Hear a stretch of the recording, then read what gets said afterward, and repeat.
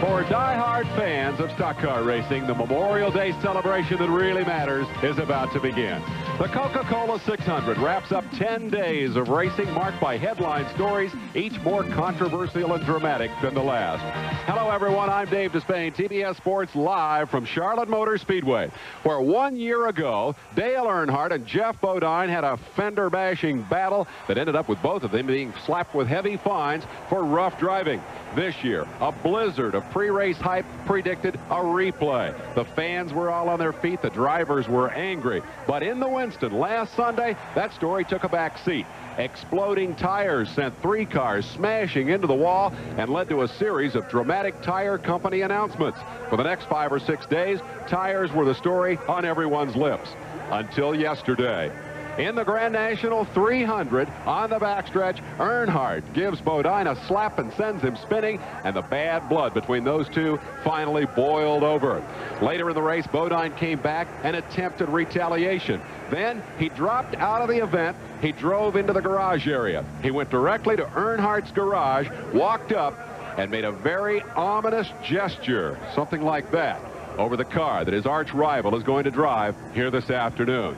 Now, Bob Varsha is on pit road. He's a veteran of all of our previous TBS race telecasts. If there were one question that you could ask Jeff Bodine, what would it be? Well, it's obvious, Dave. There's only one question everyone wants from Jeff Bodine. Jeff, how's the family today? Doing real good. They're up in the suites watching. My wife's right here, ready to get all this underway and get it over with. By the way, what exactly did you mean when you drew that X over Dale's car yesterday? Well, I was just wishing that was his engine builder right next to the car. I wished him good luck for today. Okay, Jeff Bodine will have the Levi Garrett Chevrolet in the outside front row. Let's go now to my pit road colleague, Mike Joy. Thank you, Bob. I'm with Terry Labonte, the most recent Winston Cup winner on this speedway. He won the All-Star event here last Sunday, the Winston, and pocketed a cool $200,000. Now, not bad for such a short race, but this is a whole different deal. Well, it sure is. The thing that we got going for us, we got the same Budweiser Chevy we raced last weekend. The car's working good. You know, this is an awful long race, so we've just got to stay in there and run good all day and hope we're around at the finish.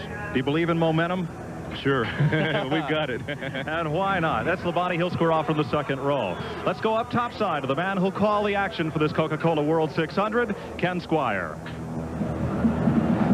Well, thank you, Mike. You couldn't have a nicer day for a race. Temperature in the 80s, gentle breeze out of the northeast. There'll be no excuses among the 41 competitors amassed on pit road as far as weather's concerned here today. It's all a matter of who can cover this 1.5 mile track the quickest in 600 miles, 400 laps for $740,000 in purse. My co-host for today's broadcast, well-known racing entrepreneur and car owner, and mostly a fan. For 28 years, he's seen every race here at the Charlotte 600, Johnny Hayes. Well, welcome to my home track. You cannot believe how this place has improved in the last 28 years.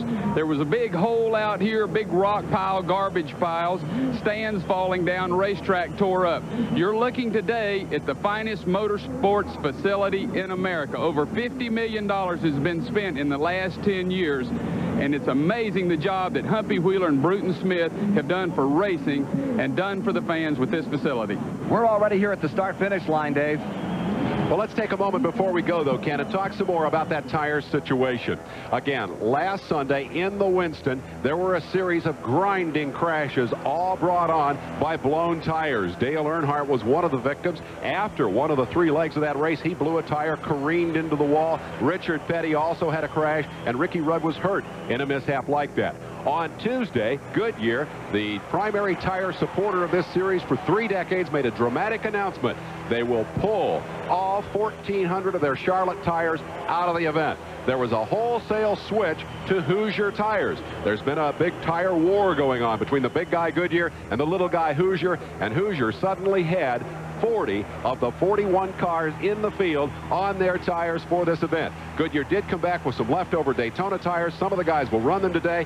Dave Marcus will be the only driver in the field who will start the race on Goodyear tires. So it's a dramatic development, and it's going to lead to an unusual twist today. Not unprecedented, but still an unusual development in stock car racing, and it is this. There will be, after the first 25-lap green flag run. In other words, the first time they really have a chance to get the tires up to full temperature, there will be a mandatory yellow flag, and that's going to give everybody the opportunity to come in, change tires if they need to, check the tires, and make sure that we don't have a tire wear problem. The Goodyears were wearing out. There's concern that the Hoosiers may do the same thing over the long run of this race here this afternoon. Now, during the course of the event, 600 miles, the pit crews get an opportunity to really do their work and show their stuff and show off a little bit. And we're going to honor the guys who do the best job with our Mac Tools Behind the Scenes Award. We have a $1,600 tool kit that we're going to be sending off to the pit crew, to the member of the pit crew who does the best job here in terms of keeping the race car healthy and out there on the racetrack and ready to do business. Jimmy Means has a birthday today. His car is festooned with balloons. It's not part of the Memorial Day celebration. And to kick things off, let's go to Legina Hart to sing our national anthem.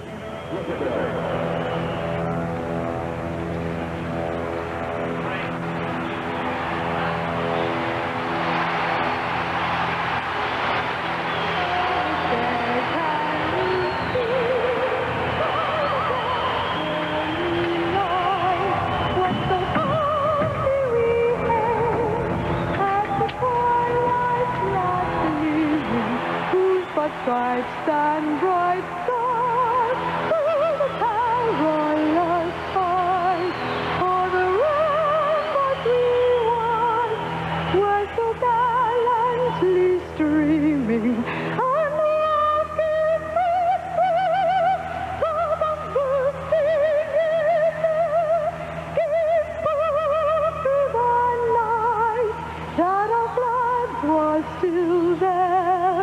Oh, say does that star-spangled banner yet wave for the land of the free and the home of the brave?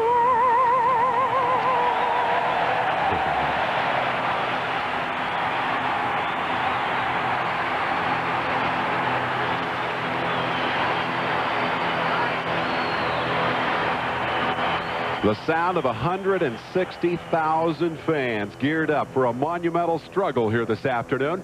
One of the big issues is how fast do you run? Our Timex Speed Track computer will keep track of that. It's a long race. How do you go fast enough to lead, to win, but still preserve your car? We'll punch a couple of buttons, program in the 1.5-mile track length here, and then every lap that we time during the race, the Speed Track computer will automatically give us the miles per hour. So we'll be keeping track of that. We'll give one of these to every crew member of the guy who turns the fastest lap. Let's fire those engines. Let's go back to pit road. Gentlemen, start your engines.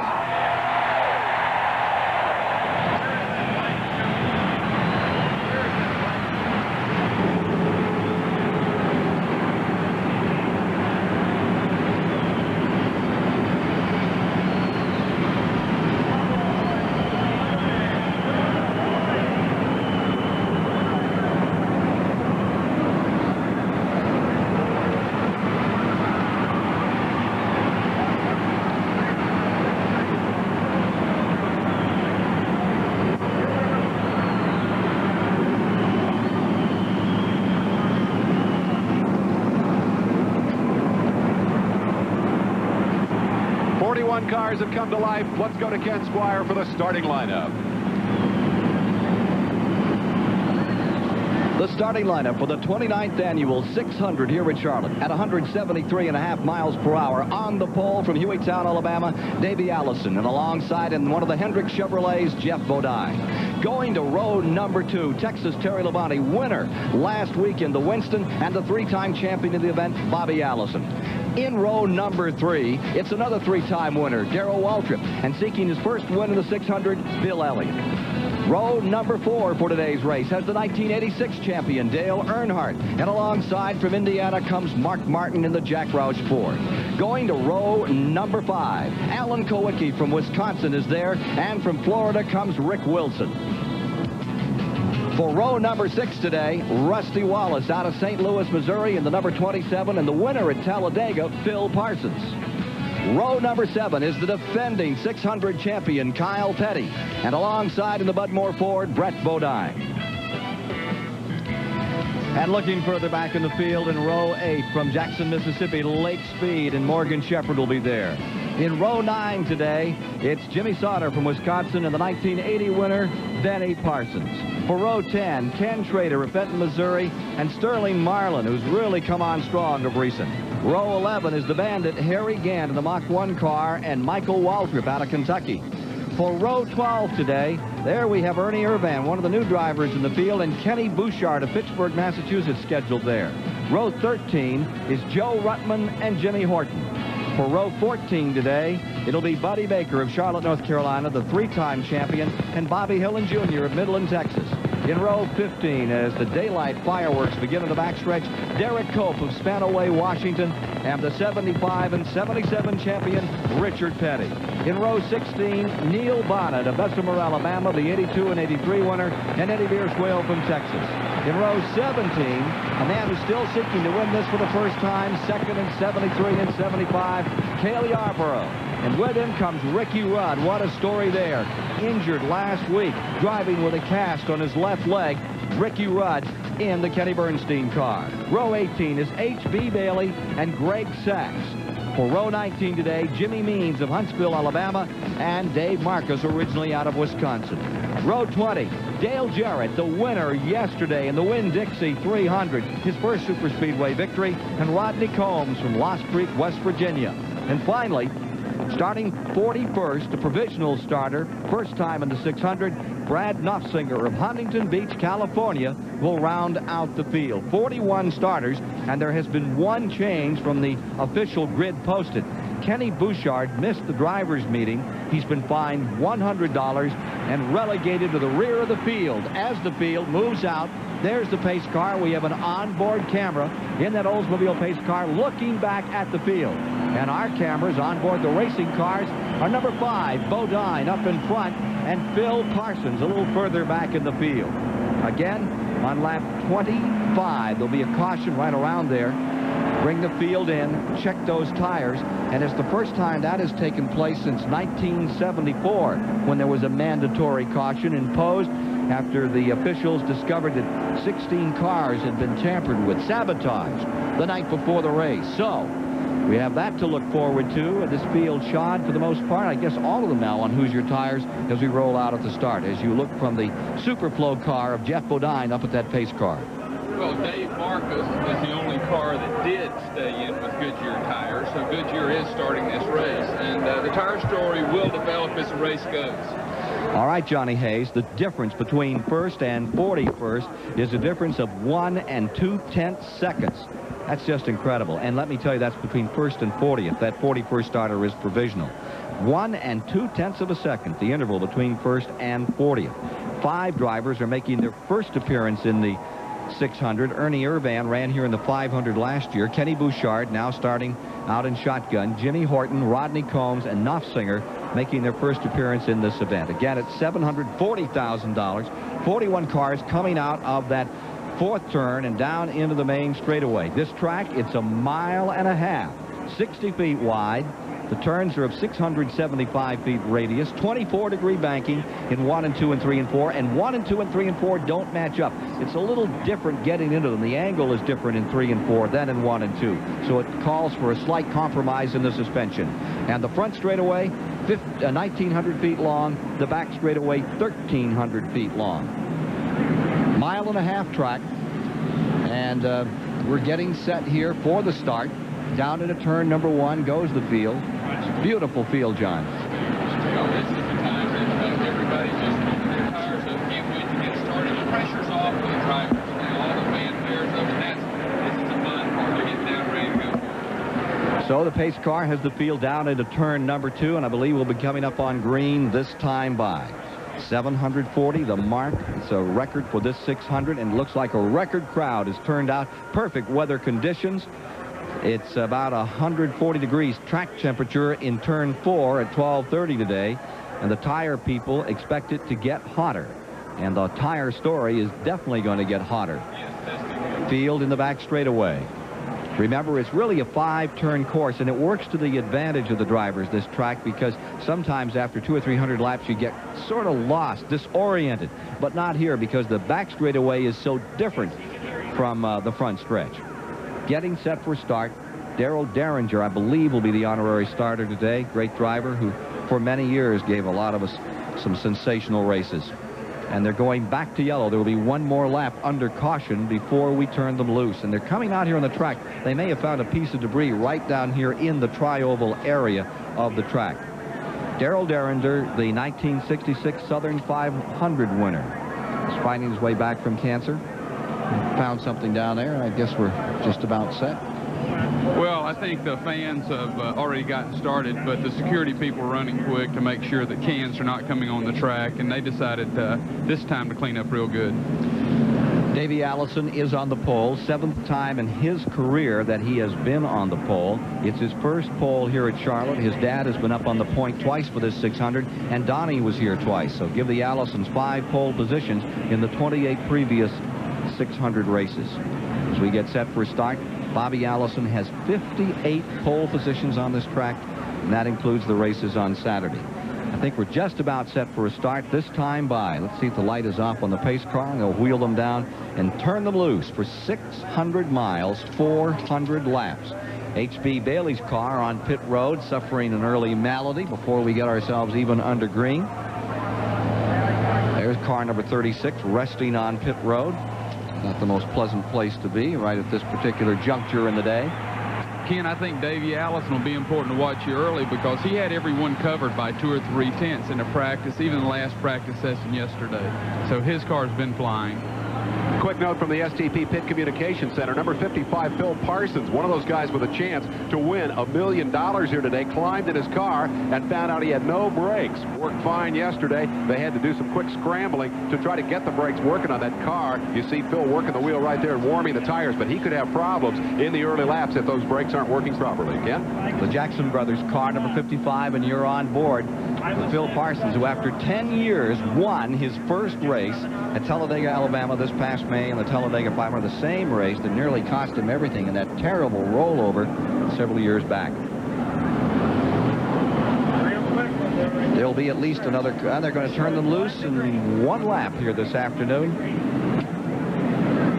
Getting ready to go in one lap for the start. H.B. Bailey is away, and we'll have all 41 cars going. H.B. Bailey, whose best finish was 5th back in '72 in the Southern 500 down in Darlington, waits at the bottom of pit road. There's the picture from the pace car looking back into the first and second turn. At the front row, Davey Allison on the point, and alongside Jeff Bodine. What a story there from yesterday and from a year ago. Bodine and Earnhardt, and that may flare up again this afternoon. Mike Joy, what about H.B. Bailey's car? I'm with his crew chief, son Joe Dan Bailey. Does he have any brakes? Yeah, he's got some brakes. We changed master cylinders this morning, and it just said it has a tendency to lock up right now, but we popped the valve loose, and it'll be all right for the rest of the race. Sometimes when that happens, the fluid won't return to the master cylinder, and you push on the pedal, and the fluid has no way to come out of those calipers. The brakes lock up. They think they're okay for now. Again, we'll go to lap 25, and if it stays green to that distance, they'll bring all the cars in under a caution flag. Take a look at how those tires are holding up. They were blistering some, of course, of practice periods, and yesterday they ran them very hard on Saturday afternoon, that final practice period, and there is great concern. Pace car down out of turn 4 and coming in. And there's the shot from that old pace car as the field comes down out of 4 and gets set to go racing in the 29th annual Coca-Cola 600 here on the Superstation. They're at the line and underway live. Winston Cup racing on this Memorial weekend. Even into turn number 1, Davey Allison tries to put that Ford out in front, and Bodine will have no part of it. Jeff staying right with him into turn 2. Flattens out quick here into that 6-degree banking. Look at number 17, Waltrip, in the orange car, bottom of the racetrack, as he skirts the bottom of the track and picks up 2 positions. The thing I love about this sport, we only have 600 miles to go, and they're already taking it 3 deep in the first turn that they can. Here, Davey's coming right back on Jeff, so I think this is going to be a good one. Davey Allison leads the first lap, and his dad promptly puts the Buick into third and scoots down to the bottom of the racetrack. He's on his way. Bodine is high. And on the bottom of the racetrack, it's the Alabama gang congregating up in those front positions. Davey Allison out in front. His dad trying for second, does not make it as Bodine fends him off. It looks like a 25-lap sprint. Look at Waltrip up into fourth. Down they come to complete lap number 2. Bill Elliott's Ford running wheel-to-wheel with Waltrip back there in fourth position. Dandy scramble. Then look at Earnhardt hugging the inside as he tries to move through. On the outside, Elliott takes the number 9 up. Alan Kowicki's Ford, number 7. Had an amazing guy from Wisconsin. Just about a privateer, one of the smallest teams in here, mixing it up with the very biggest and best. Earnhardt, bottom side, up a little. Alan Kowicki will not be intimidated by that move. Well, it's early in the race, but Alan Kowicki's holding his position. He has his position. They touch a little bit there, but that's nothing blatant. That's just to let you know I'm down here, Alan. Let me by and race with me. But Alan is not giving up. Ooh, they did get together. He lost it a little bit. I can't tell. Earnhardt puts the medal on Kowicki, and he drops 8, 9 positions. I'm not sure that Alan didn't just lose a little bit. We'd have to check that later. But you get up in that high stuff, there's not enough rubber down. It's real loose up there, and the car can't jump sideways on you. He got slapped. Here's Kowicki trying to fight his way back up through. Back up with the leaders another time. And there you see Davey Allison leading in the Rainier car. J.T. Lundy of Calumet Farms no longer involved in that car. It was an amicable split. But it's now Rainier Racing as it was in the old days, back when the old Mr. Rainier had cars in the Automobile Racing Club of America. And again, is Rainier Racing. It is out in front here today at Charlotte, as it has been on a couple of previous occasions at the Checkers. Well, they've certainly had an excellent year. Last year was remarkable. And as I said earlier, Davey had everyone covered in practice by a couple tenths. Now, as this thing develops, tires will change, things happen. I think the interesting thing is the Hoosiers had some blistering problems also. Goodyear has a harder compound, and there is a possibility. Richard Childers told me there was a good possibility that people would end up with Goodyear tires if a blistering situation developed. Look at the man on the move. It's Elliott in number 9. He's had a second, but he's never had a first here in the 600 at Charlotte, and he's into fourth position. Waltrip deployed back in fifth. Across the stripe with 6 laps now complete. We saw Earnhardt and Kowicki get into it. Remember that Earnhardt and Kowicki really had it out at Pocono, Pennsylvania in that last lap back in 1987, which gave Earnhardt the victory, and I don't think Kowicki's forgotten that. Well, I don't either, but I just don't believe Alan Kowicki is the type driver that can afford to get out and bang it up. He owns his own operation. He only has 2 or 3 people working for him. It's remarkable what Alan does with his facilities, and he is one of the best talents out there now. I'll buy that, Johnny, about having to take care of his own car. I'll buy that, Johnny. But the thing to remember about Alan Kowicki at Talladega a few weeks back, he and A.J. Foyt got into a shoving match under yellow. And I'll tell you what, when A.J. moved up and put a pop on Kowicki, Alan didn't hesitate to move right back there and pop him back. So, I don't know, I guess A.J. Foyt and Dale Earnhardt might come from the same school. Kowicki will mix it up with him. 166 miles an hour in the last lap, David. Here they are at turn number 4, and Davey Allison is building up a little bit of an advantage, about 30 car lengths back to the stripe, completing lap 8. Bobby Allison is in second, and the pride of Alabama runs 1 and 2 in the 600. Davey Allison in first, his 50-year-old dad running in second place, and sliding back is Bodine. Here comes Elliott into third. Waltrip is moving into fourth. Jeff Bodine sliding back to the field early in the day here at the $740,000 600 in Charlotte. Allison, Davey continuing to pull away. Allison, Bobby now trying to fend off the Ford of Bill Elliott. Well, Bill has her hooked up. He's not going to try to abuse. Again, everyone's a little conscious of this tire situation. Nobody's going to do anything crazy because we're going to pit in 25 laps anyway.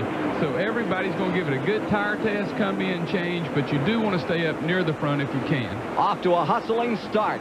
1975 record, 4 hours, 7 minutes. Let's see what they'll do with that today as Davey Allison continues out in front. Opener, Daytona 500. Bobby Allison wins it. Davey Allison second. Look at here. We're at Charlotte on Memorial Day weekend. Davey leading. Dad, let's get back to the battle up front with Ken Squire. And they're running first and second right now with Davey in front, Bobby in in that second spot, and now under heavy pressure from Bill Elliott, seeking his first win in this race. There's Davey. Here's that second place battle. Bobby Allison in the 12, the red number 9 out of Dawsonville, Georgia. And Waltrip, who all week has said they think they have everything remedied and they're going for a win out here today. Here's Elliott taking a shot at the inside as they come out of turn number 4 in front of a sold-out grandstand. Absolutely packed, jammed to capacity, sold out 3 days ago. Now they go into turn number 1 with Waltrip closing right up on Elliott. And already we've had a slam-bam situation right at the start. Earnhardt and Kowicki getting into it real deep. Back straightaway, it's now almost 3/4 of a second by which Davey Allison leads his dad. More than that, they're reporting first to second at 1 1/10 seconds as we show you the interval now in our live coverage here on TBS. Elliott maintaining 3rd, Waltrip in 4th, going 5th Bodine, 6th Earnhardt, 7th Wilson, 8th Labonte, 9th is Brett Bodine, 10th is Kyle Petty, last year's winner. Then Alan Kowicki is back to 11th, 12th is Rusty Wallace, 13th is Mark Martin, 14th is Lake Speed, and 15th is Sterling Marlin. Ken, historically, we've had good races here. Everybody was confused whether with the Goodyear and the Hoosier situation, does that affect that style? Bobby Allison was quoted in the paper this morning. For the first time this year, we're going to get a true indication of how good everybody's race car and race team is, because everybody's on the same tire again. And he feels like that the same old folks you used to seeing win races at Charlotte, you're going to see them win the race today. That'll be interesting to follow that. Davey Allison, how bad do you want to win this 600? It's the longest race we run of the year. It's the toughest race on equipment. Probably one of the very most prestigious to win, and it's one that I want to win real bad. There you see the leader, and a great battle developing just behind them. Look at this move. Waltrip right down below the white line off the 26-degree banking as he hooks a tire over it and fights with Bill Elliott. Chevrolet on the inside, Ford on the outside. 180 miles per hour in the back straightaway to turn 3, and Elliott fends off Waltrip. How about those taters? Well, I think Bill has his car hooked up. We haven't called Bill's name a lot this year. He's had his first victory on a short track race, which shocked everyone. But Bill Elliott's coming. They've worked around. They've had to play with a few things, but their car is back on target right now. What I can't believe is the pace they're running this race. 166-mile-an-hour laps. They've got 600 miles to go. They're screaming out here in this mile-and-a-half track. Earnhardt is in trouble in the back straightaway. Way off the pace. Slowing down. Going into turn number 3. Something is amiss in Dale Earnhardt's number 3. He's way high in the banking. Earnhardt slowing down. There you see him falling back. Rusty Wallace going beneath him. Mark Martin. And the crowd, some of them showing their opinion of how they feel about Dale Earnhardt here as the field scoots underneath him. He got pinned on the outside, could not get on pit road. Has to take another lap here. As Davey Allison continues to scoot away from the field, the 1986 winner is in serious trouble. Dale Earnhardt falling further back, and caution is coming out. There is a yellow around the track. Pace car coming out. Well, that will keep Earnhardt in the lead lap because he has not been lapped. So I think he was smart to stay out. I'm not exactly sure what the caution was for. I don't think he could have gotten in. I think he was stuck out there. There was just no way. Here he is. He comes across the line. First caution of the day. This is at lap 21. Lap 21 is the first caution. This may be that mandatory caution they were talking about, coming at 20 instead of 25. More in a moment. Caution to check tires early in the race. Ricky Rudd is coming out of his car. He was injured last Sunday in a crash, and Mike Alexander will climb in as the replacement driver. Jeff Bodine tried to put a hex on Dale Earnhardt. Earnhardt has had trouble at the start of this caution. Davey Allison has been the leader from the start. We have both of those stories from pit road. Let's go first to Bob Varsha. Well, Ricky Rudd has just climbed out of the Quaker State Buick, as you said, Dave, to let Mike Alexander take over. I'm trying to get a hold of Ricky, see if we can have a word with him as soon as he gets himself settled into a chair. He's got that huge brace on his left leg. Ricky, how you feeling? Not too bad. My knee's just a little bit sore, but main thing. I was going to get out, and if Alexander needs me, I'm going to be on standby. I believe he can get more out of it than I can right now. Had you planned to get out at this point, or were you willing to go further? Well, we discussed it, but, you know, we're going to wait and see, really, whether I get back in it or not. You know, I didn't feel like I was up to speed. I felt like there was a little bit of speed left in the car, so I feel like it'd be best to put Alexander in it right now. And Ricky Rudd will stand by as a relief driver in his own car. Let's go to Mike Joy. This caution flag was brought out by NASCAR so the teams could check the tires. Good thing. Dale Earnhardt slowed down because of this right front tire. The depth of the tread area on this tire is between 1/8 and 1/4 of an inch. But when the tire overheats, that tread gets very, very hot. The tire blisters, and the tread is able to separate from the carcass underneath. Of course, then the driver can't get any traction, and continued overheating could cut down this tire. This came off the right front, and here it's worn all the way to the cord. Another lap or two, and certainly Earnhardt's car would have been down on the rim. So now each team must face a choice. Stay with the Hoosiers, on which they qualified and intended to run this race, or go with Goodyear's Daytona tire. Admittedly a harder compound, but they hope a cooler running tire, and one that might have a better chance of going the distance, albeit a slower tire for lap times on the racetrack. It's going to be a big decision for all of these crews to make shortly.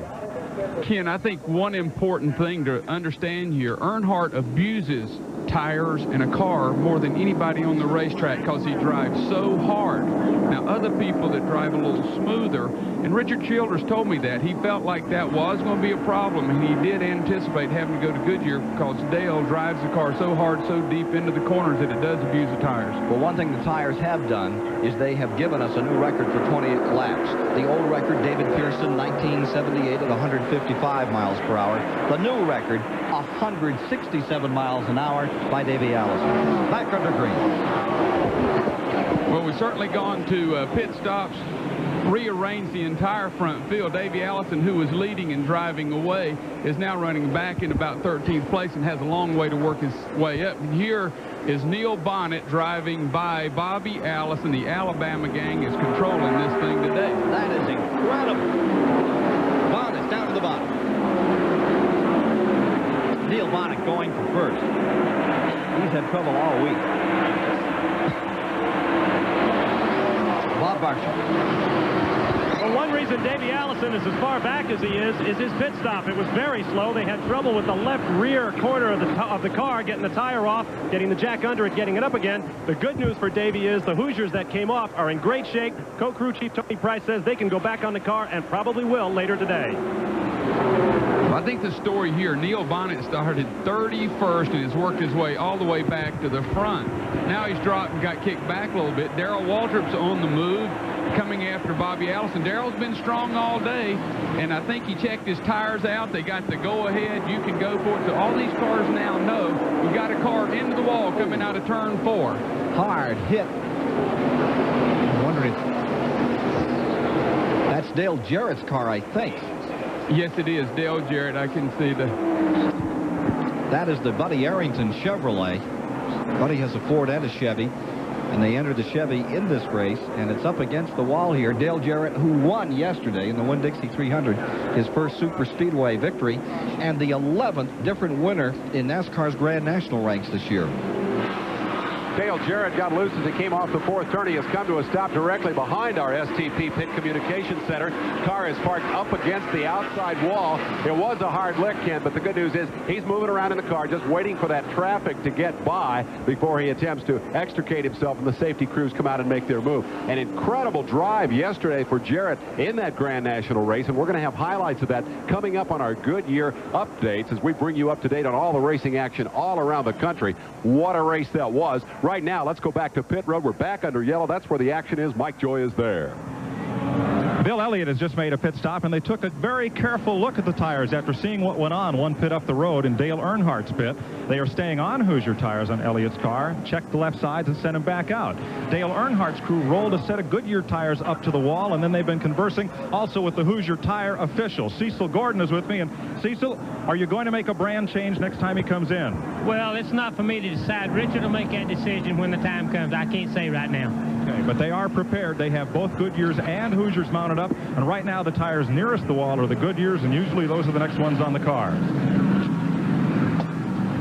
There you see Dale Jarrett's car up against the wall. We'll have another couple of laps under caution. So let's pause right now and have these messages from the good folks making our live broadcast of the 600 possible. 88, 600. Trouble for some. Michael Waltrip. Car number 30, broken axle on pit road. The reason we are under caution is that the Jarrett car lost an engine up in turn number 3, changed ends, smacked the wall. Second caution of the day. It's your typical thrill of victory, agony of defeat story in 24 hours. Wrong network, John. He didn't. Mac Tools Behind the Scenes Award, which we give to somebody along pit road. Doesn't have to necessarily be along pit road. Could be anyone. But it's worth about $1,600 worth of tools. You got any nominees in mind? Well, I think... I have one. Okay, go ahead. See if you can trump this one, John. And Andy Petrie on car 55, the guy that changed those brakes in about 3 or 4 minutes and really put Phil Parsons back in the race. Sure, that's a key thing, and this will happen many times today. People that you don't see. Who makes that decision in the Goodrich pit to change tires, and how does that affect it? There are decisions being made up and down pit road, and those decisions will win this race. Mike Joy is with Dale Jarrett right now. Well, he's gone from the penthouse to the outhouse, Ken, from victory lane to having a crumpled up race car. What happened up there? Well, the engine let go in 3 and 4. It didn't give any signs. It wasn't running hot or anything, but it vibrated all of a sudden, and then it started dumping fluid out under the tires, and it caused me to get sideways and spin, and I just tried to keep it up into the wall out of the way of the other cars. We've had a couple of cars blistering tires. What kind of shape is the track in? I thought the track was in really good shape. Our tires look extremely good that we took off the first pit stop there, and we were real pleased. Our car was just a little bit loose to start with, but we weren't running very little bit slower than the leader, so this car seemed to be running good the longer that we ran. Sorry to see you out of it. That's the way it goes. Mike Joy? Yes, Mike, Ken. would you ask Dale who was happier with his Super Speedway win, his first yesterday?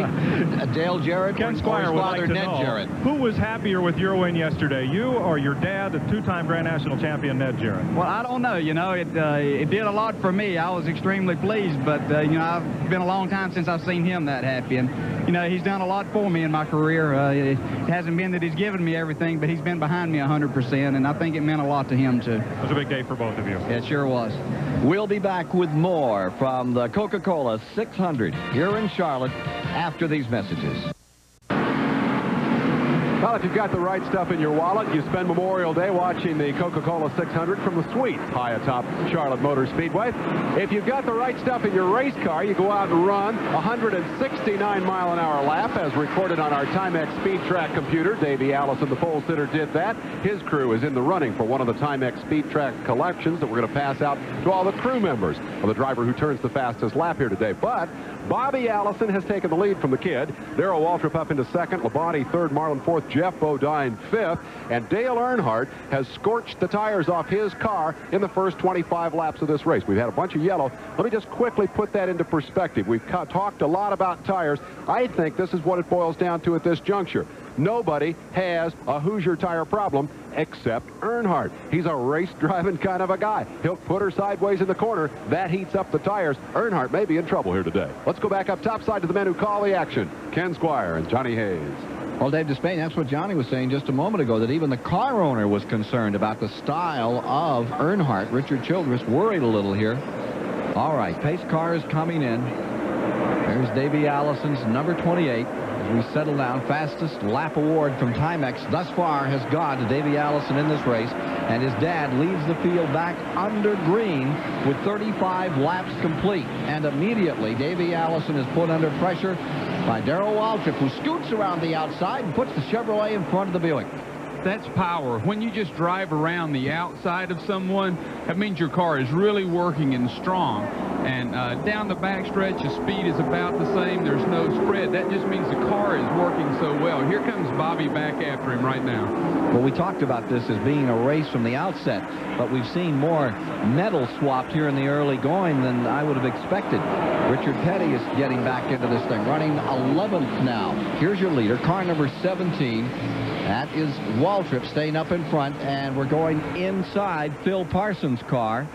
Phil Parsons running back and just out front, outside of the top 15, and he's chasing Earnhardt at the present time.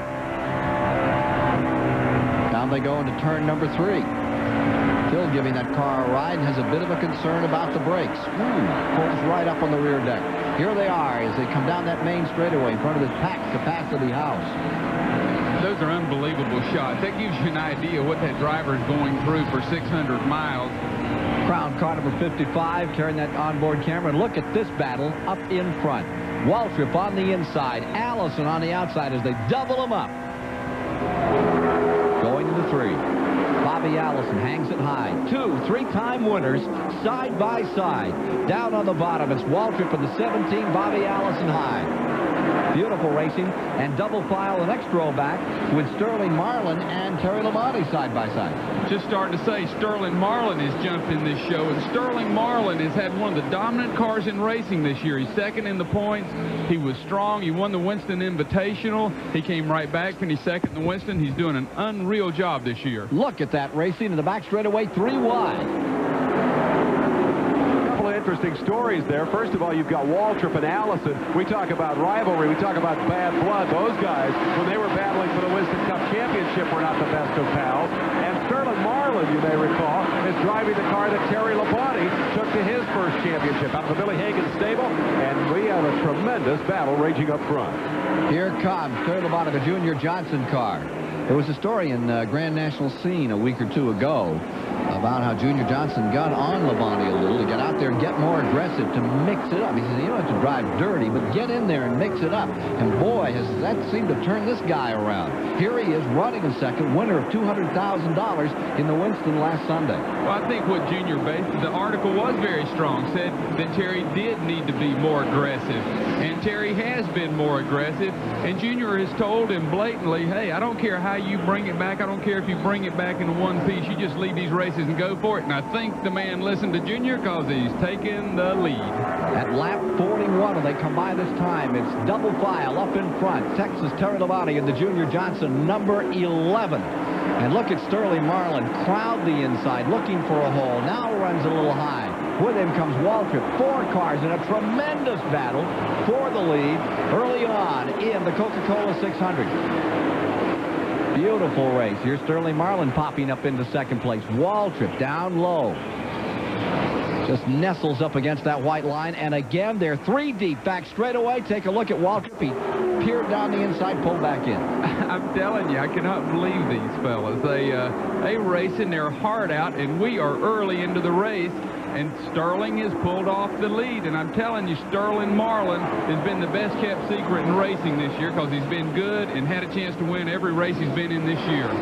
Billy Higgins, number 44 with Sterling Marlin, the chauffeur, stays up in front. Whoa, car number 80, which has had the nose bent up, is now having some more problems. That number 80 rookie, Jimmy Horton, had a crumpled snout earlier, and now there's more problems for that machine. Not bringing out a caution. No caution on the track as he comes on pit road. That front end was beaten up, and finally, it just disintegrated on him. Leader is Sterling Marlin as he pulls away from the field. Let's go to Bob Barsham. Junior Johnson watching his man Terry Labonte battle for the lead. Junior, we told the folks at home that you wanted Terry to get a little more aggressive. Are you happy with the way he's driving? Yeah, I think he's driving a real good race right now. He's not taking any chances with it, getting in a wreck or nothing. He's just staying right there with the front runner. And it's a long, long race, so as long as he stays there, we'll try to get him the rest of what he needs. It comes down to the end. How did his car come to that first pit stop? Were you happy with the way the tires and the car are working? The car was a little bit loose, and we touched the chassis to take care of that, so he should be okay now. All right, all eyes on Terry Labonte in the Johnson pit. Work continuing on car number 80 on pit road. And one of the biggest stories right now on the racetrack is not in those front 5 positions. As we look at Horton's number 80, they're still working on that machine, but further back in the field. Line 6 on the field, guess who? Richard Petty in car number 43, who crashed a week ago, has meandered up through the pack and into 6th position. Well, Richard has a way of doing that. He passed about 4 cars all in one burst off of a turn. Means that car's working now.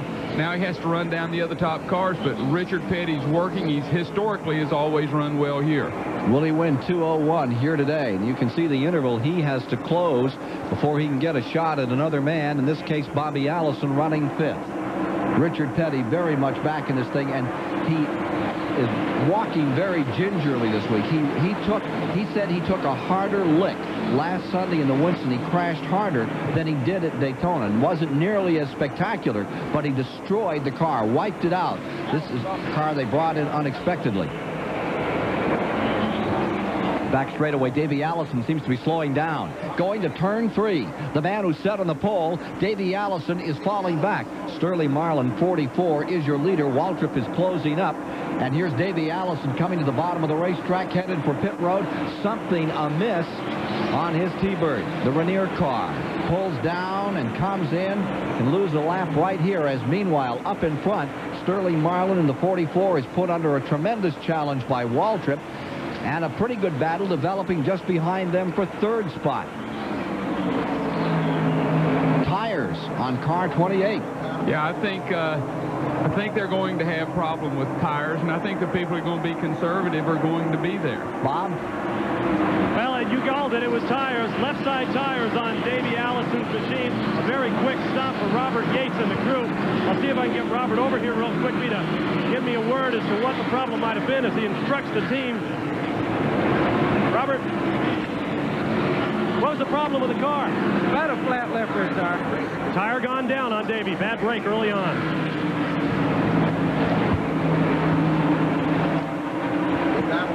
Davey Allison back out after 13 and 9/10 seconds on pit road, checking that leader. Sterling Marlin, Waltrip in second. Labonte is third. And now we're beginning to see a little bit of a battle developing back there in fourth.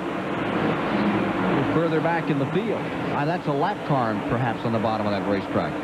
Car 28, Davey Allison, is 1 lap down. Allison falling 1 lap down. Davey from the field. We'd like to throw it down to Mike Joy with the leader's crew chief.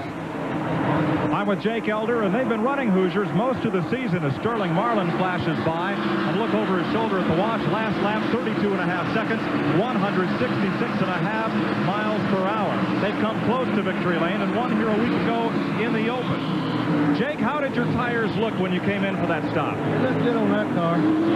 Sterling was able to jump out when they dropped the green flag once again. He really took it to him and jumped away. Yeah, we just set the pace right down. We really ain't run that hard. Okay. And they are not worried about their tires. Now, Earnhardt, by contrast, who blistered that right front, Richard Childress tells me they set their car up on Goodyear tires. So they qualified on Hoosiers and started on Hoosiers. But they're reluctant to switch unless they absolutely have to. There you see the interval between car number 44 and the second place man, Sterling Marlin, looking to win at the 600, pulling away. Now 20 car lengths in the 52nd lap over Waltrip in second place, Terry Labonte in third. Ken, I've got to tell you, Jake Elder is the best man in racing to work with young race car drivers. He historically has done that. Earnhardt was one of the people he brought along, but he has taken Sterling Marlin and built him into a super race car driver, and we're all looking for Sterling to win his first race at any time, and today might be the day. There's Sterling Marlin going down into the back straightaway in 17, Waltrip pursuing him. Meanwhile, here's Bodine moving around Phil Parsons as they fight back in the 13th and 14th positions here in the field. Jeff Bodine moving around the Crown car. And you see it from the outside as Jeff is just a little on the loose side, picks it up and gathers it on. Bodine's going to be real interesting to watch here because he started right up front, ran up front for just a few laps, and then dropped back into the field. We've been through a couple of rounds of pit stops. Interesting to see whether that yellow and white number 5 is still a car capable of winning the race here today. The old business of the hex, well, who knows about that, but it's going to be interesting to watch him. Here's Phil Parsons, the man that he has been battling with the brakes all fixed. Andy Petrie gets the call for doing a good job on that at our Mac Tools competition. Bodine not able to draw away from the Talladega winner as that action continues, and now Kyle Petty's going to shove his nose up into that, make that a 3-car war. Good battle. Kyle Petty and Parsons went at it hard to win the 600 a year ago. Phil thought it was all his to win, but at the end, he had mechanical trouble a year ago, and it was Kyle Petty's opportunity to taste a super speedway victory. Kyle Petty in the number 21 car coming through the field. Car number 17, Waltrip, is on pit road. wonder if that's a tire situation. We'll check it out right now. Car number 8 was in for 4 tires. Bobby Hillen, 27 and 8/10 seconds. Jeff Hammond's crew over the fence working on the Hendrick Chevrolet Monte Carlo, and it's a 4-tire change, John, all the way around. Well, I think this race turned into a nightmare for Goodyear, and it may just be turning into a nightmare for Hoosier, because the tires are, everyone seems to be having problems, but the cars that have their car, the teams that have their car set up perfect are not having that problem. So we're looking for the chassis man that can find the right combination, and that's the guy that's going to win this race. 1 lap down goes Waltrip. 56 laps are now complete as Sterling Marlin leads in the $740,000 Coca-Cola 600. With you under the 3rd caution of the day, this car, number 5. Jeff Bodine has smacked the wall hard in turn number 3, and let's look at it again. There you see car number 3, 55, Parsons down on the inside, scooting through. 3 seems to move up, perhaps off 55. Comes into the side of car number 5, Bodine, who slides. Car goes all the way around, and the front end will nail that wall hard. Now, we understand that 3 was going to the penalty box on this, that NASCAR had made a decision. We're trying to get that confirmed. 3 more cars slamming into the wall, including Cale Yarborough on the number 29, still seeking to win this for the first time.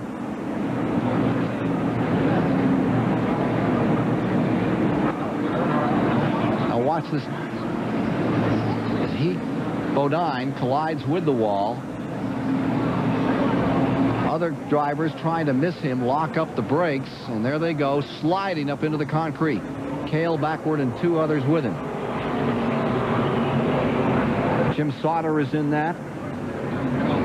And that may be Derek Cope's number 68. Let's go to Bob Barsha.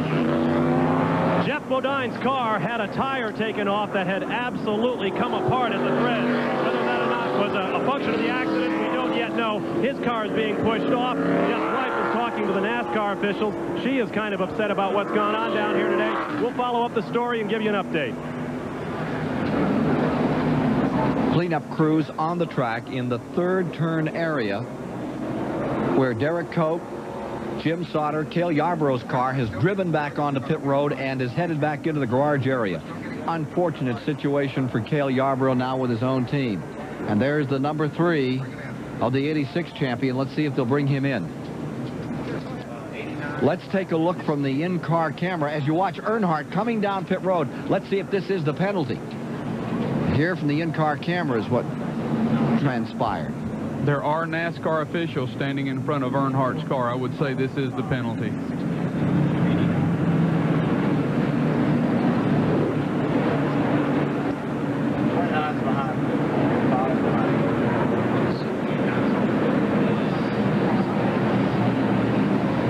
There you can see the hit from Phil Parsons' car. That's the indictment.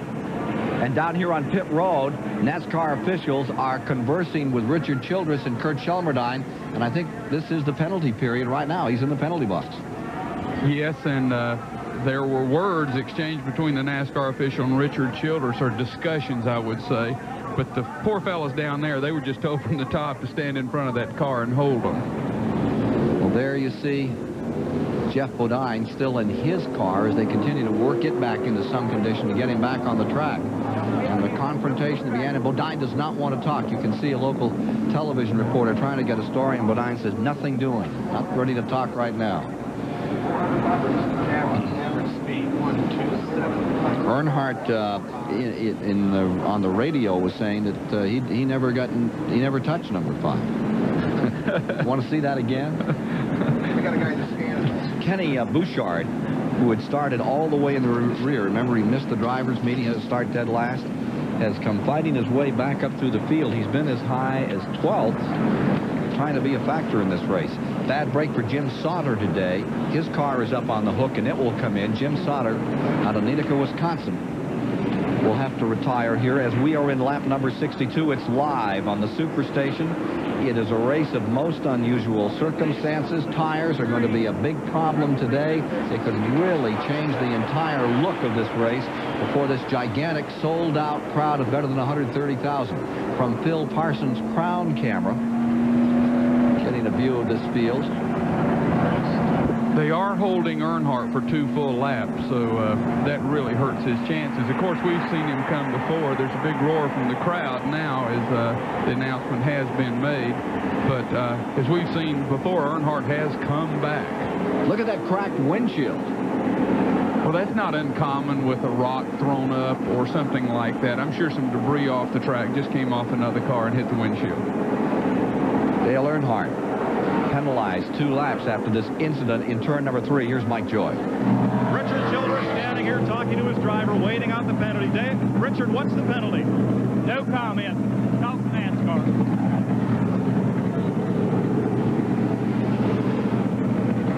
Well, I'll make a comment on this situation right here. This is not a court system in a democracy. You don't have a judge to sit in judgment on this situation. It's clear what's happened here. Yesterday, Dale Earnhardt hit Jeff Bodine, knocked him out of the race. Fans knew it. They all booed. Today, he did it again. Now he's been judged guilty. He's in the penalty box for 2 laps because he knocked this man out of the race. Jeff Bodine, the 2nd time in a row, the victim of Dale Earnhardt. I'll tell you what, that is going to be some kind of a battle as this season continues, and this is going to be some kind of a race because they're both hoping to get back out there on the racetrack. Look out as the Coca-Cola 600 continues here at Charlotte. Pit Communication Center, Charlotte Motor Speedway, major development. Winston Cup champion Dale Earnhardt on pit road. Not a 2-lap penalty, a 5-lap penalty for hitting Jeff Bodine and knocking him out of the race. We'll have to poll all the veterans who've been watching this game for a while, see if they remember the last time that happened. That is a major whack at the series champion. It all but takes away his chance of winning this race, and it is punishment for his 2nd consecutive hit on Jeff Bodine here this weekend. Now, we'll get back to that story in a moment, but first, the Commander's Performance Award, the U.S. Air Force Reserve, honoring the people who really turn in excellent performances. Earnhardt's crew has won that award twice this year. But here at Charlotte, we had a special version of that award, and it was a little bit of a surprise. Let's take a look. Here at the Great Charlotte Motor Speedway, it's time to make a very special presentation of the Air Force Reserve's Special Commanders Award, which will be given by Colonel Chuck Ramsdale. Thank you, Ken.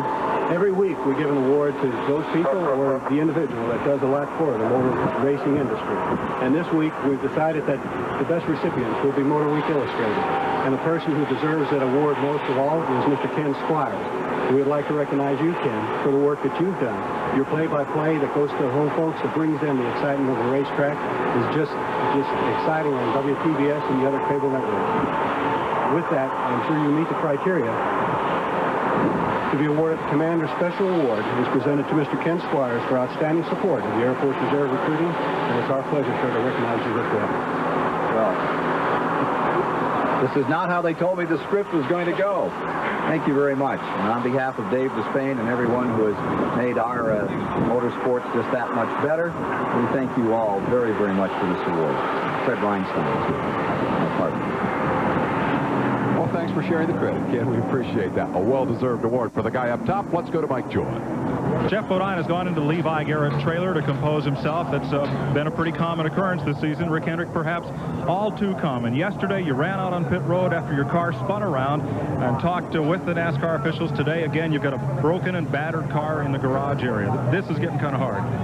It's getting kind of hard to accept when you got a lot of sponsors and crew here that worked hard to put the car on the track, and 2 days your car gets taken out for no apparent reason. And I guess there's a lot of other people. Davey Allison got it yesterday, and Jeff got it twice, yesterday and today, and now 3 other cars are involved in it. You know, I guess if NASCAR can't control it, they're going to have an all-out war out here. I hate to see that, but I don't know how long a guy like Jeff Bodine or Davey Allison or Cale Yarborough or any of these guys can put up with this. It's just, it's not fair, and they try to race nice and clean, and I guess evidently the infraction was so flagrant today that they had to give him 5 laps. What did Jeff say to you, either on the radio or out of the car? I think Jeff's so hurt and disappointed he can't talk right now. That's Rick Hendrick. 5-lap penalty is over. It lasted 7 minutes and 3 seconds. We're under caution, so that isn't nearly as much of an issue as the 5 laps. Remember that in 1986, when Dale Earnhardt won this race, he came from 2 laps back and won handily. Can he do it from 5? We'll have to see. Now, there was also a penalty. Let's go to Dave Despain. I just want to make a quick point, Ken. When Jeff Bodine and Dale Earnhardt get out there and beat on each other and just the 2 cars are involved, that's one thing. Bodine, over the course of this rivalry, has not been entirely blameless. But when 3 other cars who are innocent victims behind the scene get tangled up and destroy those race cars, NASCAR's got to do something. I think those 3 cars are the reason we saw that 5-lap penalty. Pace car is coming in, David. We're ready to go again with 67 laps complete. And we have now experienced 3 cautions thus far in the event. Coming down for green as they come to the line, Brett Bodine being shown on the point. It's Phil Parsons in second, Terry Labonte third, Sterling Marlin fourth, Morgan Shepherd fifth, Blake Speed in sixth. And on that break, as you see them storm away, Darrell Waltrip trying to get his lap back. Number 17 from the inside. Slow cars start on the bottom of the racetrack. The cars in the lead lap on the outside. And Waltrip is easily, handily away, picking up a spot here, getting himself back in that lead lap. Another caution right now he would appreciate. Thank you very much. Well, I'm sure that Phil Parsons and Brett Bodine are excited to be up front. Phil Parsons, after his big win at Talladega, is one of the fellas that has a chance at the Winston Million. And if he could win this race today, it'd be worth $100,000 extra money to Phil and his team. Our Superflow camera is back in the garage area, and they're still working on Bodine's car, but it all may be for naught. Meanwhile, here we are riding with the second-place man in the race. And this is Parsons in car number 55, the Leo Jackson machine, which had brake problems just at the outset of the event. Those have been remedied, and he's back in this thing strong, running in second position. Here you see the rest of the field. In third, Terry Labonte. Rather, in second, Terry Labonte, and in third, Sterling Marlin as they approach turn number 1. 70 laps are now in the book. There's the leader, number 15, Brett Bodine, who hasn't been up there very much this year. They've had some real problems, the Bud Moore team, but right now their Thunderbird is out in front. Probably the biggest incident of the year was that terrible crash at Daytona when, after Richard rolled over and over down the straightaway, Brett Bodine had 2 tires blow out, and he had no choice but to ram into the side of Petty's car, and I think that was what concerned me as much as anything. I don't mind as long as they flip. It's when they're stopped in the racetrack, John, and somebody runs into them that I was really concerned about Richard. Here is Bodine trying to take that lap back, put 17 a lap down again. Well, I tell you, Bodine being in the garage area not only hurts this event, but it really hurts him in the points chase. And it's really going to hurt Earnhardt in the points chase. And the final big payoff here is the Winston Cup Championship. And this kind of behavior is going to hurt both of these people. Jeff Bodine's brother, Brett Bodine, putting a lap back on Darrell Waltrip, or attempting to do just that now. Here's Bob Barsham. Cale Yarborough's car sits in the garage. We asked Richard Childress to comment on the incident on the track. He said, I ain't talking to anybody. Cale Yarborough sits in his car. Cale, you going to be able to get back on the racetrack? Well, we don't know. We're taking a look at it and see how bad it is. You know, it's early in the race. We know we can't win, but we'd like to get back out and run some more. It was unfortunate. The car just really started running good. Your view of what happened out there? Well, the first thing I saw was Jeff Bodine spinning. I didn't see what caused it, and I backed out to keep from getting into the wreck, and then somebody ran into the back of me. If someone told you it was Yarborough, it was Cale, it was Jeff Bodine and Dale Earnhardt getting back together, what would you say? I'd say it's nothing unusual. Thanks a lot, Cale. Back to Ken Squire. Always the politician. There's Richard Petty. Move further back in the field, getting under Greg Sachs. Right behind him, you see Mark Martin and Davey Allison. Mark Martin was all the way up on the wall, and it was Greg Sachs just a tad loose for a moment. Richard Petty having a pretty good day here, and he is driving really hurt, really sore.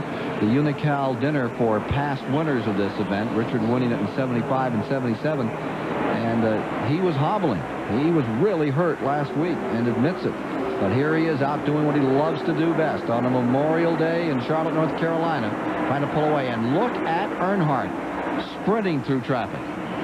Well, Earnhardt's going to try to put on a good show to show everybody, but I think Dale's probably had his hand slapped so hard that he's going to have to sort of low profile it. I certainly hope that's the case. Here he is trying to move around Rusty Wallace. I'll wager he'll get a couple of laps back at least before this thing is over. Here's Mike. Here's a fellow who'd like to get some laps back, and that is Jeff Bodine. Jeff, first, are you okay? Yeah, I'm okay. Sorry, I'm okay. What happened up there? I wish these guys would protect me this well on the racetrack as they do in here. You know, Dale and I touched coming off turn 2. I guess kind of like we did yesterday, and I was going on the outside of him down the back straightaway, and I guess he turned right for some reason. You know, I need to ask him why, but I guess obviously NASCAR saw what happened. They penalized him 5 laps. Sad part is we got wrecked. There's no way they can make up or he can make up for this wreck. So sometimes things work out, sometimes there's justice, but it's hard to have justice in this case. But we're okay, and that's the main thing. Now, NASCAR was just on the radio speaking to you from the tower. What were they saying? Well, they informed me that they did penalize the 3-car 5 laps. And are you satisfied with that? Well, like I say, that's sort of justice, but, you know, we're wrecked and he's not.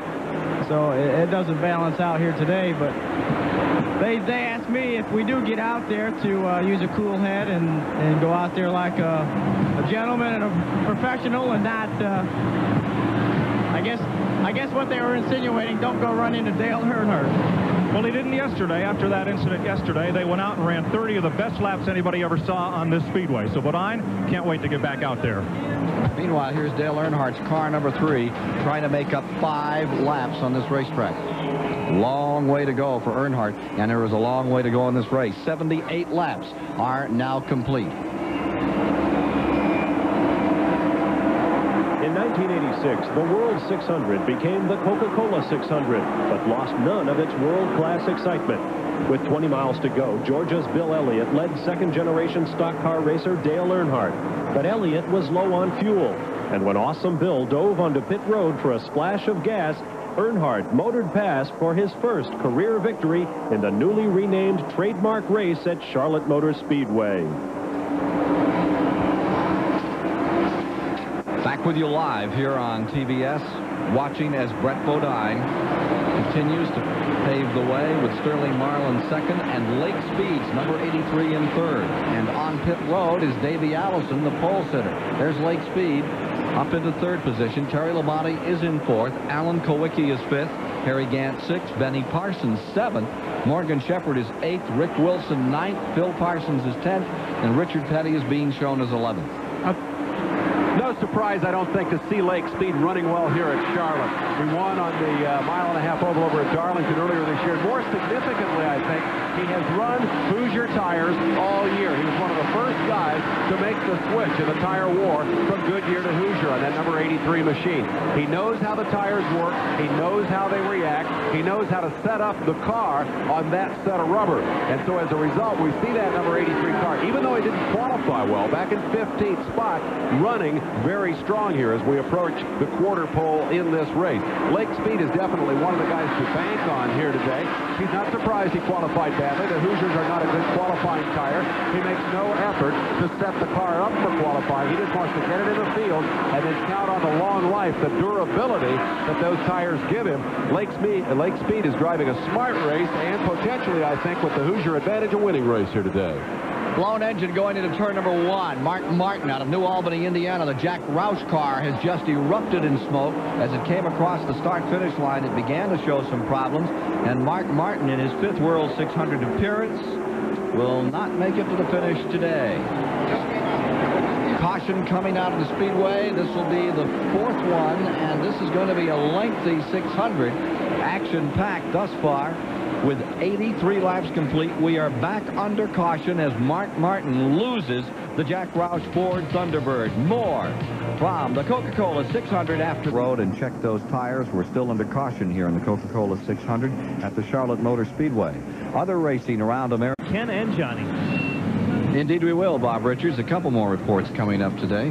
Check on that other race and some other events around America today. Let's check right now with Mike Joy on pit road. Well, these Hoosier tires are not exactly getting a bath, Ken. These are the ones that just came off Sterling Marlin's car. He was the second-place car running through this last run of Green Flag Racing. These tires look fine. No sign of blistering and no overheating across the tire. They're washing them down, hoping to cool them, kind of like heating them up and then using the water to cool them off and also to cure them, hoping to harden up the rubber compound so the tires will be more durable. But in sharp contrast to the tires that came off of Dale Earnhardt's car, these are fine. A Hoosier tire rep told me that the tire that came off Earnhardt's car appeared to be underinflated, and that was why it blistered. Let's go to Bob Barsha. Well, the tire story has been a sad one for Davey Allison as well, and he's got two different problems. This is the left front that came off the car quite early in the race. As you can see, it's cut down. There's a puncture hole right here. That was his problem. That's not a wear problem. Over here is the right rear that just came off Davey's before the last caution flag. As you can see, it has blistered terribly, about as bad as I've ever seen a race tire, and so Davey Allison is going to have problems the rest of the day. The key story is the setup. We are told if your car's not set up, you're going to blister tires no matter what the inflation. If you've got your car dialed in, you shouldn't have any problems. Also on pit road right now, Lake Speed, and he may go a lap down if he doesn't hustle and get out of the pits at this moment. Here he is coming down pit road. I think he's tardy, and he's going to go a lap down. Unfortunate situation for Lake Speed, who have been running up here in second place.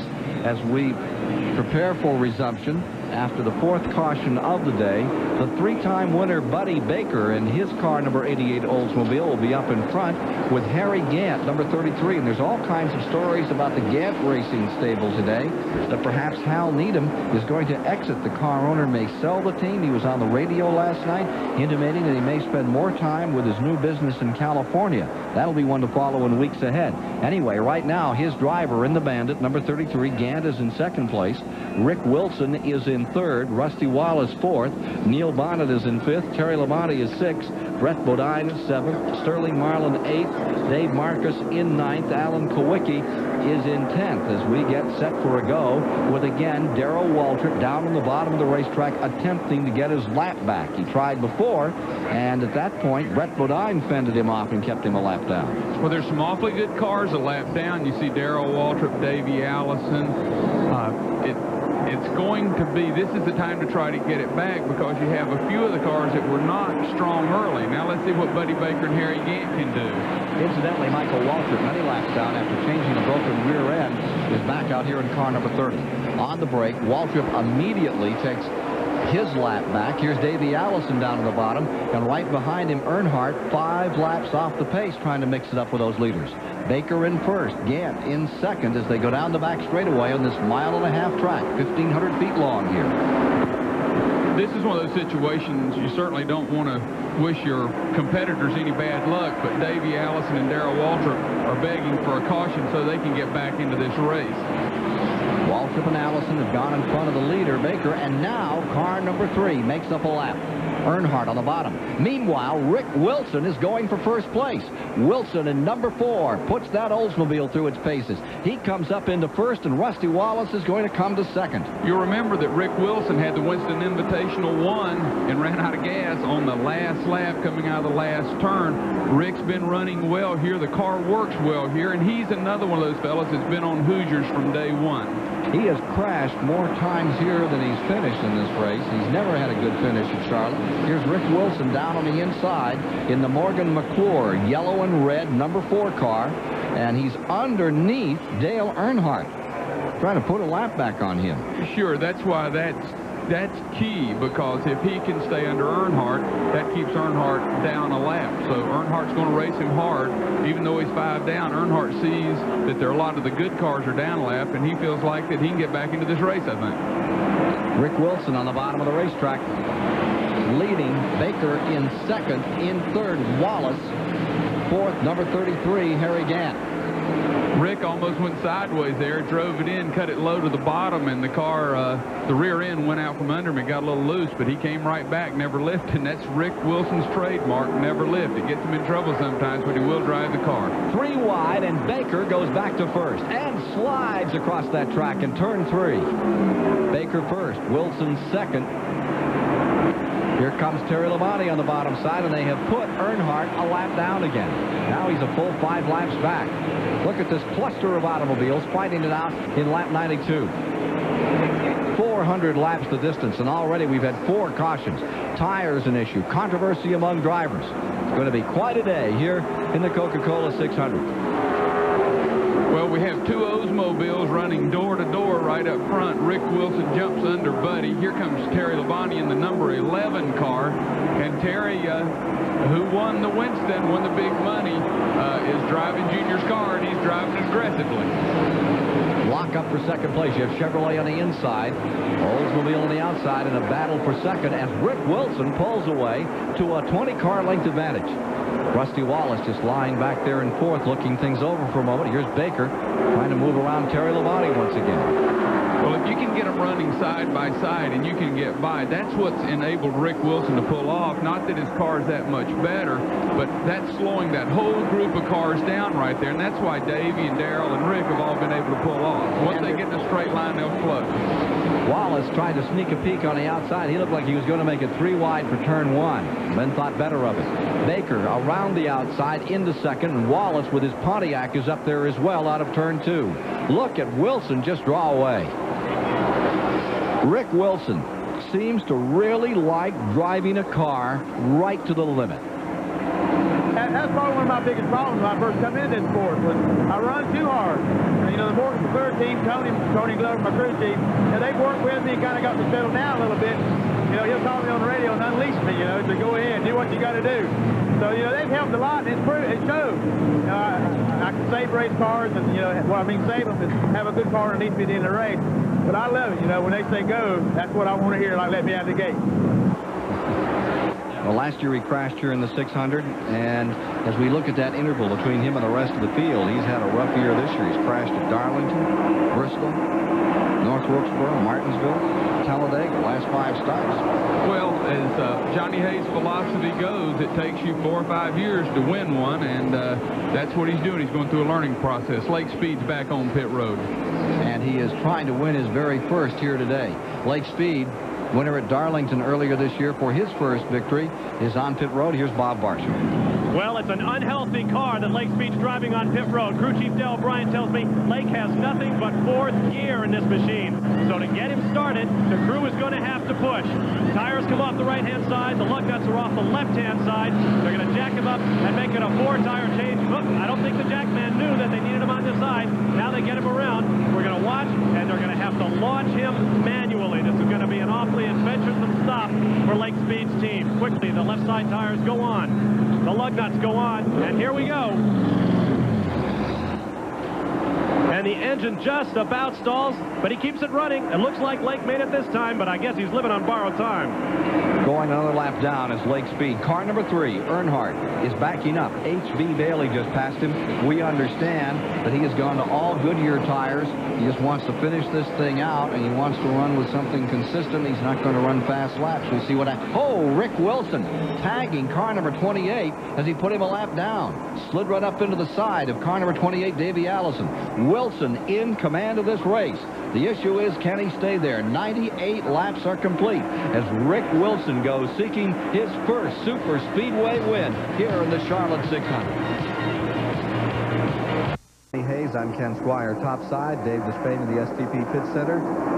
Bob Barshaw on, Mike Joy, Bob Richards, and we're watching here is number 30, Mike Waltrip, is off the pace once again. Had a broken rear end earlier in the race. Looks like he's ready to come in, and this may be it. This may force him into calling it a day. Mike Waltrip had a terrible crash at Talladega earlier this year, not having much good fortune at all in 1988 thus far. Brand new team, which really has some legs under it. Waltrip coming in. Let's go back to the leader here. There he is, car number 4, trying to put Waltrip a lap back. He's already lapped Davey Allison. And you're watching Rick Wilson in the number 4. His best finish here in the 600 was 30th a year ago in 4 previous performances. And his best overall finish in Winston Cup racing was 10th in Atlanta. Rick Wilson is being aggressive. He's trying to go for it. He knows how important this event. It could turn their whole season around. It helps with everything they do. And he's running right there with Darrell. This thing's important to Darrell to get back in the lead lap, but Rick has run him down from a long way. Rusty Wallace has just come down pit road, and he had to change 4 tires. I think in the pits that they'll find out, I believe tires are still the problem. Lake Speed is back in the pits and going a couple more laps down. Terry Labonte has now moved into second. Brett Bodine is third. Sterling Marlin is fourth. Harry Gant is fifth. Alan Kowicki sixth. Bill Elliott seventh. Morgan Shepherd eighth. Bobby Allison ninth. Kyle Petty is 10th. Neil Bonnet 11th. And Buddy Baker is being shown in the 12th position. Here's car number 4 that started in the 10th position this afternoon. Rick Wilson now leading in this $740,000 event at the 107-lap juncture. We've had 4 cautions today. 41 cars started. 35 are still in the race, as several got hammered up here in turn number 4. Major incident again involving Jeff Bodine and Dale Earnhardt, and Earnhardt has been penalized 5 laps by NASCAR if you're just joining us. Again, up in front, Rick Wilson, seeking his first win, stays in front of Terry Labonte by a full second plus. Let's go to Mike Joy. Rusty Wallace just in for tires, and Bobby Hillin just blistered his second right in front of the day. And teams here are a little nervous. This is Doug Rickert, Benny Parsons' crew chief, and you said Benny made a call and thought he was coming in. Yeah, the car had bobbled just a little bit coming up off at turn 4, and due to the tire situation we have here today, automatically thought there was a tire coming apart or going flat. So, you know, we jumped up on the wall, and now he's able to run at a pretty comfortable pace and hasn't really said anything about it. But some teams are getting very good tire wear, while others blistering 1 or 2 tires. Have they just missed the setup? Are the tires okay? Well, all week we worked to get our car very neutral, meaning the right front and the right rear are going to wear evenly. So far, we're having that luck, and we have not had a tremendous amount of tire problems so far. And I think Doug's hit on the key here, Ken. If you can get those tire temperatures even all the way across, one tire is not going to get hotter than the other 3 and blister. Thank you, Mike. We're watching Richard Petty move under Benny Parsons and take 14th position. Just in front of him should be number 88, Buddy Baker. They can they continue their battle a little further back here. Parsons slipping 1 spot back. There's Eddie Derswale's number 23 in there as well. Richard Petty still a factor in this race. In this lead lap, he has run as high as 6 in the event, back after what he called the hardest wreck he's had this year in the Winston 1 week ago. Well, let's take another look at the major incident thus far in the race. Here you see the cars down the back straightaway. Phil Parsons is on the inside. He seems to be holding his line, and there's the 3. High. Earnhardt getting into the side of Jeff Bodine. Turns him sideways. He'll spin him all the way around and put the snout up into the wall of car number 5. Pretty strong hit. 5-lap penalty put down for car number 5, Earnhardt, after that incident. Now let's go to yesterday. The Grand National cars have a reputation for action at Charlotte Motor Speedway, and today's race was no exception. Davey Allison spun on lap 30 and nearly got away with it as Morgan Shepherd in number 97 took evasive action. But Larry Pearson wasn't so lucky. He collected Allison and knocked both out of the race. Later, Dale Earnhardt and Jeff Bodine brought their simmering rivalry to the boiling point. First, Earnhardt spun Bodine out of the lead at 160 miles an hour. Bodine recovered, then caught Earnhardt and drove him to the wall in the first turn, prompting a warning from NASCAR to cut out the rough stuff. Late in the race, Bobby Allison caught a piece of Dale Jarrett, launching himself into an endless series of spins on the infield grass. By the time Allison got it straightened out, the race was ready to restart. When it did, leader Harry Gant lost 3rd gear and started a traffic jam of sorts. But 2 laps later, Bobby Labonte, Patty Moise, and Rick Mast brought out the yellow flag with 3 laps to go. Knowing the race was effectively over, Dale Jarrett won the dash to the yellow flag. We're back with you live. Got a serious crash down out of turn number 2 here, car number 75, Neil Bonnet. We'll get back to that report on yesterday's event. Bonnet has socked the wall in the Raymock car. He was running in 10th position. two-time winner of this event, Neil Bonnet, who crashed here so hard in the National, or what used to be the National, now the Oakwood 500 this past October. And he has brought out the 5th caution of the day. John Hayes, a tough one. Let's take a look at replay. Turn 2. Ooh. It looks like a tire went down there and he just shot the wall. That's the same way that he shot the wall when he hurt himself so bad here a year ago. It looked like a right front went down, and when a car just jumps straight right like that and pulling across, he's lucky he wasn't hit again. And he just missed collecting and Richard Petty. He's going to hit this inside wall hard again too. See? God, I want to tell you, I can see why they're being so conservative, some of these drivers, with the tires, because this looks like that this could be one of those situations. If you're running at the end, you can win this thing. Well, they're over there with Neil Bonnet, who is still in the car. That's exactly where Ricky Rudd hit in the Winston a week ago. Neil shattered his hip in a crash up here in turn 3 last October. Neil Bonnet out of Bessemer, Alabama, two-time winner of this race back in 1982 and 83, under caution once again here in the Coca-Cola 600. And we'll be back with more from the track after these messages.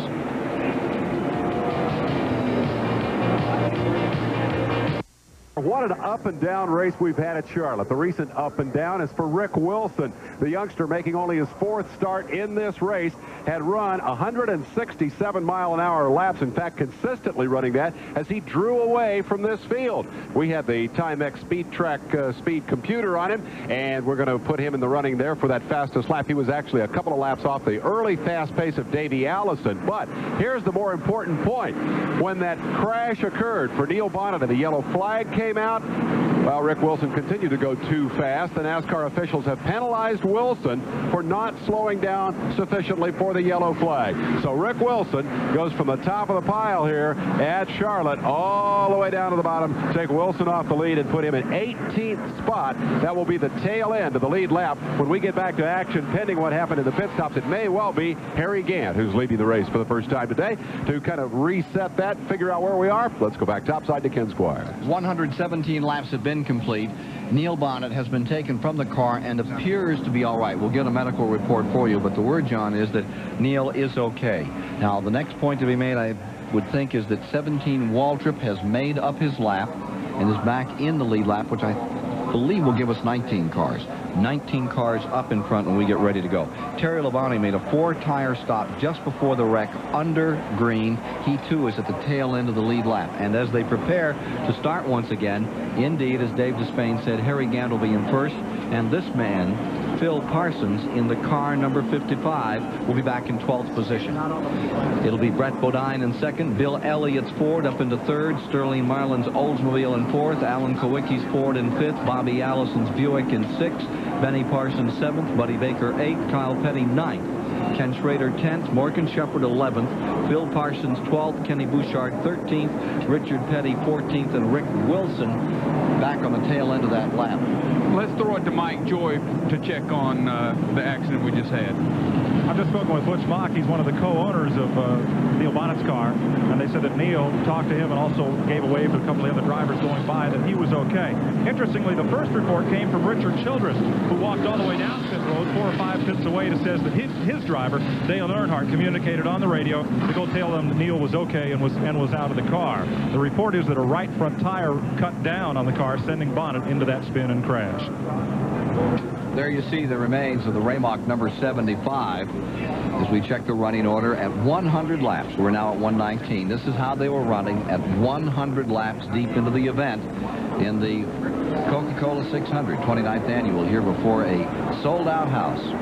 Let's go to Bob Barsham. Well, another update on the tire situation here on pit road. You can see the big chunk that came out of tire off of Mike Alexander's car, subbing for Ricky Rudd. The tire temperatures we're hearing are up in excess of 300 degrees, much hotter than they'd like. They'd like to see it around 225 to 250 ideally. The tire companies are telling the drivers to get the tires off the car, and if they don't blister, get them cooled down as quickly as possible. As a result, one of the most important tools down here on pit road is your ordinary garden hose. Let's go back to Ken Squire now.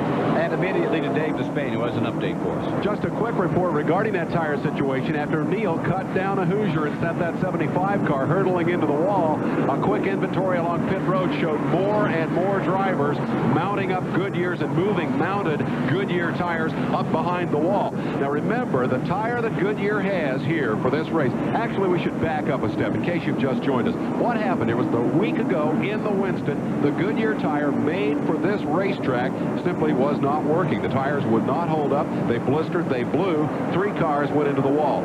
Everybody switched to Hoosiers. Now the Hoosiers are having a problem. What had happened in the interim was that Goodyear brought leftover tires from Daytona to this racetrack. Those tires are a much harder compound. That means 2 things. They will not go as fast on the racetrack.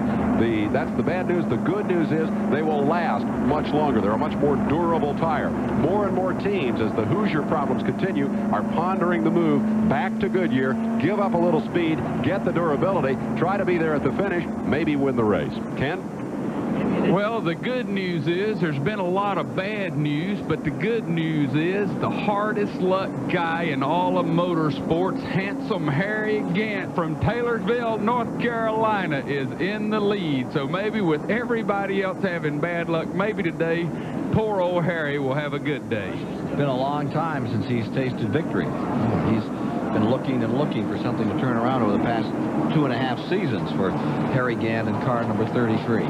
A little snack here in the Speedway Club overlooking the start-finish line area of the Charlotte Motor Speedway. Racing is tough. Would you like your quiche or shrimp cocktail prior to the next start, sir? I'd like to say one thing about the situation in Goodyear and Hoosier tires. I thought Goodyear showed more class with the way they handle the situation, John.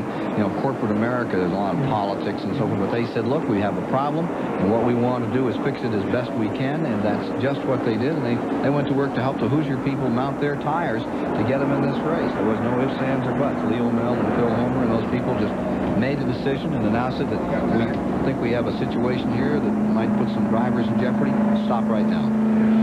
I talked to Leo Mel about the situation here, and it was the same response. Hey, we're not going to put someone on a tire that we don't think safe. It was a good move, and they'll have a new tire at Dover, and they'll have their problem solved. 121 of the 400 laps have been completed. At 200 laps, we'll have a Goodyear mid-race report, and we'll be back with more of this event, the Coca-Cola 600, live on TBS after these messages. Station TBS presenting the Coca-Cola 600 this Memorial Day from the 1.5-mile Charlotte Motor Speedway, and we're watching handsome Harry Gant in car number 33 currently leading. Directly in front of him are 2 cars on the tail end of the lead lap. There you see number 27 Rusty Wallace and number 11 Terry Labonte. They're in the lead lap, but just on the tail end of it. Could be overtaken here and put a lap down by Gant in number 33, who has his own problems developing here, fighting off some others. 28 Davey Allison is a lap down as well, trying to make one up. The man that he has to worry about, he being Gant, is Brett Bodine in car number 15, who's riding pretty stout out here thus far in the race. Bodine in that second position. Jeff Bodine back in the garage area, about to come back on the track. Jeff Bodine is about to come out of the garage area, I believe, and back onto the racetrack. Here's car number 8, Bobby Hillen, climbing up the wall. Tries to stay out of trouble, and Bodine is on pit road, looking more like a modified than a Winston Cup car. Many laps down. We'll check them for you. Remember, he was in an altercation with Dale Earnhardt that saw Earnhardt penalized 5 laps and kept him in the pits for some 30 or 40 laps. Bodine back out again. Meanwhile, up in front, here's Harry Gant leading. Brett Bodine in second. Bill Elliott's Ford is in third, and Sterling Marlin is in fourth. Further back in this field, Richard Petty is still making a tremendous run in car number 43 out here today. Petty right in front of the Waltrip number 17 as he comes by, being shown in the 13th position. Richard Petty's number 43, car that they had not planned to run in this event, but the car they had anticipated using was totally destroyed a week back. Bill Elliott Elliott's running a very quiet third, a very smart third, not abusing his car, just letting everything work. And I think a lot of these cars that you see just sort of in the middle that are quietly there, those are the people that are really protecting their car and their tires. And I think that's key. If you come out and drive it too hard, you're going to abuse those tires. And with the heat buildup in the tires and on the racetrack was 140 degrees on the racetrack surface when we started this race. So that complicates the tire situation greatly. Waltrip in the 17 is a lap down from Richard Petty as he makes his move and gets through another piece of machinery. Up in front, we've got a great battle for the lead. Here's Brett Bodine down to the bottom, going for first place and taking Harry Gant at turn 1. New leader. That is Brett Bodine. The Bud Moore, number 15, going out in front of the 600 this afternoon. Elliott just lying back there in third, watching this skirmish. I don't think he's shown us all that Ford Thunderbird has to offer today. You know, life is wild. Here's Brett Bodine probably having his best race of his life, and his brother having one of the worst situations in his life. And it's really neat to see Brett and Bud's car back up front because they've struggled this year. I'm going to take that one step farther there, Johnny the Tar Heel. I think that of the guys we've seen out here on the racetrack and with all the confusion and chaos and tire trouble, that the guy who started this race in 14th spot, Brett Bodine, has earned a nomination at least as our champion spark plug racer of the race. This is the second time today that we've seen him come charge up through traffic, pass the leader, and get himself out front. Young kid making his way in the world with an old car owner that's been around forever. I think the guy's a star of the future, and I think he deserves at least a nomination as champion spark plug racer of the race for leading it right here just past 1/4 distance. And David, this is the first race he has led this year. That's quite a mark for Brett Bodine. Well, that certainly was a serendipitous remark by our pit reporters. I love that. Is that what he is, a pit reporter? You're just in a deep snit because he called you Johnny Tar Heel. Cut it out. Yeah, he's a great candidate. Brett Bodine in car number 15. Harry Gant in second. Bill Elliott maintains third. Sterling Marlin fourth. And Bobby Allison is in the 5th position with Alan Kowicki in 6th. And Kyle Petty, last year's winner, is in 7th. Kyle's dad, Richard, running just outside of the top 12 right now, but in the lead lap. Richard Petty staying with him again today, hoping to get that 200 first victory here in the 600 and become another 3-time winner. We're 132 laps down.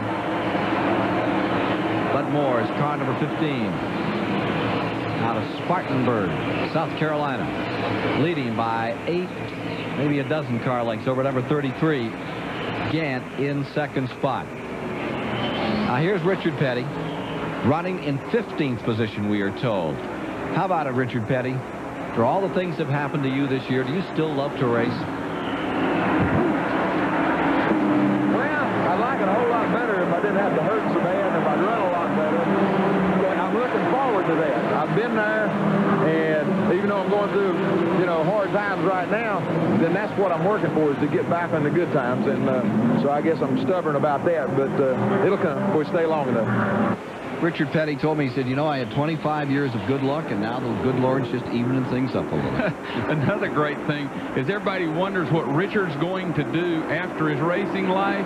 He told me he's going to drive Kyle's bus when he becomes a famous country singer. Well, here he is with car number 17, Waltrip, a lap down, just barely in front of him. He pursues victory again here at the 600. Bobby Hillin Jr. back down pit road. He continues to have tire problems. He had a great race yesterday. That tire just blew as it hit pit road. That's how fortunate he was. As that car stopped, the tire blew. Bobby Hillin had a 2nd place finish in yesterday's Winn-Dixie. We were giving you that report, and we were interrupted by that bad crash by Neil Bonnet. We understand that Neil is okay. Great day for Bobby Hillin and a terrific day for Dale Jarrett in yesterday's race, and for Bobby Moroso, who finished in 4th. As as Hillen moves out. That's the second time in a row he has blistered a tire. That one, as Hayes pointed out, popped just as he got to the pit. The first time the tire blistered on the racetrack slowed him down, forced him to the pits. Hillen is one of those drivers who does not have the tire set up to work in conjunction, or we should say the chassis set up to work in conjunction with the tires. The whole key here is to have a car that'll work with the rubber that you have on it, and the difficulty has been in trying in a very short span of time from Tuesday when Goodyear pulled out to today, race day, to adapt. Cars handle totally differently on Hoosiers and Goodyear. Hillen is one of the teams that has not been able to find that setup. That's the second time in a row he's blistered and cut tires.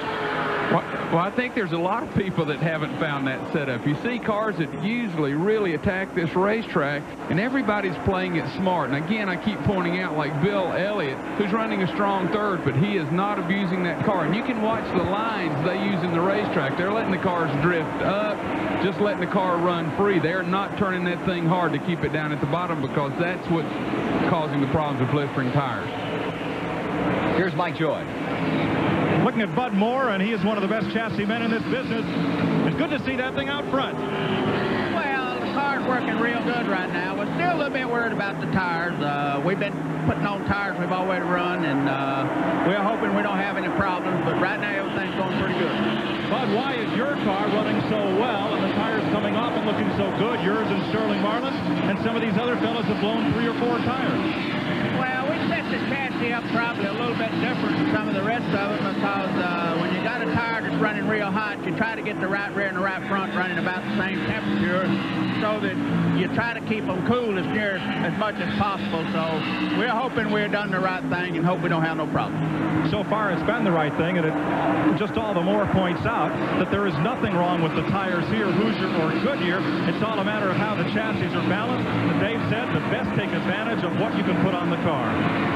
Bud Moore, a decorated hero of World War II, had cars here before. From the very beginning, there have been Bud Moore cars here. Suffered a heartbreaker back in 1960. Jack Smith in that old Pontiac, leading by 5 laps. And a chunk of pavement gouged a hole in the gas tank. Joe Lee Johnson wound up winning by 4 laps over Johnny Beauchamp. Bud Moore's been here a few times. Leading right now is Bud Moore's driver, Brett Bodine, in the 1988 600. In 1980 was one of the most competitive ever, with 47 lead changes among 12 drivers. The last 150 miles was a 2-car shootout between Benny Parsons and Darrell Waltrip. They passed one another 6 times in the last 26 laps. Parsons took over for good with 2 laps to go. Another victory for one of Charlotte's hometown favorites. We are under the 6th caution of the day. This for debris on the track. All the leaders have pitted. With more on the story, here's Mike Joy. Taking a look at the tires that just came off Brett Bodine's car, Doug Williams, he's the chassis man and the tire specialist for Bud Moore's team.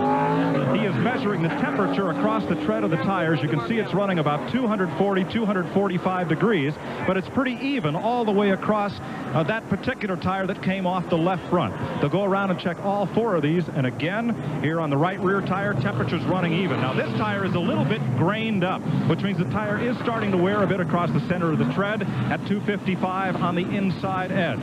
But as closely as they can match these tires up and get them running even temperature all the way across, that is one good reason why Brett Bodine has been at the top of the pack all through this last run of green flag racing. 144 laps are now complete, still under caution. Watching Jeff Bodine come down pit road, 69 laps down. Tonight on this Superstation Sports page, interviews with Kenny Bernstein, who has a busy day. Car here, car at Indianapolis, car and drag racing. And the U.S. Olympic basketball coach, John Thompson. That's 11:05 tonight on the Superstation.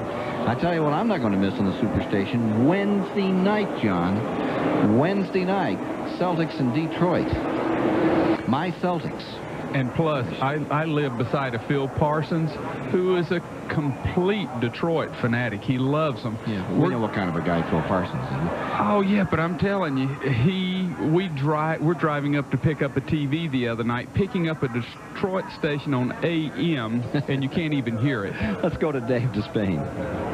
One of the keys, I think, to winning the 600, we've alluded to it a couple of times, is going to be consistency, stick-to-itiveness, if you will. The ability to stay up front, not necessarily lead. Rick Wilson has led.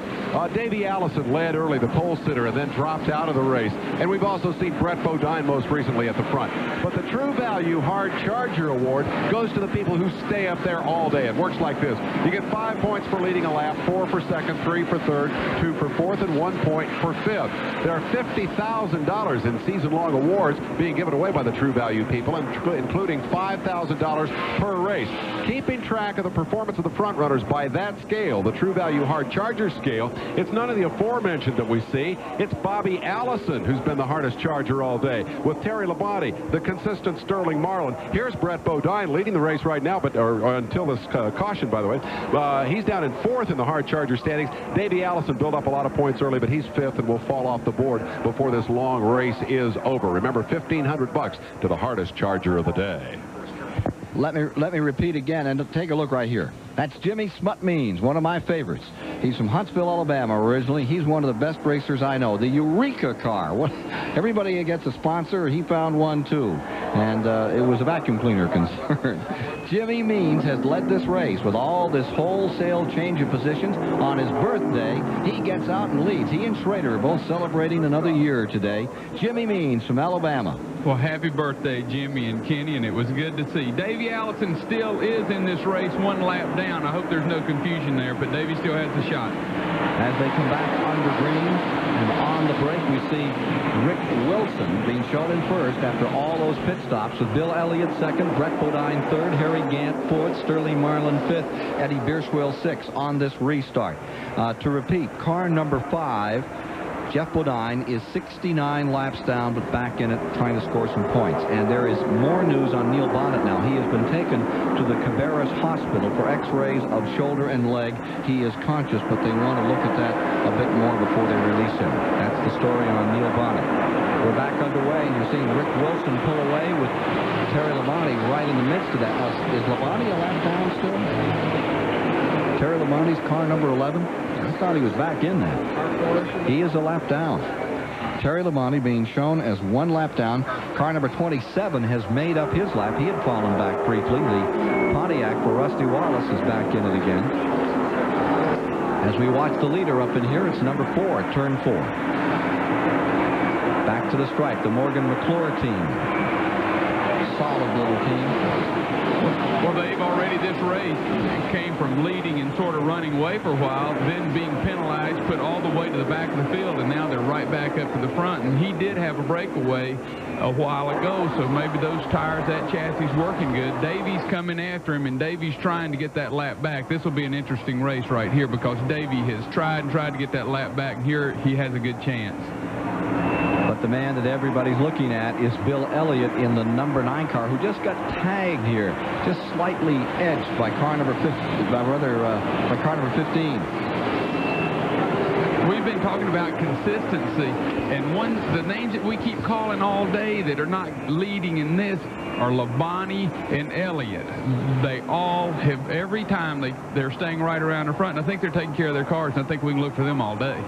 Down on the inside, trying to move around and get his lap back is Davey Allison, and does so. Rick Wilson is your leader in the event, and then it's side by side for second place just behind them. There you see it, the 44 and the 11, and the 44 is Marlin down on the inside. The 11 is on the outside. As they go into turn number 1, they're still even. Correction, 15 and 11. Brett Bodine in there in the 15 car. Brett Bodine under Elliott and holding that second position. How about the kids, huh? Davey Allison unlaps himself, and I'm glad he did that, Johnny, because now it will be clear to America that he is not out of the race, despite my best efforts to put him there. Allison unlaps himself. That is the car that everybody was afraid of coming in. Everybody predicted a competitive 600 if. Now, remember, this was before all the tire hassles. Everybody predicted a competitive 600 if Davey Allison could not run away with it. But there was fear that that 28 car had the potential to do that. Now he's back on the lead lap. Give him a caution, which is inevitable, I think, with the kind of race that we've seen. And he's right back into the thick of it. But behind him, 2 more guys looking for their first victory. Rick Wilson in that yellow Oldsmobile in only his 4th start on this racetrack. And Brett Bodine currently second in the race and third in your picture there, who is looking for his first victory of the year, of his career, and leading his first race of the year. Good battle among the kids. Bill Elliott in third. Just watching those kids right now, and there he is trying to put Terry Labonte another lap down, and there's Kyle Petty getting in the mix. Last year's winner. He's looking pretty good right now as those two Fords come to the inside. Well, I think what's happening here today is chassis experts are paying off, where in the past it's always been motor, but making that car work is critical today. And as you look at all those cars, Bill Elliott, a lot of people don't realize that, but he's one of the best chassis men in racing. And you watch his car work, it's not bobbling, it goes all the way smooth. Kyle Petty with the Wood Brothers, same thing. Those cars are working good, and they're not punishing those tires, and that is the key to winning this race today, is don't punish those tires. Johnny, I buy every bit of that, especially about Elliott working on his own car and being his own chassis man. But I'm really intrigued by the fact, going back to the issue of those youngsters, that you expect experienced drivers to be able to save their tires. You expect the guys who have been doing this for a long time to know how to make those babies live. But what about Wilson? What about Bodine? They're kids, typically, traditionally, hard driving, reckless, saw that steering wheel, get out there and stand on the gas, and yet we're seeing Wilson up front, we're seeing Bodine up front. Any thoughts on what they might be doing right here today? Well, my personal feeling is their bosses who set the car up are sitting there telling them exactly what to do. You're up front, now don't abuse it. They're sitting there saying you're fine, you have a 2-second lead, now take care of that race car. And I think there's a lot of coaching. There's a lot of Jake Elder and a lot of people out here, and Jake's telling Sterling we're in perfect position, don't abuse that race car. Let's go to the Elliott pits. Ernie Elliott is calling the shots for Brother Bill. Ernie, we haven't called Bill's number up front, but he's been a solid 2, 3, 4 spot all day. What's your strategy? Well, it's just not time to race. I mean, you know, everybody seems to be leading the race has got problems, and that's the way it's been historically here in the past. You know, everybody just lead all they want to right now. Has he got more race car than we've seen yet? Well, everybody else probably has too. You know, you ain't gonna know about the 390th lap what anybody's doing. Boy, that's the truth. Thanks, Ernie. 157 laps are complete. Some underdogs in those lead laps now, with Eddie Bierswell up to 7th a few laps ago. He slid back some now. Jimmy Means has led. Kenny Bouchard has been running up in the lead lap. And Brad Knopfsinger from out in Huntington Beach, California, is running 18th. And they're showing 21 cars on the lead lap with 158 laps now complete. Bill Elliott continuing to run now in 4th as Kyle Petty moves into 3rd. And here comes the 44 down on the inside, putting him another lap down. Bill Elliott, how do you like those Hoosier tires?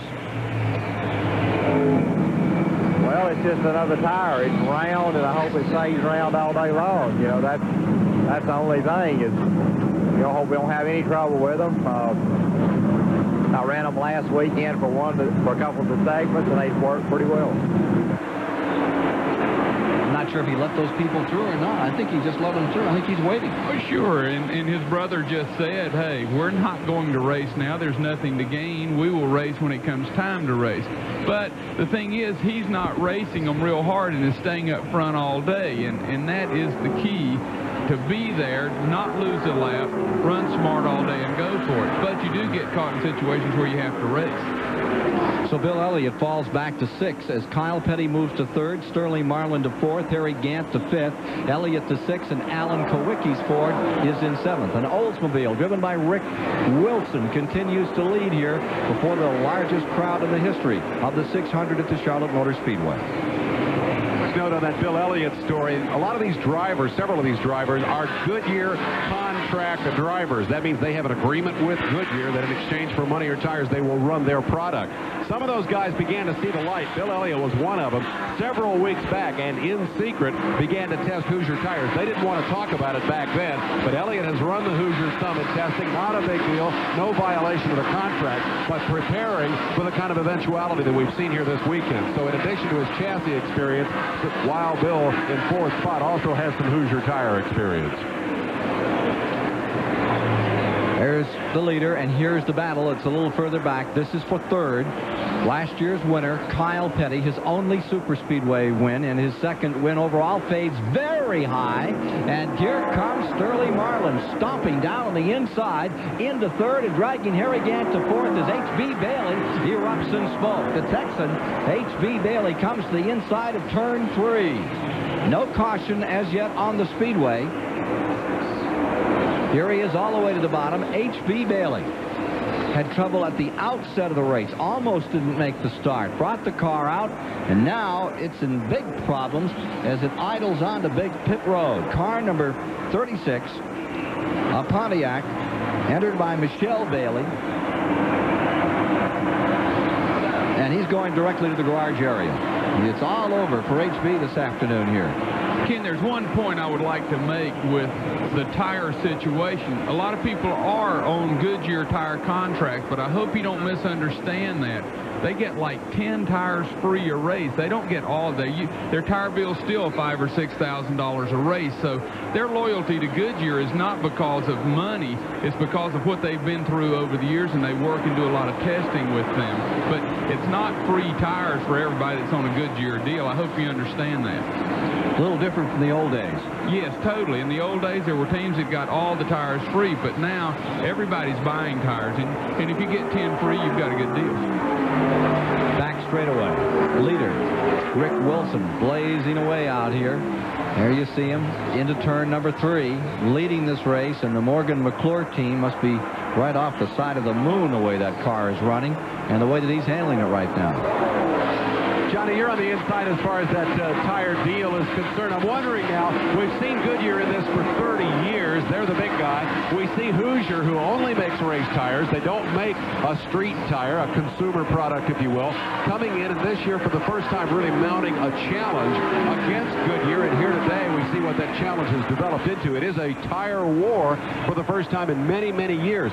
Is it likely that we'll go back to the old days? Are these guys going to be forced into a situation because of the competition where they have to start buying teams, where a guy has to make a decision first of the year? Okay, I'm going to run Goodyear.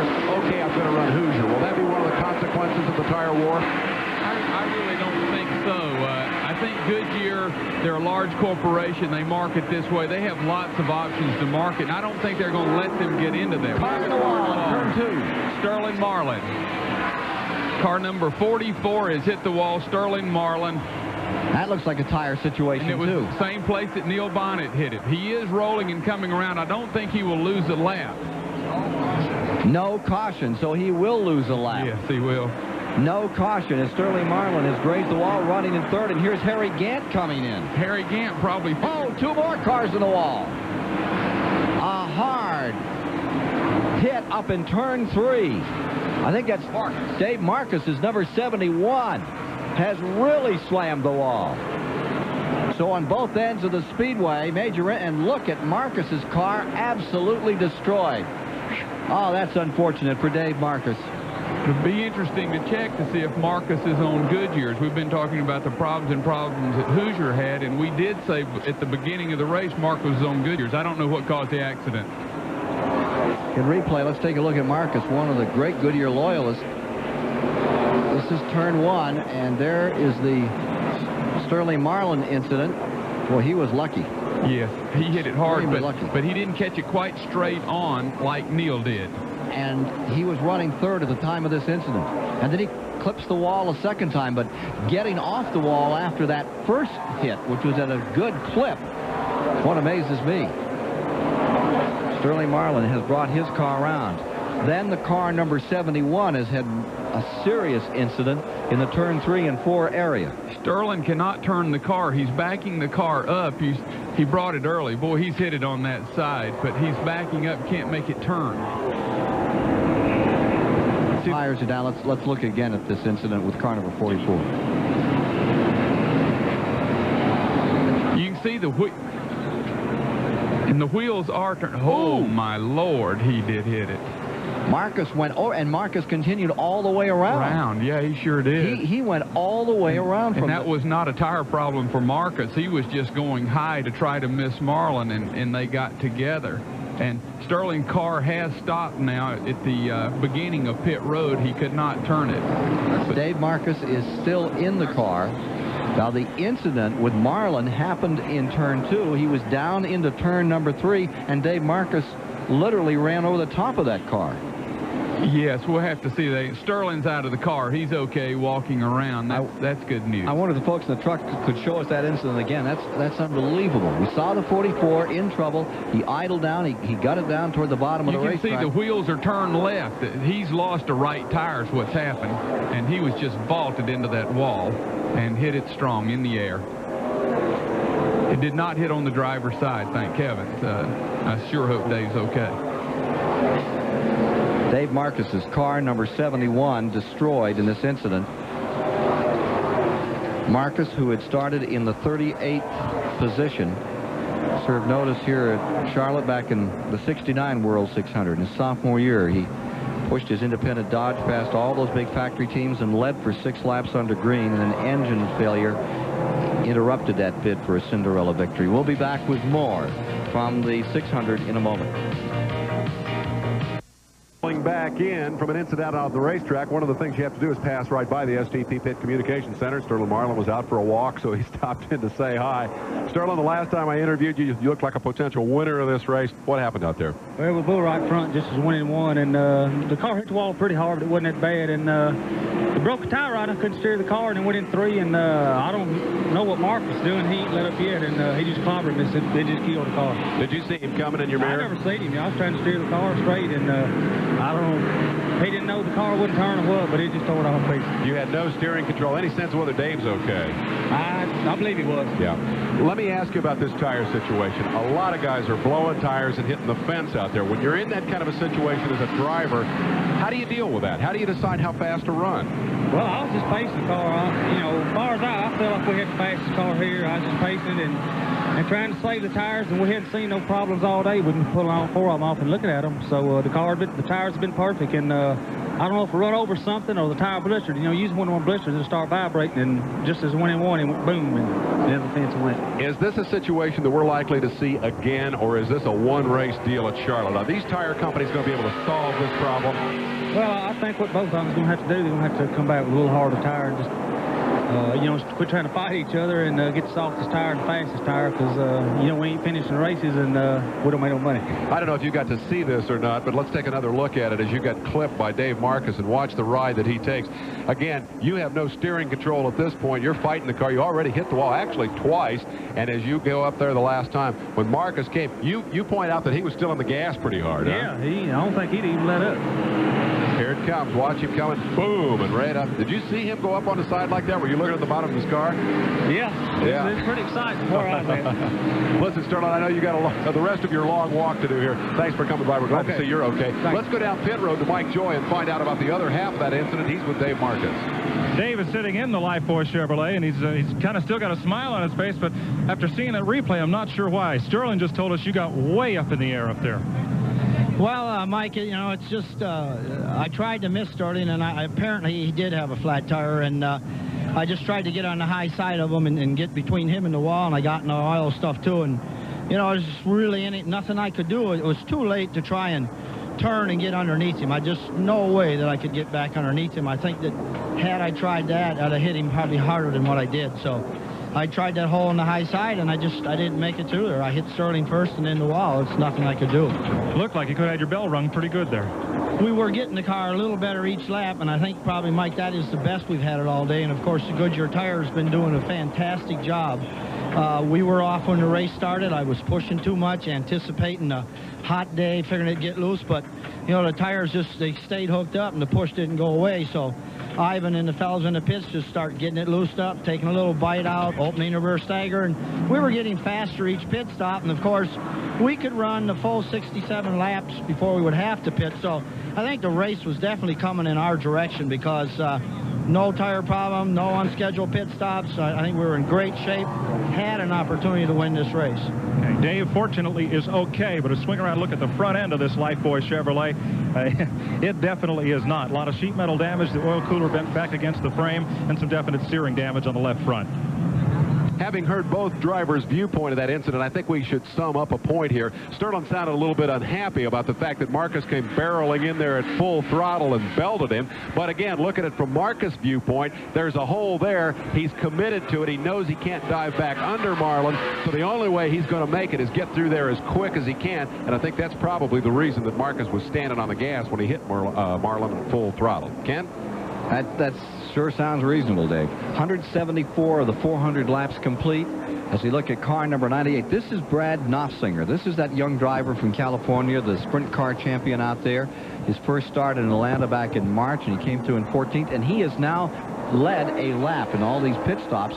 For the first time in his Winston Cup career, he's had a lap in first place in the Mike Curb car. Brad Knopfsinger, who was a champion for 2 years in CRA sprint car racing out west, will be back for resumption of the 600 here at the Charlotte Motor Speedway after these messages. Second lap under green after the 7th caution of the race has just been completed. Darrell Waltrip is out in front as we look from Phil Parsons' view, running in 13th place, closing in on Buddy Baker in 12th. And up on the outside, you see the 25 a lap or two, the 28 car a lap or two down. Meanwhile, up in front, Darrell Waltrip is the leader of the event. Waltrip is in first. And there is the number 11 trying to get his lap back once again. Down to the inside comes Terry Labonte, and he's there this time. And we're beginning to see Bill Elliott showing his hand, and Elliott, for the first time today, takes the lead.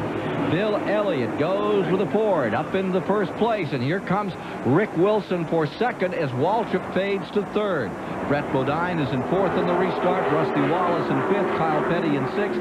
Denny Parsons having a good day in seventh. Maintaining eighth is Morgan Shepherd, while ninth is Bobby Allison. Again, here comes Terry Labonte, but now falling a lap back to the new leader, number 9, Elliott, as he scoots into turn number 1. The 10th position is Richard Petty. Going 11th is Schrader, 12th is Buddy Baker, 13th is Ricky Rudd, and 14th is Phil Parsons. You watch Rick Wilson, he will not hesitate to take them 3 wide here if this thing keeps going slow, because when they go side to side like that, they slow the whole field. Everybody comes to them. Rick's waiting. He tried to kick it under, and it kicked out from him a little bit. But I told you earlier, these same cars keep showing up front. Bill Elliott, even though the 11 car of Terry Labonte did lose a lap, he had a tire problem, he's right back up front. Now he has been lapped again, so that's critical that they try to unlap themselves. And Harry Gadd has gone 1 lap down on the pit stops. He came in a tad early, and it cost him. He's gone a lap back. Car number 33, Gant. Here's your leader, Bill Elliott in first. Terry Labonte on the tail end of the lead lap, plus a car now. He's 1 position down to the lap. And here's the battle for second place. Brett Bodine, number 15, and Rick Wilson in number 4. Bodine's Ford, Wilson's Oldsmobile going at it pretty good, and for the moment, Brett Bodine has the better of it. Out of turn 2, back straightaway. Bodine challenged on the outside. Wilson is there. Here comes Bodine back again in this slugfest for second place. Now, this is where you can get trouble. Going on the outside. See how close he came to that wall? But that's kind of driver Rick Wilson is. He will hang it out, and he will take that chance. Maybe a little early, but Rick doesn't care. He's going to take that chance, and Bodine's car is working so well. Look how it sticks at the bottom. But Wilson's not going to let up. He's going to try to get him down that back stretch. You know, Johnny, watching that kind of racing action, I'll preface this by saying that I've always been a fan of the bigger is better philosophy in stock car racing. I like the big racetracks, Daytona and Talladega, where they run 200 miles an hour. But with the aerodynamics that we've seen develop over the last couple of years, on the high-speed 200-mile-an-hour tracks, there's a real problem, and that is that when the cars get side by side, they tend to disrupt each other's aerodynamics. They call it taking the air off the car. One or the other of the cars will disrupt the airflow off the top of the car that he's running with. We saw all the evidence of it at Daytona and again at Talladega. When they get side by side, one or the other of the cars is likely to spin out and go airborne. The neat thing about Charlotte, this racetrack, is perfect because they run 165, 170. It's still blazing speed, and yet they can get in there. They can run side by side. They can kick and gouge like a short track. I'm not sure maybe the mile and a half isn't the perfect oval for stock car racing. Well, Dave, you're becoming very perceptive. For old sporty car racer that wears funny sandals and stuff, looks like a hippie from Woodstock, I got to tell you right up front, you about to learn about good old boy racing. We're going to teach you, and I appreciate you paying attention to me. Well, you've just lost what could have been a friend, John. Let me in. Car number 9, Bill Elliott out in front. Rick Wilson in second. Here's Bodine in third. Look at this. Look at this number 9. I don't think he's showing anywhere near all that car number 9 has to offer. Well, that's what Ernie said, and of course Ernie's not driving it, but Bill Elliott is one of the most intelligent drivers. He's one of the best chassis men. He knows what his car needs, and he knows what his car will do, and he's certainly smart enough not to punish it too much this early. As Ernie said, he'll wait to the end to really show what he has, but he does want to keep that number 11 car down a lap, and that's why he's driving hard, because he knows that 11 car won the Winston, and he doesn't want to have to beat him at the end. If he can keep him a lap down, he's done his job, and that's one less car he has to beat. I'll tell you, the other guy who's playing a very cautious game is Darrell Waltrip. He has faded back to 5th position. He's running right behind the Rusty Wallace car now. There he is, Darrell Waltrip. He went up and led for briefly, then has pulled back about lap 183. We're now at lap 186. Let's go to his pits. Jeff Hammond, Darrell Waltrip crew chief Jeff Hammond has 2 babies to worry about at this Coca-Cola 600. The first is son Colt Lee Hammond, born to Jeff and wife Sharon on Tuesday. Jeff, your other baby to worry about is one Darrell's driving, and he seems a little off song since the restart. Well, we just kind of decided we wanted to pace ourselves a little bit. This baby's just like my baby at home. You know, if you abuse them too much, you know, they start to cry and whine, and sometimes, you know, they turn into bad children. So we're trying to take care of this right here, and it's finished 600 miles. So right now we're just pacing ourselves. Still got a long ways to go. We're not even halfway here. Jeff Hammond already knows a lot about changing babies. See what he knows about making this car finish today as we watch Waltrip trying to hold off Morgan Shepherd in the 47 running in 6th place.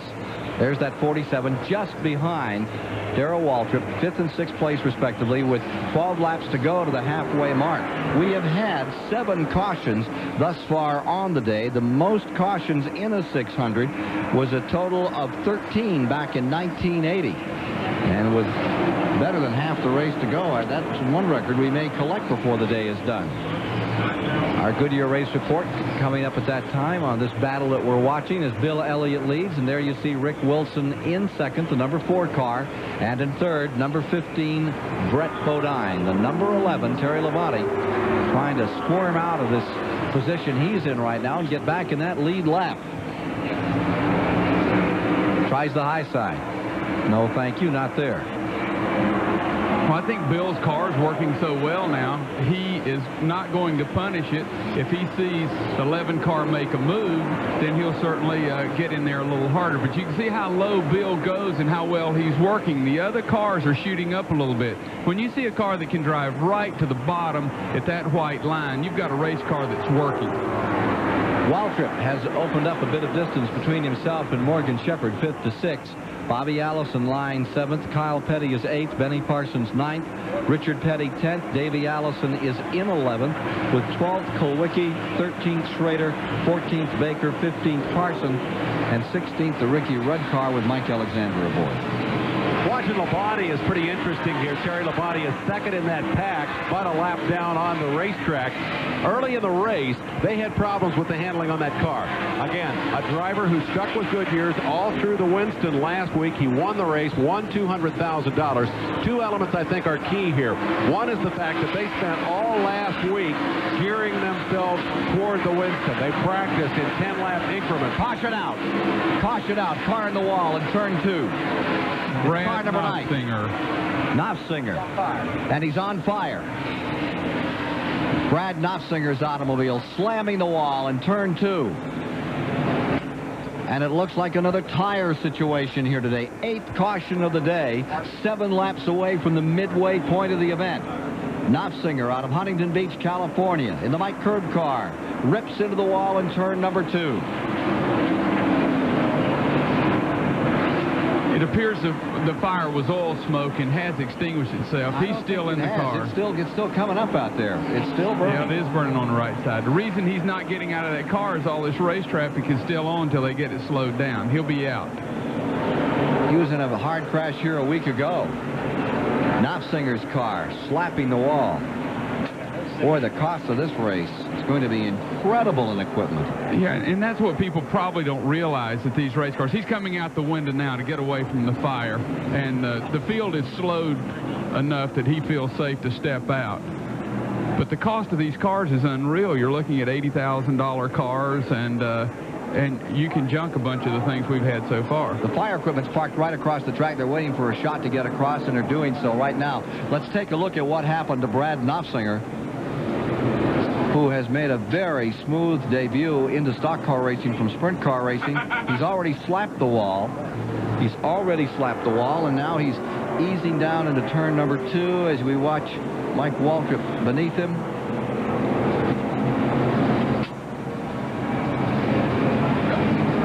He'll collect it again right about now.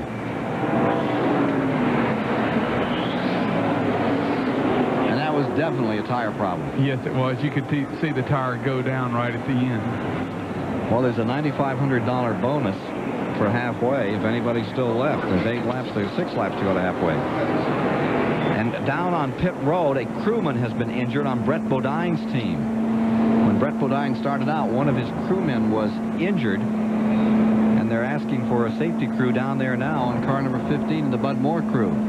Car number 55, you see him right up behind the pace car now, Phil Parsons, the winner at Talladega. 55 will lead this lap. And 55, Phil Parsons, we are told, will be leading this lap. So he'll get that 5 bonus points for leading in this race, which is just out of the ordinary. Things just keep happening. Let me explain to you why Phil Parsons stayed out to lead that lap. He was further back in the pack. Everyone else pitted. He stayed out to pick up 5 Winston Cup points because at the end of the year, those are critical points. And that's the reason these people will stay out and lead one lap.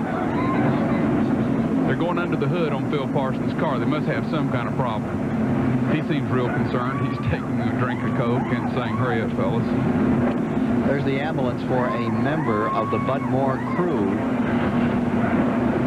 hit by their own car here on pit road. It has been an event incident riddled today. Well, we'll get a name on that crew member just as soon as we can and get it back to you. 15th different leader in today's race. That ties the 86 record as we see Phil Parsons touring the race for a lap and pulling onto pit road. And now we're back with car number 15, which is being shown as the leader.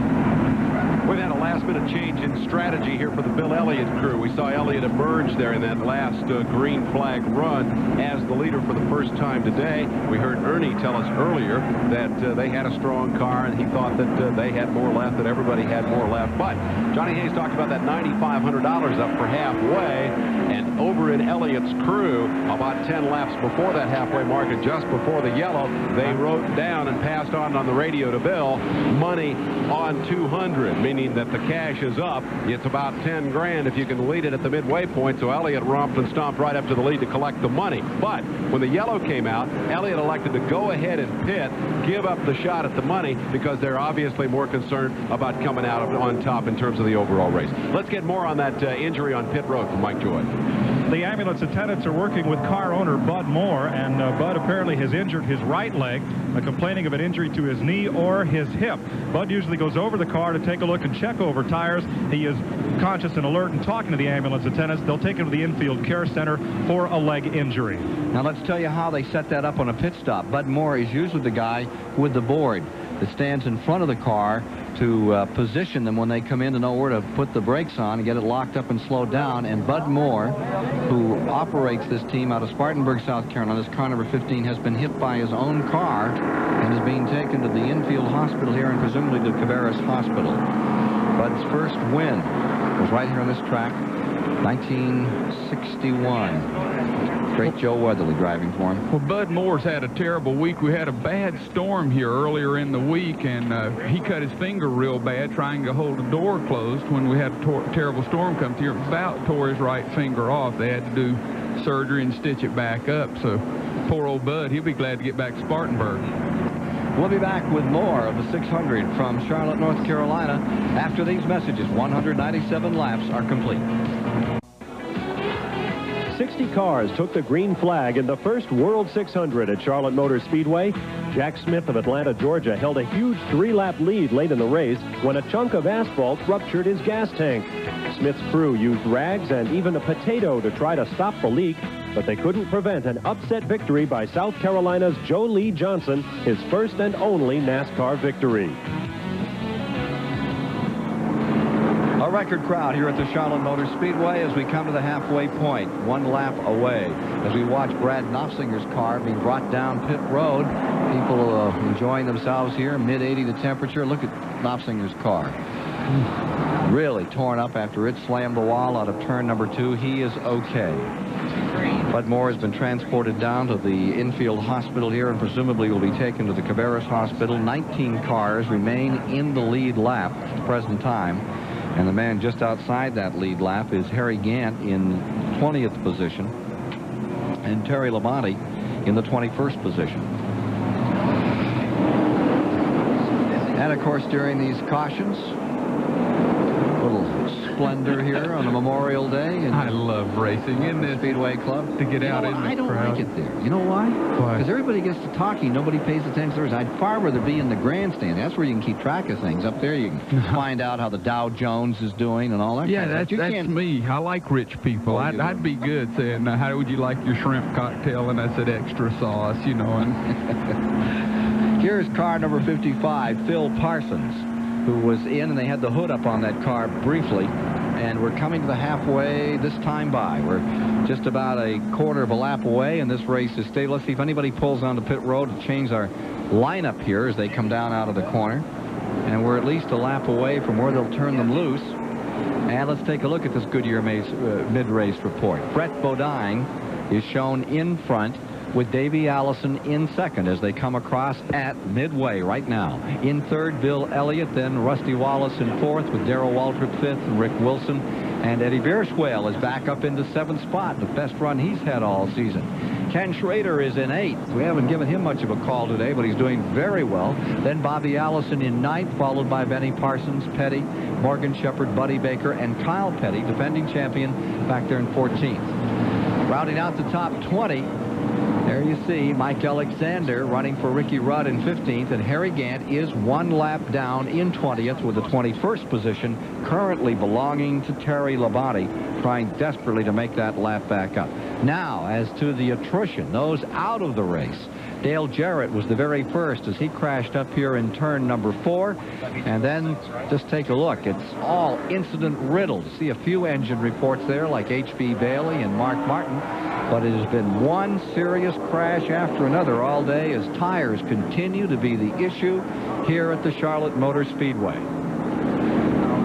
Let's take a look at the first of the incidents in the first half of the race. This was the first major incident, and it cost a 5-lap penalty for Dale Earnhardt in number 3 as he gets into the side of Jeff Bodine. They had an incident in two incidents in yesterday's race, the 300-mile Winn-Dixie affair. Here is Bodine spinning.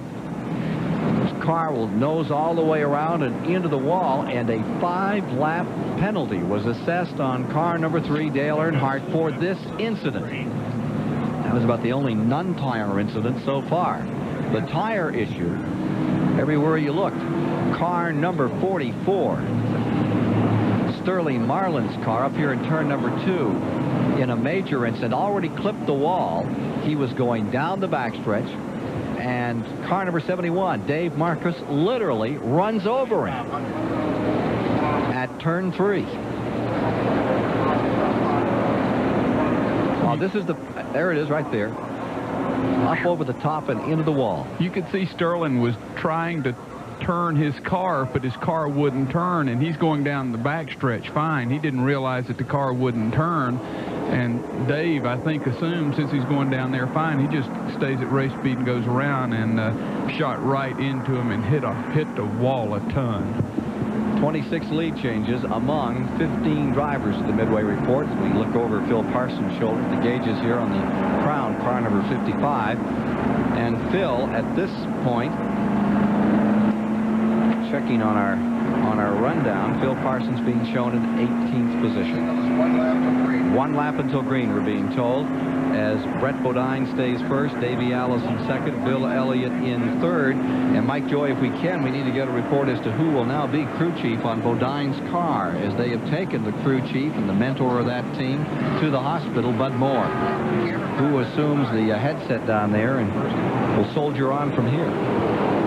Dave Dispenza. They've got an extra $9,500 if they have to go out and hire somebody, Ken, because they did lead at halfway under yellow. Bodine, when the caution came out, was able to hold the lead. He picked up the halfway cash. I think Bud Moore's okay, so perhaps we can make light of that incident down there. They can use that money to pay Bud's medical bills here after the tough week that he's had at Charlotte. They get the halfway award. Yeah, let's hope so, for sure. Well, Phil Parsons just came in and topped off with gas because he was the last car on the lead lap, so he just, for insurance, buys himself 3 or 4 or more extra laps, which is a smart move on their part.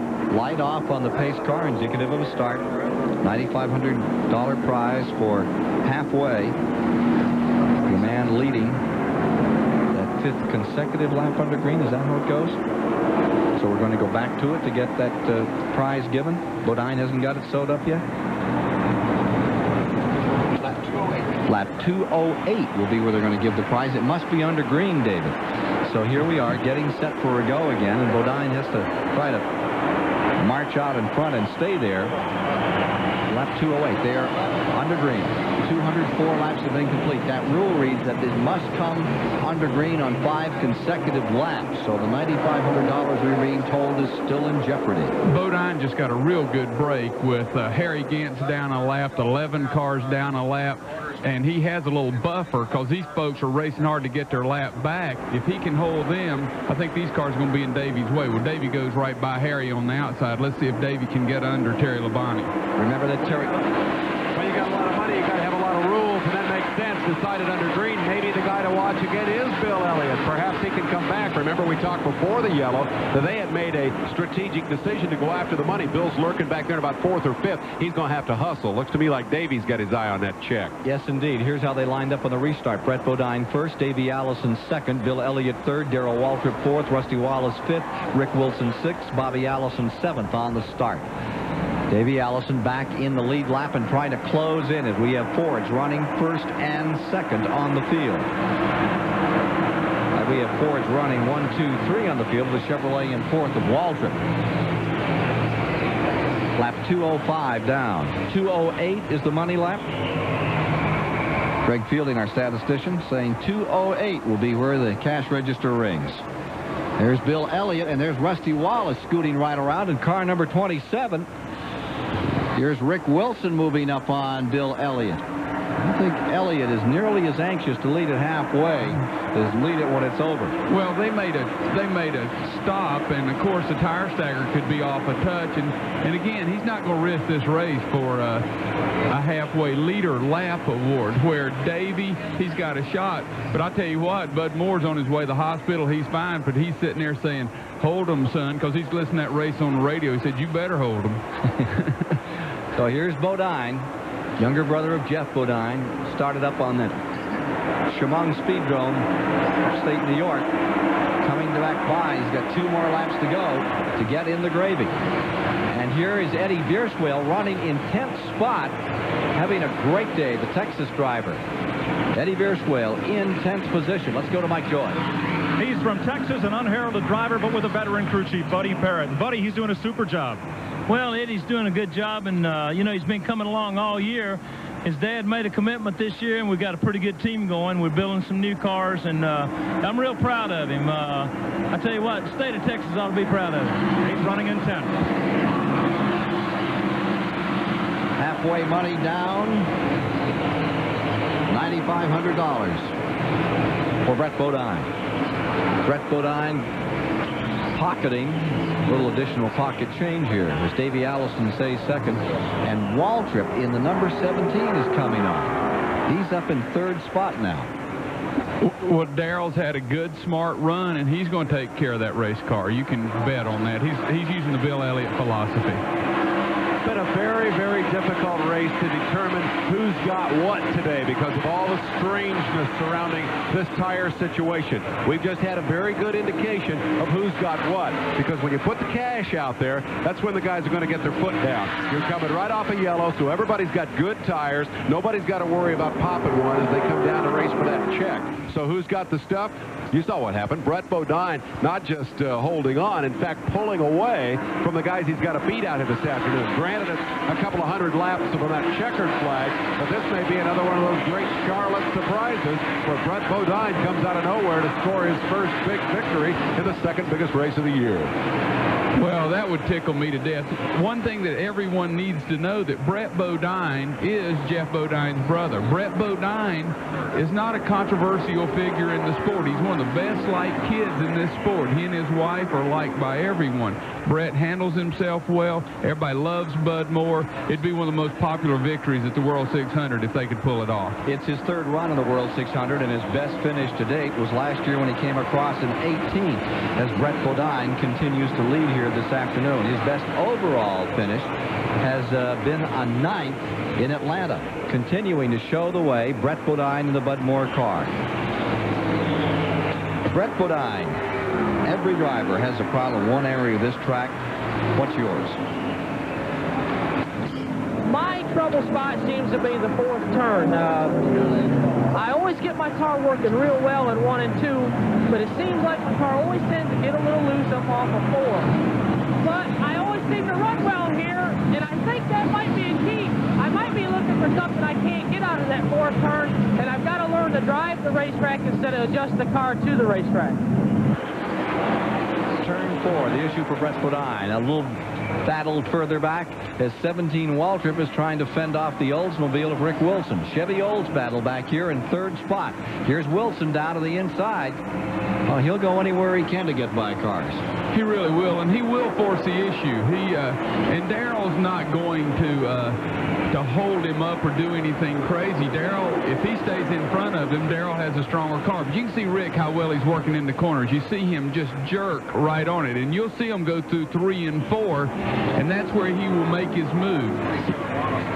And here's 27 Wallace back into that fray, too, as they fight it out. Wallace and his Pontiac running in 5th, and here's Wilson down to the inside. He said, Wilson and the Morgan McClure people have said they're going to put a bridle on Wilson a little or try to hold him back. If they're going to put a bridle on him, they'd better be double-bitted because he just takes that bit in his mouth and runs. Well, that car's flat working in the corners. Another car that's working is Rusty Wallace. We haven't given Rusty many calls today, but Rusty practiced down here probably 10 or 15 times. He and Barry Dotson, his crew chief, have worked so hard to find a handle on this racetrack, and they had it won last year and blew up with 7 laps to go. So they really want this race bad for their first win of this year. Notice that Wallace has moved up. He's taken over 4th. Bobby Allison has moved to 5th. And Darrell Waltrip has settled back into 6th. That vote really hasn't been counted on Darrell Waltrip yet. I think he is playing a waiting game. A year ago, Waltrip was in total chaos at this time.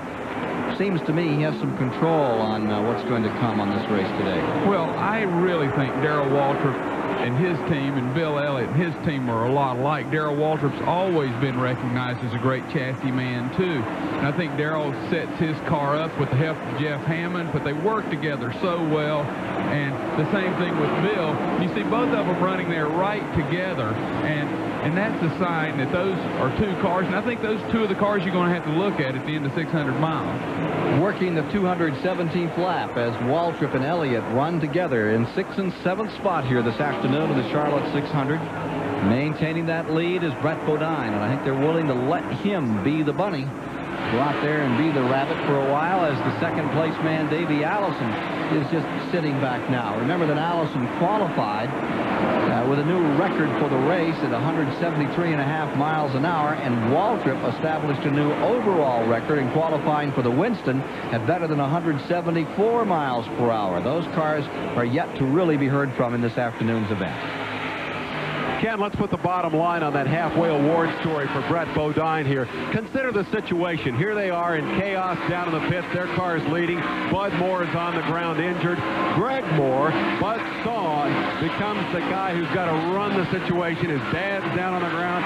His kids out there on the racetrack running around. Greg Moore stepped in, took control, kept the car out front, got Dad off to the hospital, got the $9,500 check. That sounds to me like a behind-the-scenes award if I've ever heard one. For a cool head under fire, a nomination for the Mac Tools Award to Greg Moore, Bud's son, for an exemplary job during that last yellow flag. Right on, David. I love it. Historically, Bud Moore's always had one of the best pit crews in racing.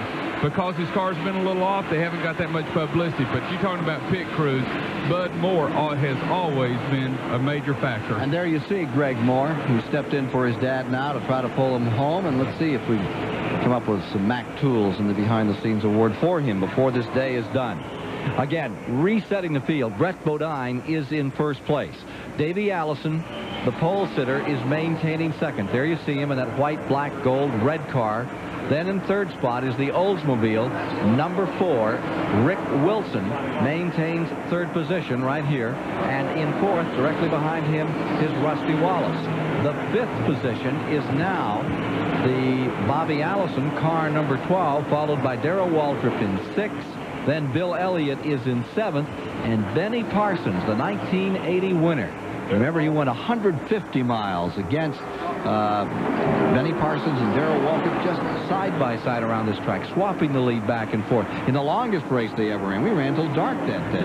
Then the 9th position is Morgan Shepherd. 10th is Kyle Petty, about where he was a year ago at this time. And in 11th is Alan Kowicki. And right now on pit road is Benny Parsons, car number 90, the machine that has been running in 8th position. And here comes Rusty Wallace down to the inside. He places the Pontiac in front of the Oldsmobile, brings Allison with him, and they're going to drop Rick Wilson back a couple of spots. That is Rusty Wallace into third and Bobby Allison to fourth in turns 3 and 4. Well, when you get pushed up just a little bit like that, that's when everybody gets by. 222 laps have been completed and the 400 laps to be run today in the 600 at Charlotte. Grinding along with Brett Bodine out in front of Davey Allison. Youngsters up front, huh? Rusty Wallace looking solid there in third. Bobby Allison, the old veteran, sitting in fourth spot right now. And it seems that the race has stabilized for the moment. All of the hassles with tires for the moment in the background, out of the spotlight as we watch the action up front. This is Bodine, your leader, and moving along in second spot. A comeback here for Davey Allison, who fell a lap down early with the tire problems that have been such a big factor in this race thus far. Again, for those of you who may have just joined us, Goodyear tires with a big problem in terms of reliability and durability here last week in the running of the $200,000 to win Winston. They pulled those tires out. All 1,400 of them were loaded on the truck and hauled out of the Speedway. Everybody switched over to Hoosiers. They did all the scrambling and juggling to try to get the setups right on new tires. And through the first half of this race, an awful lot of those tires popped, and we've had some major grinding crashes here as a result. But now it appears slowly the teams are getting things dialed in. As we take a look at the running order in the race, note that the majority of these cars are on Hoosier tires. Some of the machines out there have switched to a backup Goodyear tire, a harder tire, a slower tire, but a tire that will perhaps get all the way to the finish of this race. Bodine definitely solid, and perhaps with a little bit of family honor to uphold here, because his brother, Jeff Bodine, got involved in another of those major altercations with Dale Earnhardt, beat his car up badly, and Jeff is about 60 laps behind here, although little brother's doing an exemplary job of holding on up front as he leads the race by a healthy margin. And a margin that Johnny Hayes seems to be pretty consistent over Davey Allison. Davey either doesn't feel the urge to get up there and do something with him, or doesn't have the car. Well, I think that's a case that I think Davey does have the car. The leader is coming into pit right now, the number 15, so Davey takes the lead. As quickly as we say the race is stabilized, this situation develops, and it is, I would think, unscheduled. Let's go to Mike Joy and find out. They were in, Dave, not that long ago, just about 35 laps ago. But they looked at the right side tires on Kyle Petty's car. The right front on his had been blistered, and decided after talking with Fred on the radio, they'd come in and make a precautionary stop. Greg Moore was out over the wall with a pit board that his dad had held just a few minutes ago, and looking at the tires that come off that car, they seem to look okay. By the way, Bud Moore is okay to the hospital. Possibility of a fractured leg, but he was in good spirits. 11 and 3/10 seconds, the time the Bud Moore car was on pit road. 230 laps have now been completed. Davey Allison was 2 laps down. He made them up. Earnhardt in 1986, 2 laps down here at Charlotte in October. He made them up and went on to win. At the present time, Davey Allison is being shown in first after this stop by Bodine, with Rusty Wallace second, Bobby Allison in third, Rick Wilson fourth, Darrell Waltrip maintaining fifth, Bill Elliott sixth, Morgan Shepherd is seventh. Well, I think one of the key things to that stop, they made such a great stop, they got back on the racetrack without being lapped. So they have new tires on and are back out there. So that was a great move, because if he has a caution, he's still in the lead lap. Johnny, Ken, we talked earlier about the fact that a lot of guys in this field feared Davey Allison and that number 28 Thunderbird, feared the possibility that he might be able to make a breakaway here. Crash in turn 2. We have a car in the wall. It is Harry Gant. In number 33 has slammed the wall in turn number 2. I think this was a tire again. I think that's the same place that everyone else has hit it, and I'm sure he probably lost the right front tire. 9th caution of the day. Well, the unfortunate luck of the Hal Needham team. North Wilkesboro 85, last time they had a victory. Let's see what happened to Harry Gant. I'm sure he just lost a tire and shot up there and hit it hard. The cameraman in that turn just got back to us and said he definitely blew a tire, and he hit the wall hard, and you can see him riding it out, so I'm sure that'll finish Harry for the day. Sounded like a howitzer. 9th caution of the afternoon. Again, the record is 13, and all the leaders pitting. Everybody came in. Davey Allison, the leader, shot in there and came in so hard he overshot his pit, has to go all the way back around, and that's going to put him in the back of the field. So these guys get so pumped, they come in so hard, and the car just wouldn't stop. So Davey is going back around, and will come back in this time. Wallace, who had been in second on pit road, there's Davey Allison floating around this 1.5-mile track. Here's Darrell Waltrip, who had been in fifth. Phil Parsons in the 55, who has been in 11th until this 9th caution of the day. Tires the issue here in Charlotte, North Carolina. Fullerton, Indianapolis. Roger Penske's team has won Indy for the 7th time. Rick Mears winning the Indianapolis 500 this afternoon. That tickles me to death. Rick Mears is such a class act, and to overcome the injury he overcame. And an interesting story with NASCAR, Marcia Parsons, Phil Parsons' wife's best friend, is Rick Mears' wife, who went to college together at Lenore Ryan in Hickory, North Carolina. It's a small world. Rick Mears victorious at Indy this afternoon. We are under caution. Davey Allison leading, but giving it up now as he comes on pit road, and we'll be back with more from the 600 at Charlotte after these messages. 6 of 400 laps complete. Under caution for the 9th time today as Harry Gant crashes in turn number 2. Let's go to Bob Richards as we continue to clear up the track situation in the second turn and get another Goodyear Racing update. Thank you very much, Ken. As you mentioned moments earlier, the 1988 Indianapolis 500 has come to a close, and it's Rick Mears who has taken the checkered flag in that event under caution. Jim Crawford, a surprising second-place finish. Al Unser Sr., as you see, in third, with Michael Andretti and Bobby Rahal rounding out the top 5. Now, New England, also the scene of many different kinds of racing this weekend. In Lime Rock, Connecticut, the IMSA Camel Grand Prix is going to be held tomorrow. Chances are John Morton won't drive in this one. He totaled his brand new Nissan on Friday, suffered first and second degree burns on his face, a gash on his arm, and he may lose a couple of teeth.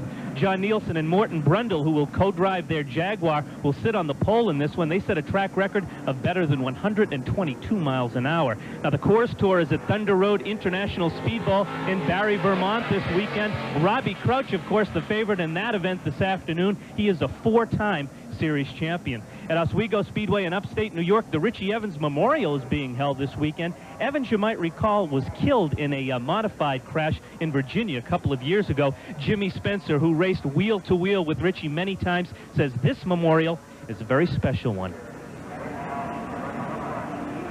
You never in your life saw so much orange with Richie all over it. And you know, there's a lot of tears in your eyes. Everybody gets them. And he was special, and I miss him. And, you know, we'll just keep him in our good memory is all we can do right now. Jimmy Spencer. Well, that's it for this Goodyear update. Let's go back upstairs to Ken and Johnny. Okay, thank you, Bob Richards.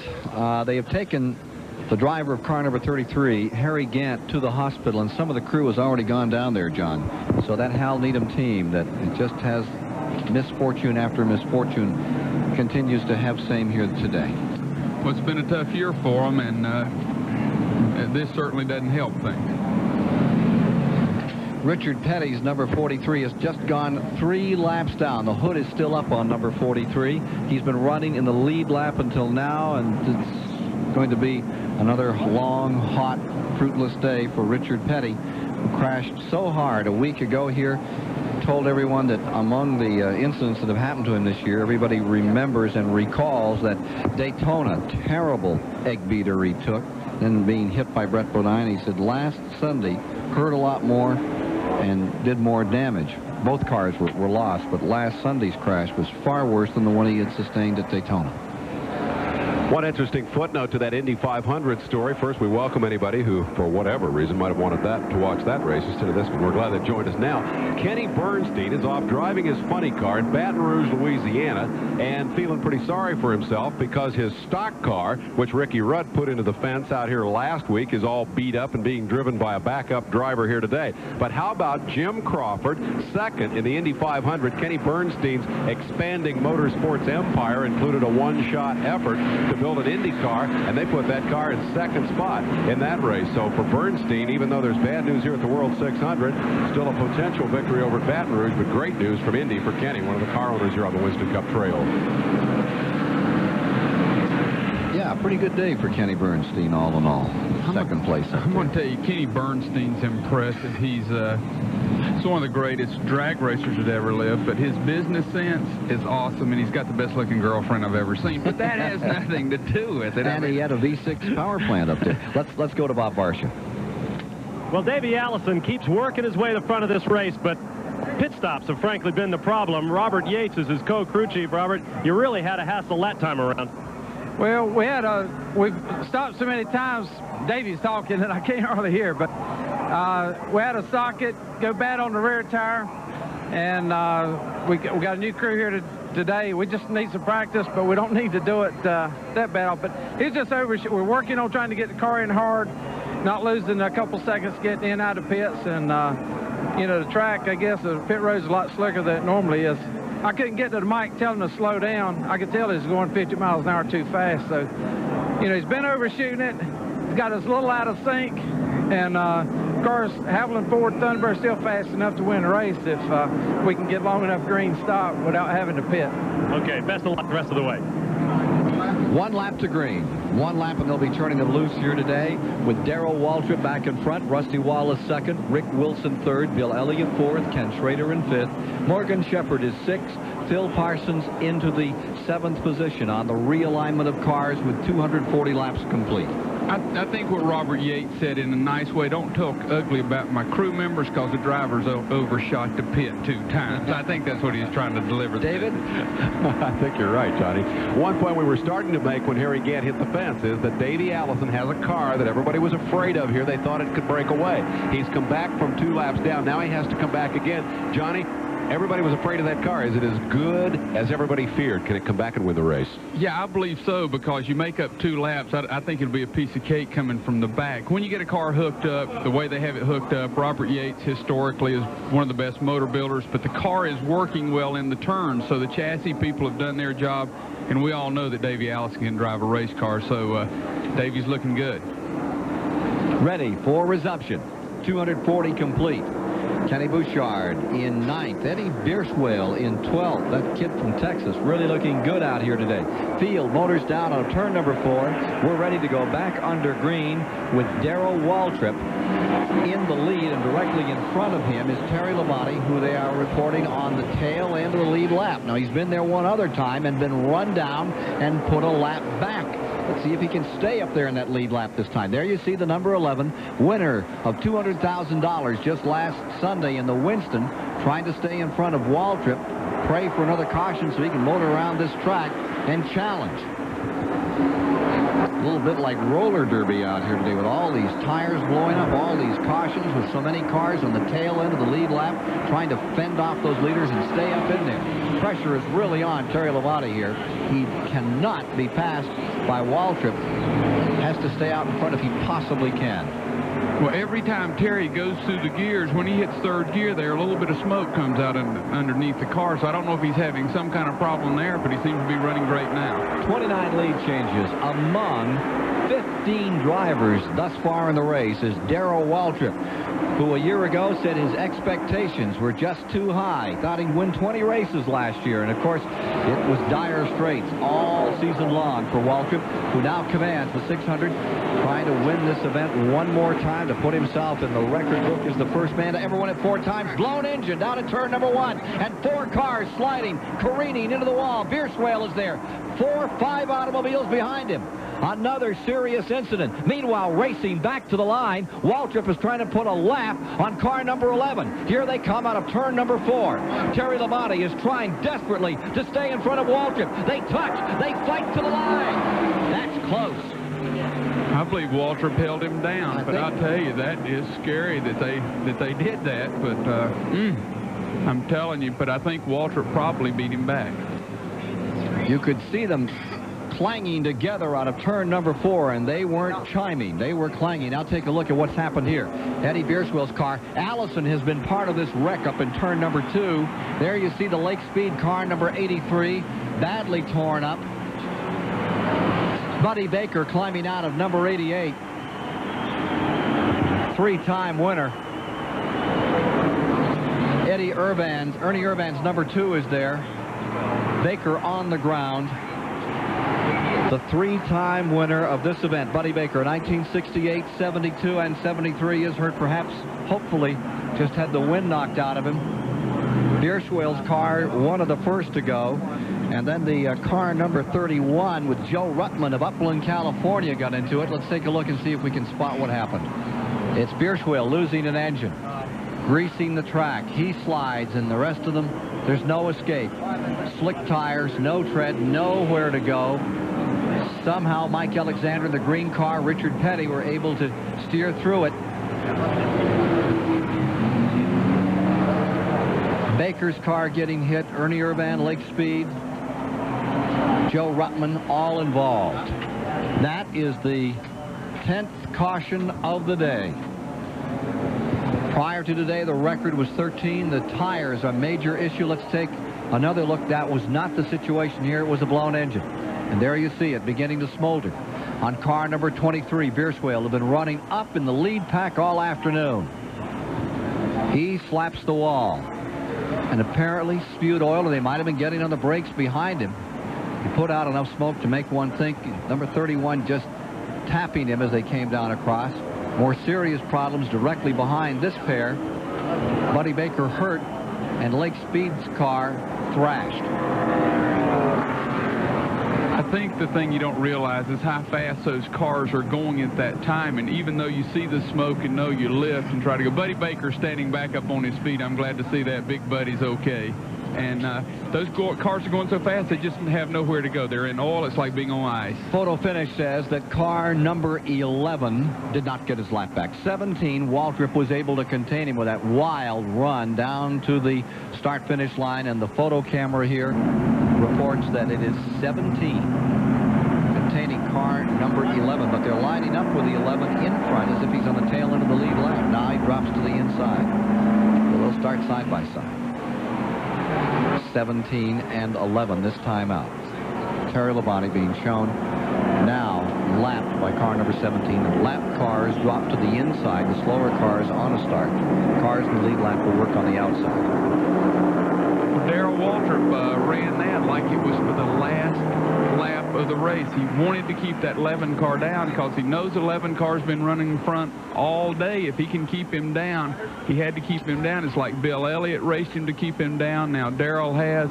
So Terry, nobody's giving him anything, but he keeps driving like that. He'll get it back sooner or later. Richard Petty, who would run up in front all the way to the halfway point, now 6 laps down. Problems with car number 43, Dale Inman and company, in the Level Cross, North Carolina car. Come July, they're going to have their own version of United Fund up there in Randleman. I think it's the 16th or 17th. They're going to have open house, and they usually get enough money for band uniforms and hot lunch programs and the fire department, and just 60 or 70,000 friends drop by to say hello. Well, the crew chief wants to know if Buddy Baker's car is repairable. They have it on the jack. It does not look that bad from this camera angle. I think the car could be repaired, but, you know, I don't know. We can only see one side of it. Sorting out the damage in turns 1 and 2 of the 1.5-mile Charlotte Motor Speedway after the 10th incident of the day. Tires the issue. We've had a lot of snapping, popping, cracking tires all over this racetrack this afternoon, and we have 11 cars out of the race. Most of those were tire-related incidents. Bill Elliott's on pit road, and they've crawled up under his car, making some kind of adjustment to the front end and trying to realign the tires. So I think Bill's car is not exactly the way he wants it.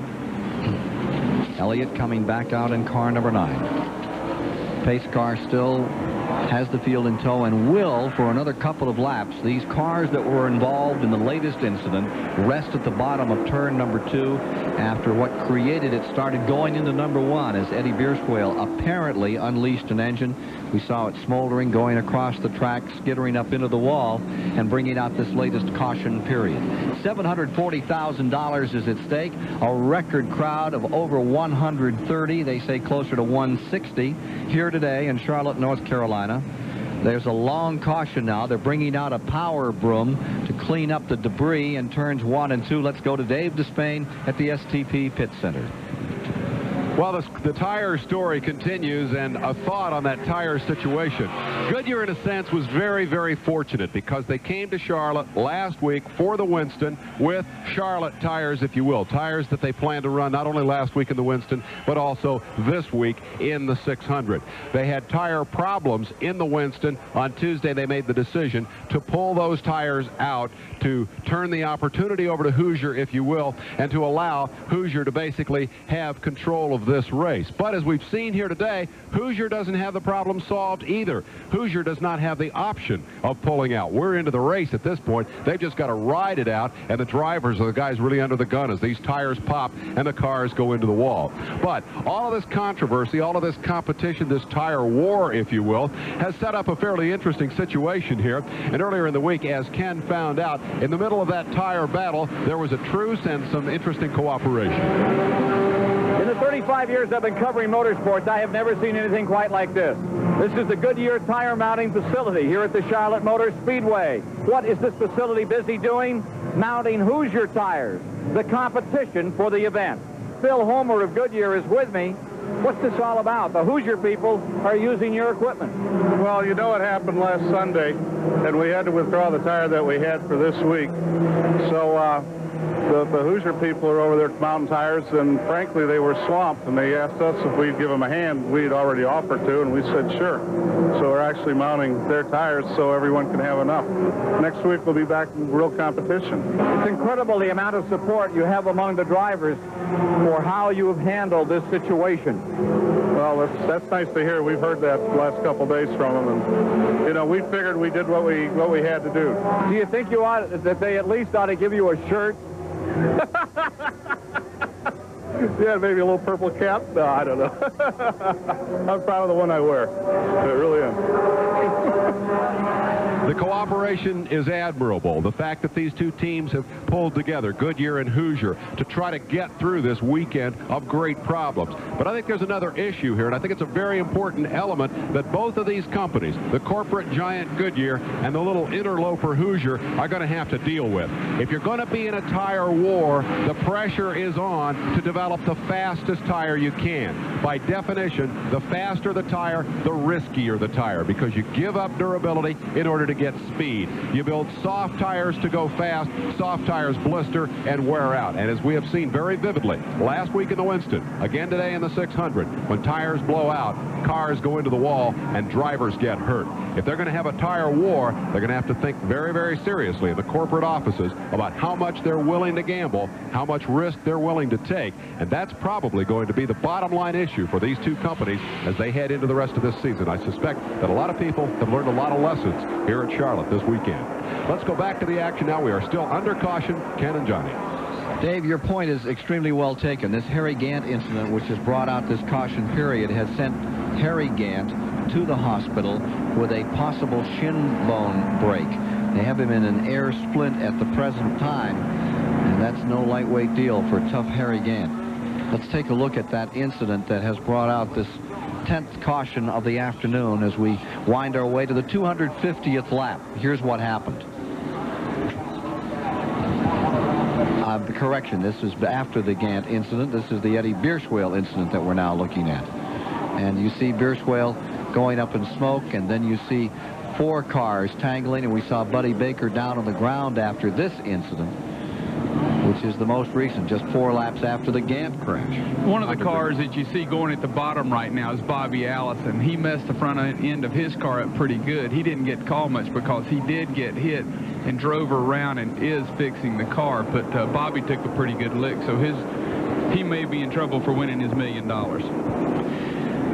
Lake Speed is out of the race. He's standing by with Mike Joy. And he's just hopped out of the Wins Kmart Olds, and tough ride up there. Well, it just wasn't our day today. You know, the car ran awfully good, but we just started having problems early in the transmission, messed up, and just one thing after another. We had a tire get rubbing. And what happened in this one? This time, the car probably about 2 or 3 up in front of me, blew engine going into one, just oil the track down. You know, you hit that stuff just like hitting ice. There's nothing you can do. There was nowhere to go, and Lake Speed ends up here in the garage. They're going to try to get him back in the race. Lake Speed, who made such a great run a week ago in the Winston, and of course won a race at Talladega this year, at Darlington this year, out of this 600. Ernie Irvan's car being brought in on the hook, and we're still several laps away from getting a green flag and getting back into action here this afternoon as we watch some of the folks looking on in the luxurious Speedway Club here at the Charlotte Motor Speedway. Ken, since we have time, I do have some good news. Rod Osterlin is coming back into racing next year full time, and he's building a small shop up in Mooresville, North Carolina. It's going to be 30,000 square feet with a 15,000 square foot engine room, which was, you know, probably 15,000 square feet more than my high school. So Rod's coming in back in a small way, so he's looking for a driver. So if anybody's looking for a ride, call Rod Osterlin. You're a big help. We were wrong. They're going to start the race in a lap. The field is now organized, and we saw them sending 2 more wreckers out. In fact, there's still a wrecker coming out to its location on the racetrack, but they're trying to get this thing going again as they continue to position safety equipment around the track, and NASCAR is rushing things right along. Pace car is about to come in, and when they do, we'll be back with a start on the 253rd lap. I think we're going to get that record that we really didn't want for the most cautions in a race today, Hayes. Well, you know, the longer race goes, that's when cars start having problems. We have not started losing engines yet. On the restart, you see number 17, Darrell Waltrip on the point with Rusty Wallace in second, Rick Wilson third, Morgan Shepherd fourth, Ken Schrader is fifth, Brett Bodine sixth, Davey Allison seventh, Ken Bouchard. Ken Bouchard is up in eighth in that Whitcomb car out of New Hampshire. Then in ninth is Ricky Rudd, 10th is Phil Parsons, 11th Alan Kowicki, 12th is Bill Elliott, 13th Allison, and on the start, car number number 21 down to the inside on that jump. Finally gets it under control, and Kyle Petty is away, but for a moment he had his hands full. Number 17 jumps out in front, and the number 11 car, trying again to get his lap back, now gets trapped in behind two automobiles. 17, Darrell Waltrip. 27, Rusty Wallace in the back straightaway. Chevrolet versus Pontiac for the lead in the 600. Here comes Terry Labonte to the bottom of the track, moving underneath Rusty Wallace's white and green number 27. Well, I think Terry Labonte's after Darrell Waltrip really to try to muscle a little bit to get his lap back, because Darrell definitely muscled Terry to get back, and I think Terry's looking forward with his new directions from his owner to get aggressive. I think he'll look forward to getting up there and try to get that lap back. Nearly 50 wins for Darrell Waltrip with the Junior Johnson team and the years that he drove for that organization, and I'm sure that rubs on Terry Labonte just a little out here in car number 11. Here he is, track not carrying him, and the track just not working for him. He fades up a little here and goes right back in behind the 27. 2:55 complete on pit road. Elliott, Bill Elliott in car number 9 is on pit road. Unscheduled stop for sure. Now this is where a pit stop is critical. The time of this stop is critical to stay in that lead lap in case a caution comes, and they're at speed. Field in turn 3. It's the third time he's been in just recently. Oh, up in turn number 4 as they come out.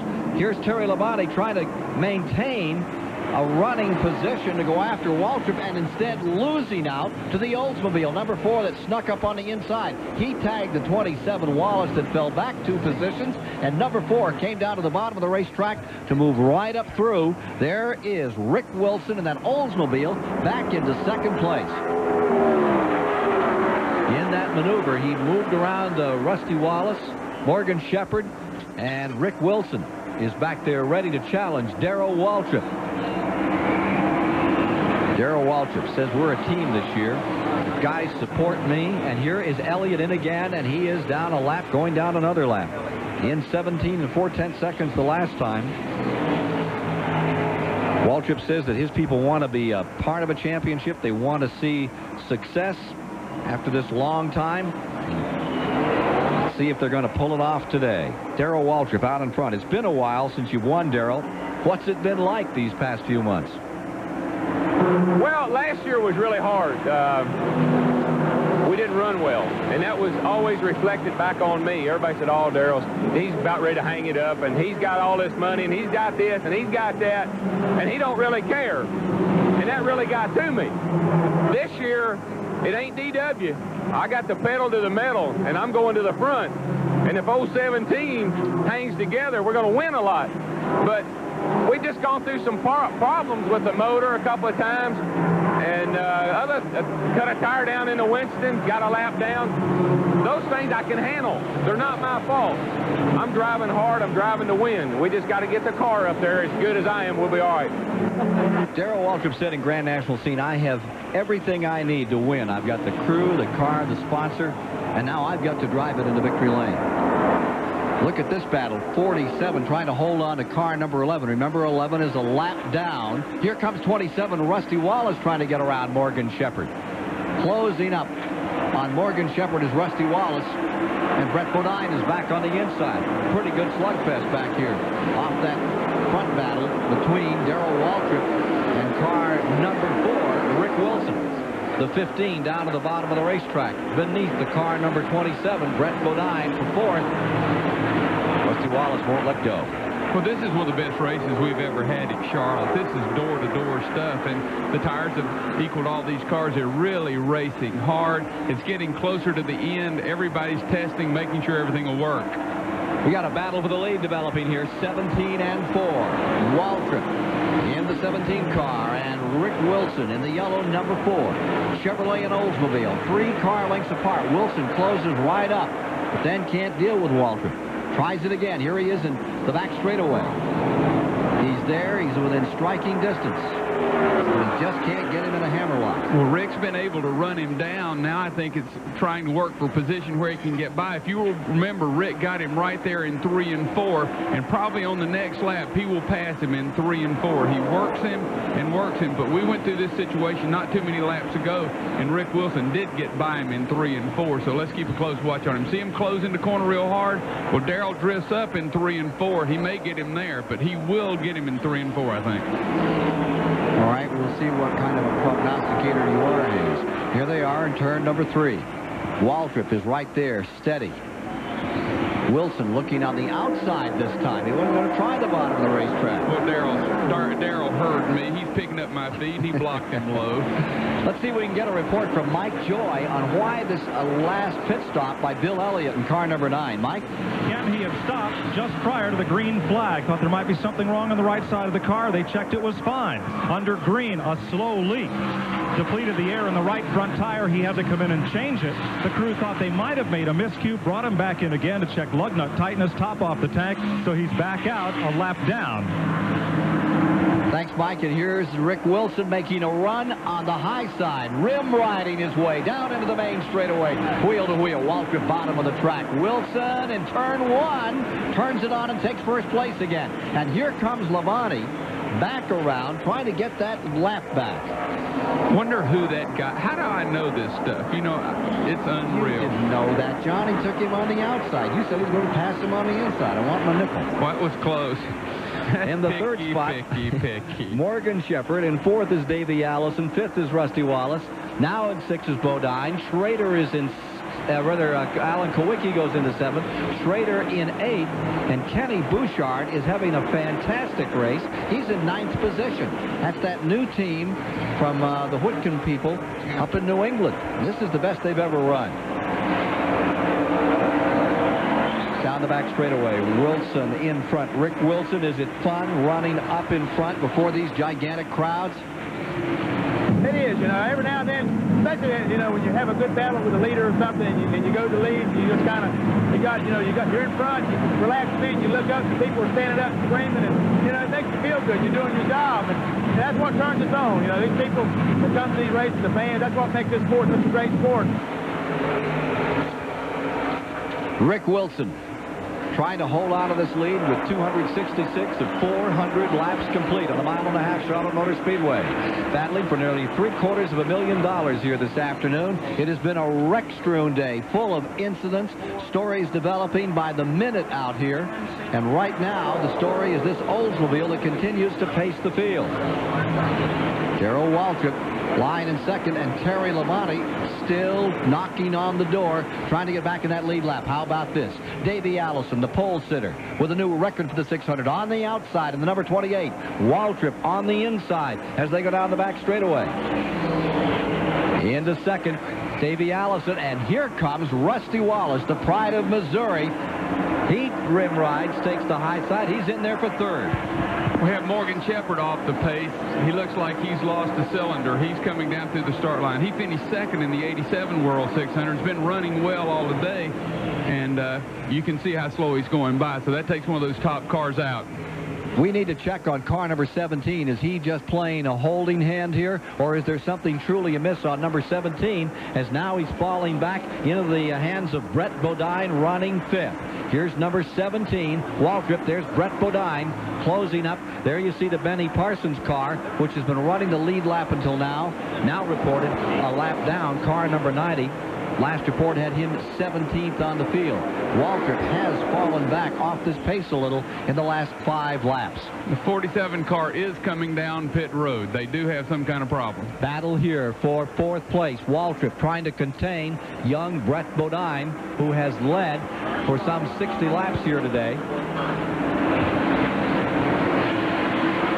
I don't want to run the risk here of renewing the debate over whether Johnny Hayes or Darrell Waltrip knows more about how to drive the car through turn 3 and 4. I want to make a point about Rick Wilson. Wilson worked Waltrip on the bottom of the racetrack, passed him on the top of the racetrack, and that means the car is working. The credit for that goes to one of the young lions among the crew chiefs. We know that Rick Wilson is a young lion among the drivers. Tony Glover has given Rick Wilson a car that looks to me right now to be capable of winning the race. Mac Tools Behind the Scenes Award nomination, possible $1,600 worth of tools for Tony Glover as Rick Wilson continues to lead the 600 here. We're getting close to that three-quarter mark, and we'll be back with more of the action live from Charlotte Motor Speedway.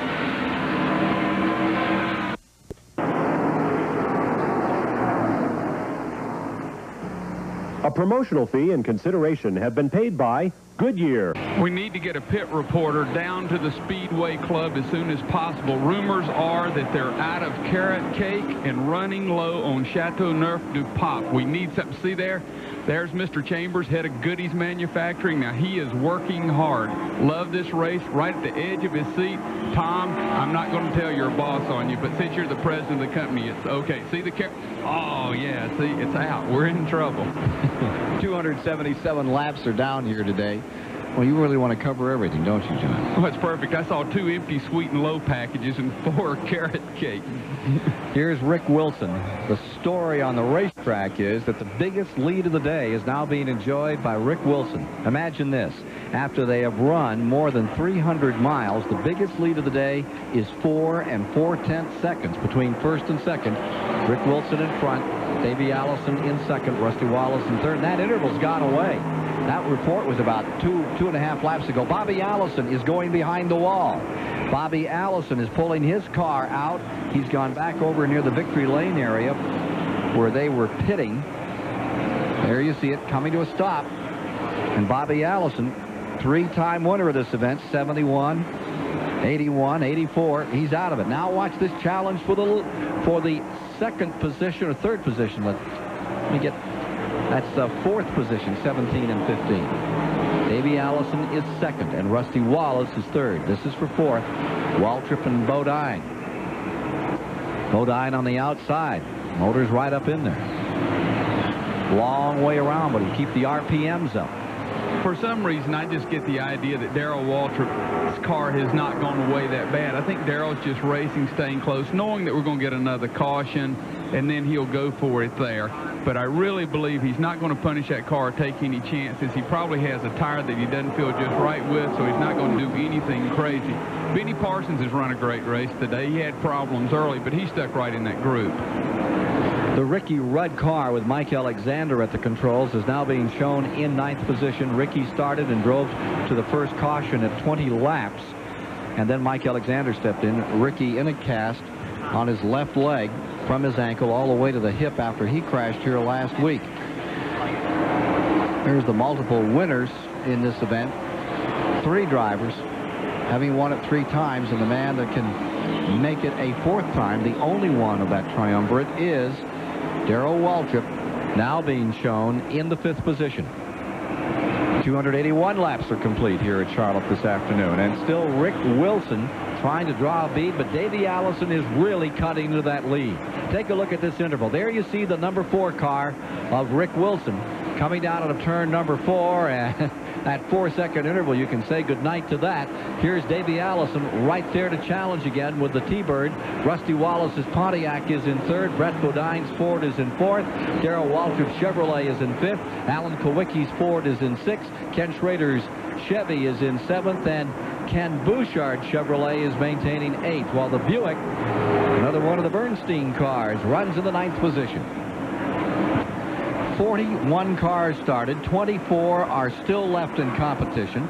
We've had 10 cautions thus far on the day. Ernie Irvan's car, which had gone back to the garage area after that last crash, is now back on the track. It's come out of the garage and is headed back into turn 1 area. Number 11 is on pit road.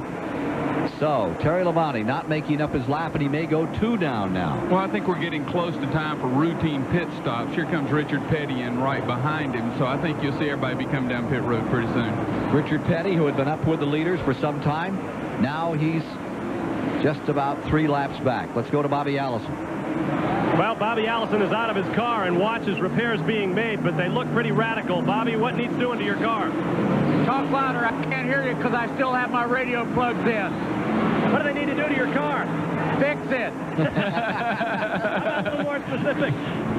Well, I think they're changing a trailing arm and doing some body work from that wreck up there. You guys have had to rebuild it all day, haven't you? No, just since that one crash up there where one of them lap cars persisted in getting away and finally crashed everybody up there. What's the role of tires in all the carnage we're seeing out there today? Is it a tire problem? Talk louder, I can't hear you. Is it a tire problem we're seeing out there? I haven't had any tire problem. Okay, thanks a lot, Bobby. He may be back in this one before it's over. Richard Petty is being shown 6 laps back. He was 3, he's been in again, and now it's a 6-lap interval between that lead pack and Richard Petty. That's one interview I bet Bob's glad that's over. He was sitting there, he asked him a great question, what do you want me to do? And I think he probably got the proper answer, is fix it, and then he couldn't talk with him. Now you see why race car drivers don't like to talk to these pit reporters. Now you see why pit reporters don't like to talk to race car drivers. Makes it kind of tough. Yeah, he's a little hot. There's Richard Petty in the number 43. Actually, Bobby, with all that hearing material in there, he's got a receiver in one ear, and he's got a speaker and all that stuff stashed away inside that helmet. He's probably hearing himself on his own microphone because he's not unhitched out there. It makes it a little tricky. Well, plus most of them don't hear that well anyway. They grew up before the days of good radios and stuff, so it's like Richard Petty. Most of them are lip readers. Here is Richard Petty, and on the latest rundown, he is being shown back of the top 20. I'll try to give you a specific number here in just a moment on Petty's position. 287 laps are complete. Phil Parsons is coming back down pit road. He was in earlier and lost a lap. He's coming back down pit road now. Probably going to have to change inside tires. So these people are having tire problems. Now they're going back to the right side. Here's Dave Despain. As we track the race with our Timex Speed Track computer, it's not always the fastest lap that is the most interesting in the event. We're watching Jeff Bodine working his way around here with very little front end left on the car and some 63 laps down after Dale Earnhardt knocked him out of the event. But the Timex Speed Track tells me that he's still cutting laps at 33.8. That's right around 159.72 miles per hour with the aerodynamics somewhat modified. And again, the pit crew of the driver who turns the fastest lap will all get a speed track. Thus far, that would be Davey Allison. Latest report from scoring now gives us Richard Petty in 18th position, and that we have 9 cars in the lead lap. So that big train that was 18, 19 cars has now been cut in half. 9 cars are in the lead lap. And Richard Petty is being shown as 6 laps back. Here's the leader, Wilson, and here's Davey Allison closing again as we come to lap 290. Third spot, Rusty Wallace, right where he was a year ago. This is just how Wallace ran the race. He's sitting back there, feeling very secure about things in the Raymond Beadle car. Well, this is that point of the race where things start happening to cars and to their motors. I mean, these cars and motors are not built to run 600 miles. They're usually built to run 500 miles, and this is when things start going away on you. So everybody out there is worrying about, most of all, the leaders are saying, please hold together. And there you see Rusty Wallace in 3rd, and right behind him, Brett Bodine in 4th, with 5th, Darrell Waltrip. This trio's been running together over the past 30 or 40 miles. And I think that they are in a wait-and-see situation. As car number 83, Lake Speed, who was in that big altercation up in turn numbers 1 and 2, 15, 20 laps ago, is coming back out of the garage area and coming back on the track, Lake Speed. Here are those 2 leaders, with Rick Wilson in front and Davey Allison challenging. Davey Allison, what do you think the key to winning this Charlotte 600 is? I think probably the most important thing in the World 600 is to take care of your race car and make sure that you don't tear it up. Don't get involved in any wrecks. Don't abuse your equipment. Make sure it lasts all day. Davey Allison, who stayed in his dad's condo down here off the first turn of the Charlotte Motor Speedway last night. 2 camped out together and came into the racetrack together this morning, and they were hard at it in the early part of this race. Now Bobby's fallen on hard times. Here you see that battle for first. Wilson is there in the ovals, and here comes the Ford chasing him down. Well, I think one thing that you've got to understand about Allison, he's he's a kid.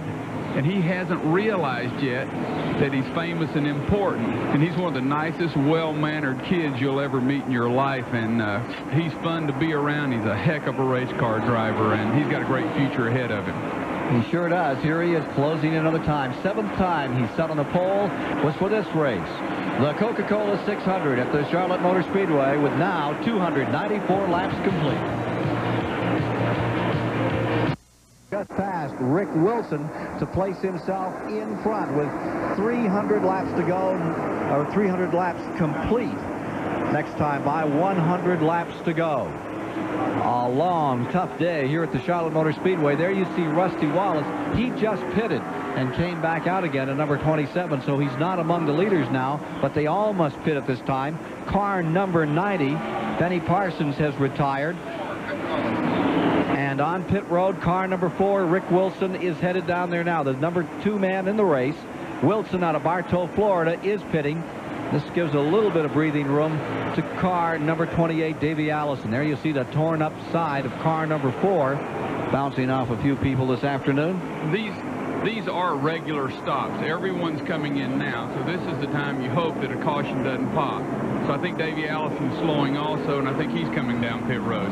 Yes, he is. 14 and 1/10 seconds on car number 4. And here's the leader on pit road. Wilson stopped 14.1. Let's see what the Rainier team will do. Robert Yates and Mr. Price down there to run that team as they bring them in. Quick stop, right side rubber going on. Tony Price from New Zealand is directing this great American sport. I thought that was interesting. I didn't realize he was from New Zealand. Long stop. It's 15. They're having trouble with that rear tire. 18 seconds. 19 seconds. It's 20.8 before they're back out, and that could cost you the entire contest. That first stop by the Wilson people, 11.4, and this one over 20 seconds.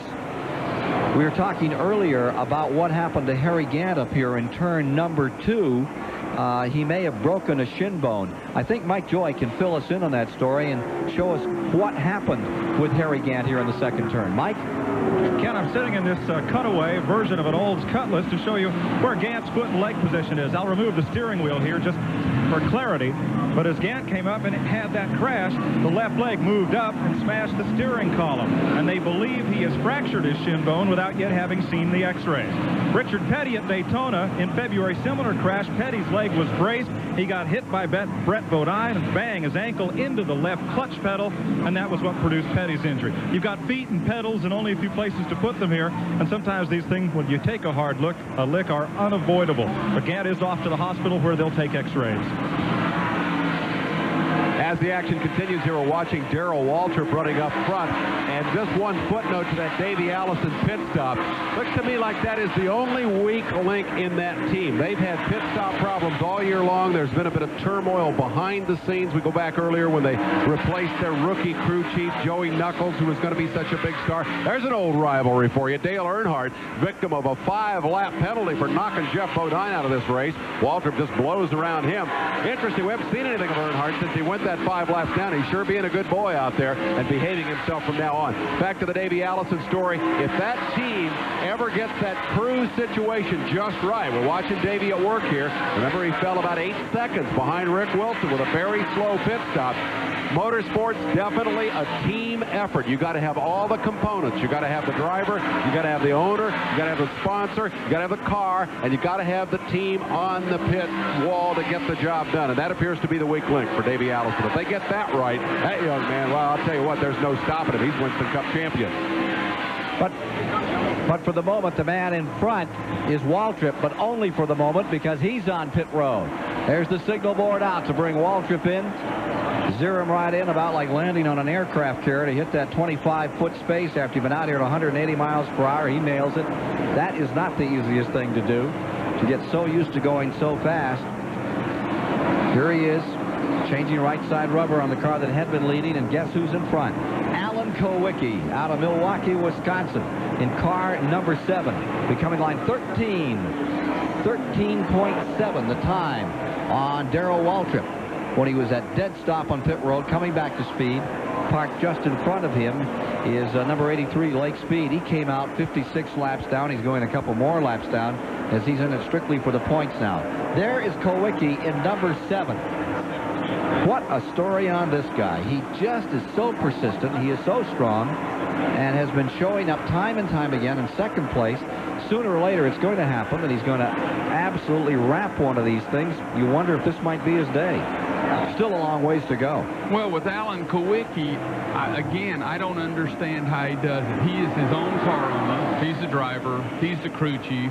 Has a few people to work and help him. He has 2 or 3 cars, and he buys motors. But he's competitive everywhere he goes. He's a great short track racer, and he does well on the speedways. And Alan Kowicki does an unbelievable job with the budget he's on and with the manpower he has. Last lap he was leading at Pocono last year, then settled behind in a controversial finish with Dale Earnhardt, and second at Darlington this year.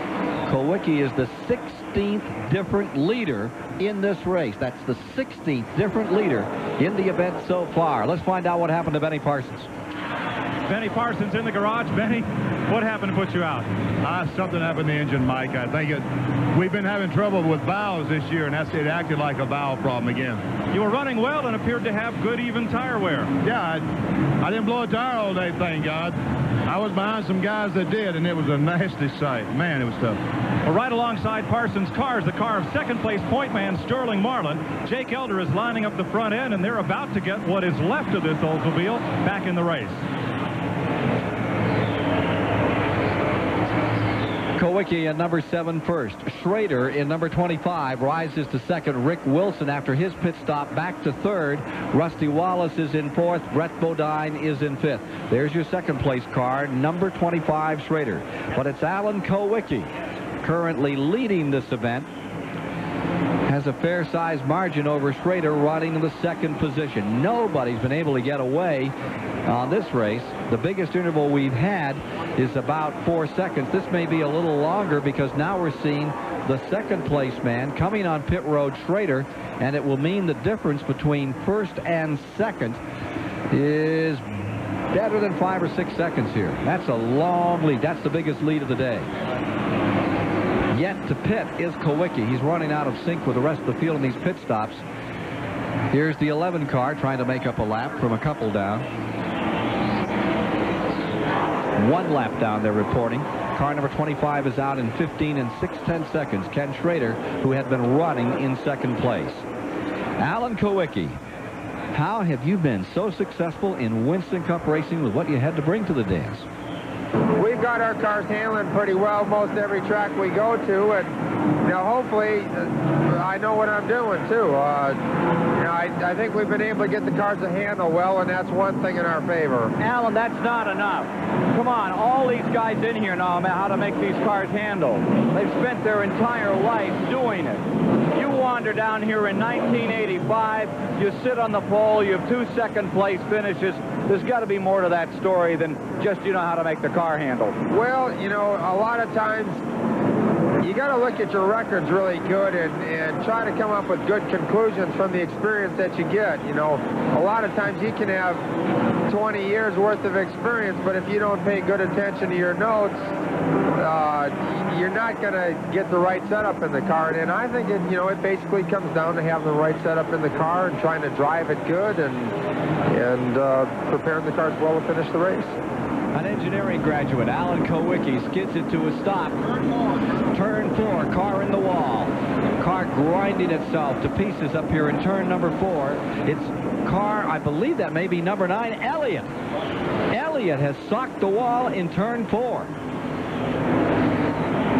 Well, Bill Elliott still trying to win his first 600. Will not win it in 1988. That brings out the 11th caution of the afternoon after Bill Elliott apparently has cut a tire down and slapped the wall in the 4th turn. Let's hope he's okay. Hard on equipment and hard on people is this $740,000 29th edition of the Coca-Cola 600 here in Charlotte, North Carolina, which you're watching live on the Superstation today. And they bring the crews out in a hurry to car number 9, Bill Elliott. Report is that he is okay. Let's wait and see. I got 28 things, 297. Leaders are all pitting. Everyone on pit road. Bill Elliott has crashed. There's the Rick Wilson car in, shown briefly in the lead. We'll be back with more from Charlotte, North Carolina, following these words. It is one of the toughest, one of the most grueling, and it certainly has been all of that today. The 600 at Charlotte. Bill Elliott's car has just wrecked in turn number 4. 11th caution of the day. 41 started, 26 are left. High attrition today. Tires the issue all week, the past 2 weeks here in Charlotte, North Carolina. Elliott's car, rubbing up against the wall, is now being brought down on the hook. And I don't think this is over by a long shot. We're going to see more of this before the day is done, John Hayes.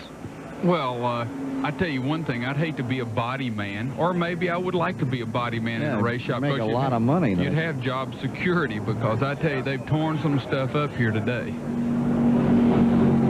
That's unfortunate for the folks over in Georgia and all the Bill Elliott fans across America, as his car comes in, still seeking that first win of the 600, and it will not come on this Memorial weekend.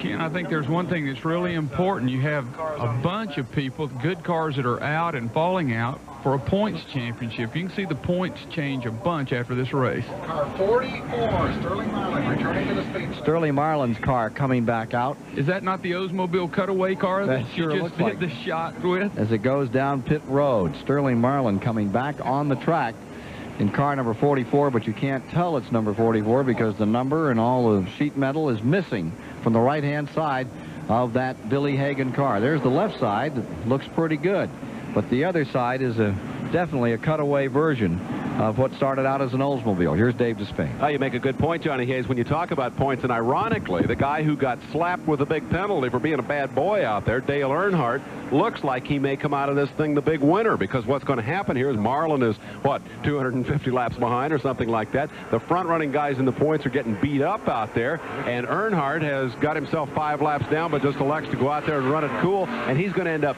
gaining points, increasing his point lead despite the penalty. A bit of irony. Sterling Marlin, second in the point standings, doesn't have a whole lot of race car left. He's going to get whatever he can out of it today. 317 laps are now complete of the 400 to be run this afternoon, and at that juncture in the race we have 124.5 miles to decide it all. Will it be a newcomer? Will it be a veteran? There certainly is an interesting mix of competitors up here in those front positions. Dave Despain tells us what it takes to put on an event like this 600. 370,000 people filed into Charlotte Motor Speedway the past 10 days, equal the populations of Toledo, Long Beach, or Miami, or a year's worth of visitors to Ireland, where tourism is the nation's second largest industry. The $60 million they spend make this track one of the largest tourist attractions in North Carolina, and it's only open 3 weekends a year. Event personnel equal the combined U.S. Armed Forces in Africa and Southeast Asia, including the equivalent of the Atlanta Police Department handling security and directing traffic. That traffic funnels into parking lots that would hold the entire year's production run of Corvettes. Once inside, the fans sit in 112,000 seats, a sellout of Wrigley Field, Shea Stadium, and Boston Garden combined. They eat enough burgers and dogs to make lunch for the population of Anaheim, California. And the ice melting down during this festival would fill 4 million drink cups. And one last bit of trivia. The souvenir apparel sold here would clothe every student at New York's prestigious Fashion Institute of Technology. When Richard Petty t-shirts and Dale Earnhardt hats become très vogue, we'll know the reason why. All right, as we get ready to get back to action here, still cleaning up a little bit after the Bill Elliott incident. He's the latest tire incident victim here, apparently. And we'll take a quick opportunity to update you on the True Value Hard Charger Award. Brett Bodine is now the hardest charger in this race.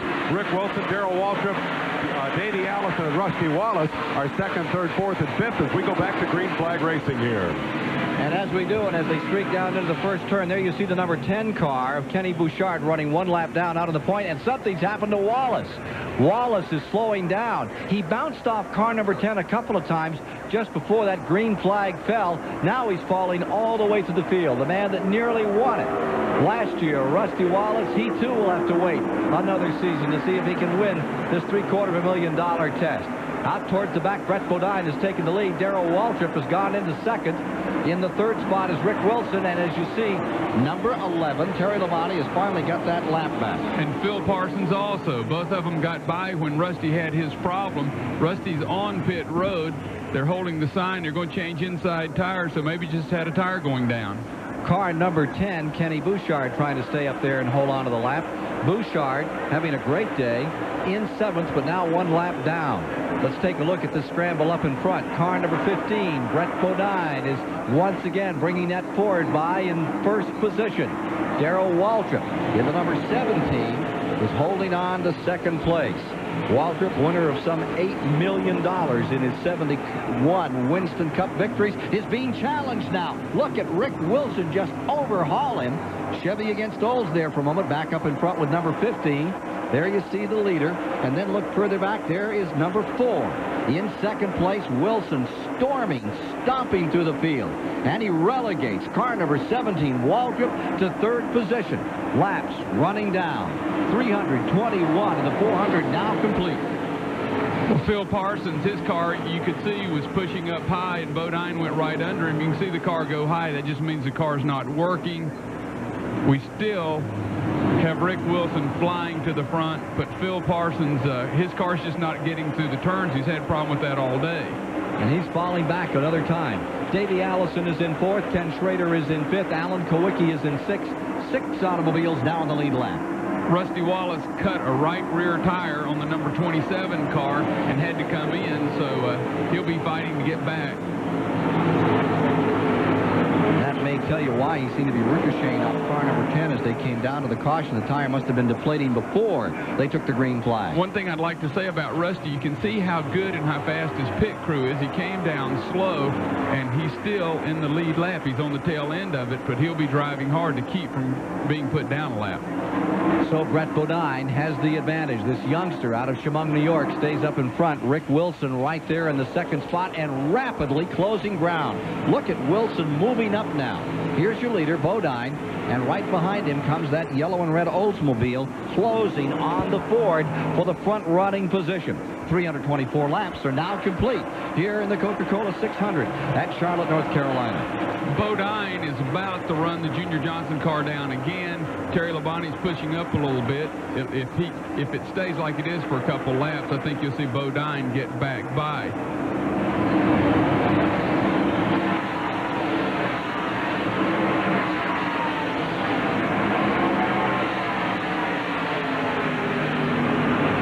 I think we ought to jump in right here for just a moment because we've got the 2 kids running up front. We gave Brett Bodine a nod earlier as Racer of the Week nominee. I think we got to go with Rick Wilson for a second nominee for that award. Champion Sparkplug will name the Racer of the race today. What about Rick Wilson? This is only his 4th start in this race against all the old guys like Buddy Baker, who's run this thing 28 times, for example. Kid comes here, starts pretty well downfield, comes out of the 10th starting spot, row 5, goes right to the front, and then all day long has been able to get up there and run with the fastest guys on the racetrack. The only man out there has already nominated Brett Bodine. I'm going to throw the other name in the hat, and that would be Rick Wilson for champion racer of the week. Let's go to the battle for 3rd with Ken Squire. Indeed. He's been here on 5 previous occasions and never had a good finish. Wilson now fighting a little further up. And how about this? Here's Davey Allison on the outside of Darrell Waltrip as they battle for 3rd. Davey Allison takes his Ford up around the Chevrolet. Down here through the dogleg into turn number 1 up on that 24-degree banking. And here comes Alan Kowicki. I wonder if Mike Joy or Bob Barsher can get a word from Jeff Hammond about this car number 17.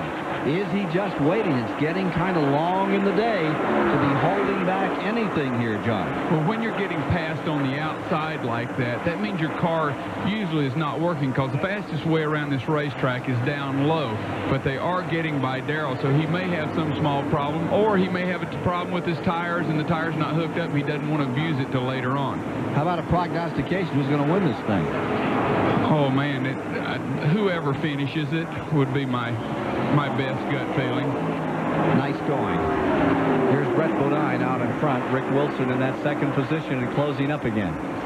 See Terry Labonte up there, and here comes Bodine down to the inside to try to put Labonte back that lap another time. Labonte trying to hold on to it. Here is Mike Joy standing by with the story on car number 17.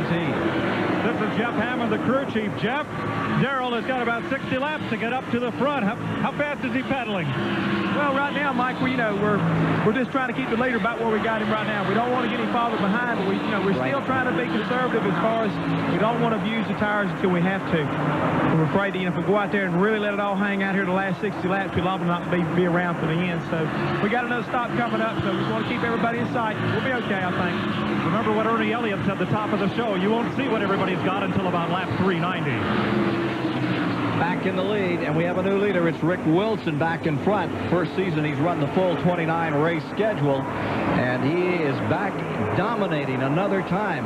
He has just been the quickest car out here all day. That car has been thrashed and banged, just like Darrell Waltrip said at the top. They all come up with the fenders eaten and the front ends devoured, the back ends stove in. Here he comes. Terry Labonte running right there with him, and Wilson's going to put him a lap down as they jostle each other coming through that tri-oval.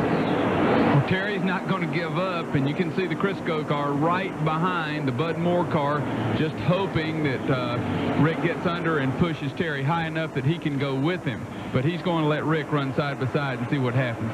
Well, earlier, Rick Wilson said, we've learned an awful lot in the past few years about the different tracks, about our team, and about ourselves. We've done a lot of work, and we're looking forward to one more first, our first Winston Cup victory. You can count on it. Well, this is the one, perhaps, that they're counting on. Well, they'd be awful hard to live with if they win this one, because Rick Wilson has been struggling. I tell you, it'd be a great party in Bartow, Florida when this one happens. Terry Labonte on the outside, and car number 11 is being shown the tail end of that lead lap. One lap down in 7th position. Alan Kowicki has pulled himself up into 4th. Here are those leaders, 1st and 2nd. The Oldsmobile, the yellow car of Rick Wilson.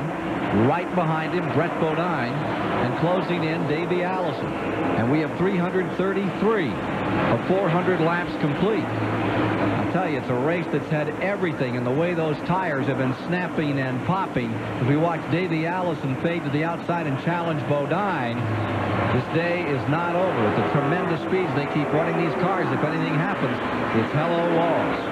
Well, one thing everybody I'm sure is watching says, boy, all those cars in the back sure got good all of a sudden. Anytime you run two cars side by side, it slows both down. It lets everybody gain on them. And I'll tell you what, Terry Labonte's driving the heck out of that race car, because he did hold Rick off. It would have been easy to quit, and he ran him side by side 3 laps, and he's still in the lead lap, and he's driving the heck out of that race car. Look at Alan Kowicki in the car number 7 in here, nosing inside of car number 28. That's that battle for 3rd spot between a couple of Fords. Davey Allison out of Alabama. Alan Kowicki in the number 7 from Wisconsin, having a great scramble here for 3rd spot.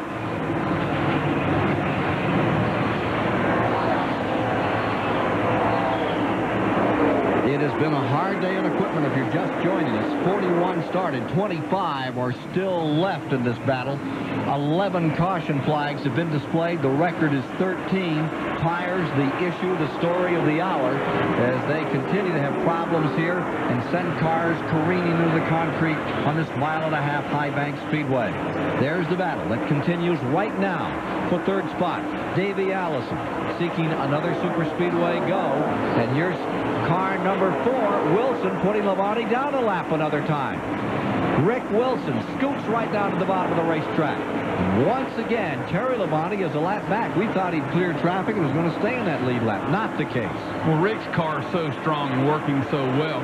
You know, Rick Wilson's best finish in his career is 7th. And I just hope he doesn't lose his composure, try too hard. I hope this is where he listens to Tony Glover and makes smart decisions and drives that race car smart, wins this race, or gets him a top 5 finish. His best finish in this race was 30th.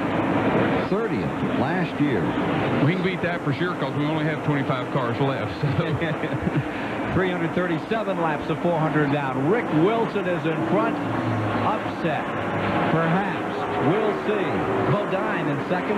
That would be an upset as well. Davey Allison, well, you got to remember he was on the pole. Well, we'd like to check with Bob Barsha down in the pit, see if anything's going on down there. Not a whole lot listen, say what you want about the Richard Childress team, and heaven knows we've said a lot about them today, but one thing you cannot say about them is that they're disorganized. And here's an example. When you're making emergency repairs, you don't want to go groping around in a pile for parts. So what the Childress team has done is taken key parts, tie rods, shock absorbers, steering parts, things of that nature, and mounted them on an aluminum board with tie wraps.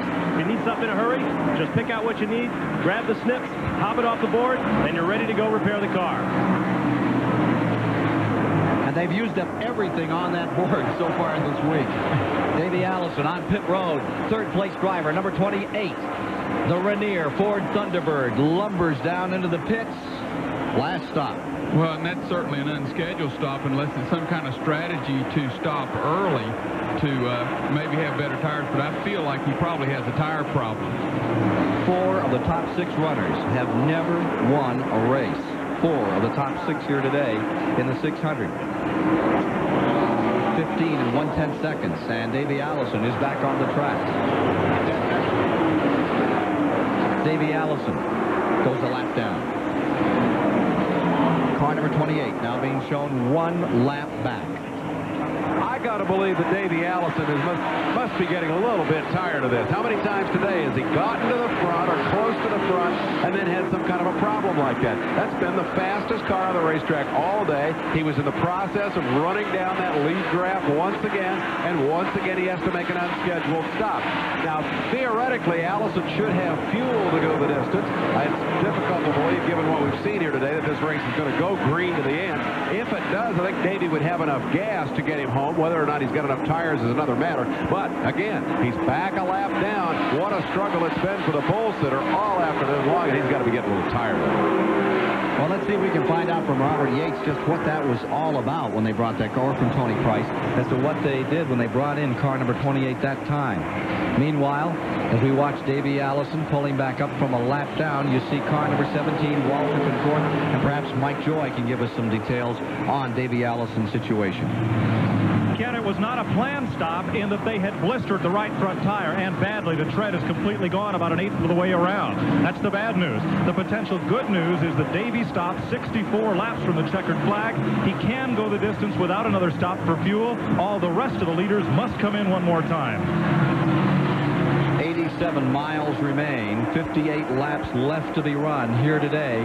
And there you see car number 4, Rick Wilson from Bartow, Florida. An all-state nose guard his senior year at Bartow High School in football. And he is just destroying this field at this point. He's on a roll for the moment. That's an important pass right there, because he did put Rusty Wallace down 1 lap. And Rusty obviously has a car capable of winning this race. So if he can keep those cars down a lap, it certainly helps his chances to win. Rick Wilson stays in front in this unbelievable, incredible, mysterious 29th running of the Coca-Cola 600 at Charlotte. In every town in America. The Coca-Cola 600. This is Sterling Marlin. He is the second-ranked driver in the Winston Cup points. He's just behind Dale Earnhardt in the standing, and he crashed that car hard when a tire blew earlier today. I'm going to nominate Jake Elder for the behind-the-scenes award because they spent about 50 laps rebuilding that car well enough to get it back out onto the racetrack. The only potential problem I see here is that Jake's nickname is Suitcase Jake because of his propensity for moving from team to team. If he wins the award, he gets $1,600 worth of tools in a box to put him in, and that's so heavy, I think it's going to be a case where Jake has to stay put for a while, and given the performance that he was turning in before that car went into the fence, I think Sterling Marlin would be just tickled to death to see that. They're a strong team. They got a bent-up race car, but Jake Elder's in the running for the tools. Thank you, David. This is Rick Wilson in car number 4, who initially became interested in motorsports through drag racing. And then some friend introduced Wilson to some stock cars, and he went out to a local track near Bartow, Florida, and won the first short track event he was ever in. And he's been bitten ever since. His first super speedway race, Winston Cup race for that matter, was at Daytona. On pit road is the second place man, Bodine. This will move Alan Kowicki into second. Mike Joy's down into Rick Wilson pits for an update. But Brett Bodine is on pit road. That's about 25 laps earlier than they scheduled. I'm with Tony Glover, and he's the crew chief for Rick Wilson, the race leader, who runs around here at about 32.4 seconds. Tony, you have to make one more stop. How long do you tend to leave him out? Right now, we're undetermined on that. We're just going to see how long the car continues to run good on this set of tires. Sometime in the next 10 or 15 laps, we'll be making up our minds what we're going to do. They'll have to, or they'll run the risk of running out of gas. Alan Kulwicki plans to stop about lap 380 with 20 to go. Brett Bodine's stop was 11 5/10 of a second. Tony Glover, crew chief there for the Morgan McClure team of Rick Wilson, and he is the second-generation racer. His dad, of course, was Gene Glover, and he's been in auto racing since he was 12 or 13 years old, and we used to see Gene Glover on the NASCAR late model sportsman circuit. Well, the young Glover, he started out sweeping around the cars and dusting up for his dad, and that this will be something for the Glover family as well. Oh, Rick Wilson has hit the wall. He blew a tire. Blew a tire, hit the wall hard. Labonte's in the same wall.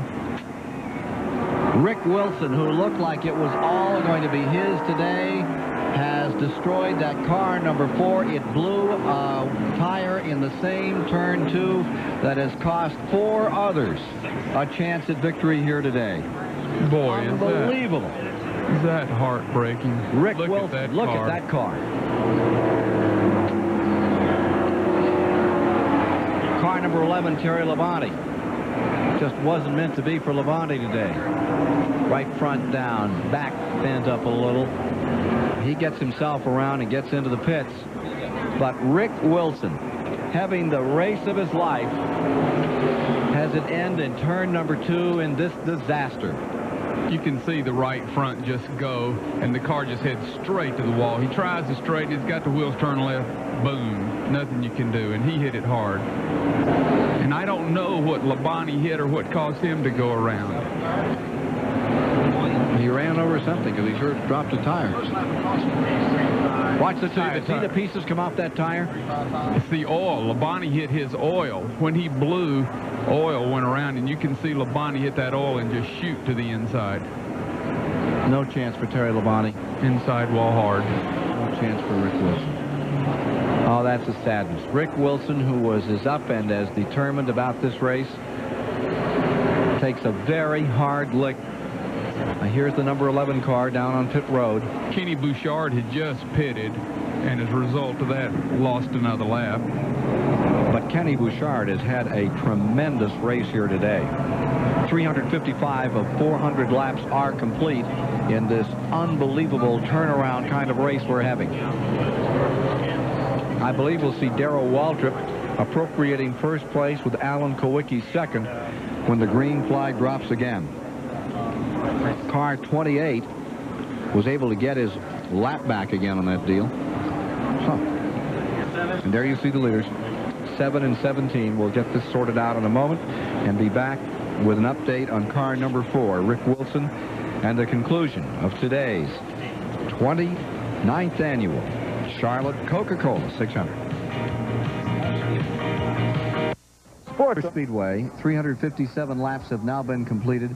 Rick Wilson brings out the 12th caution of the day here on the Speedway after a serious crash destroys the Morgan McClure Oldsmobile, car number 4 that was in the lead at the time of this event.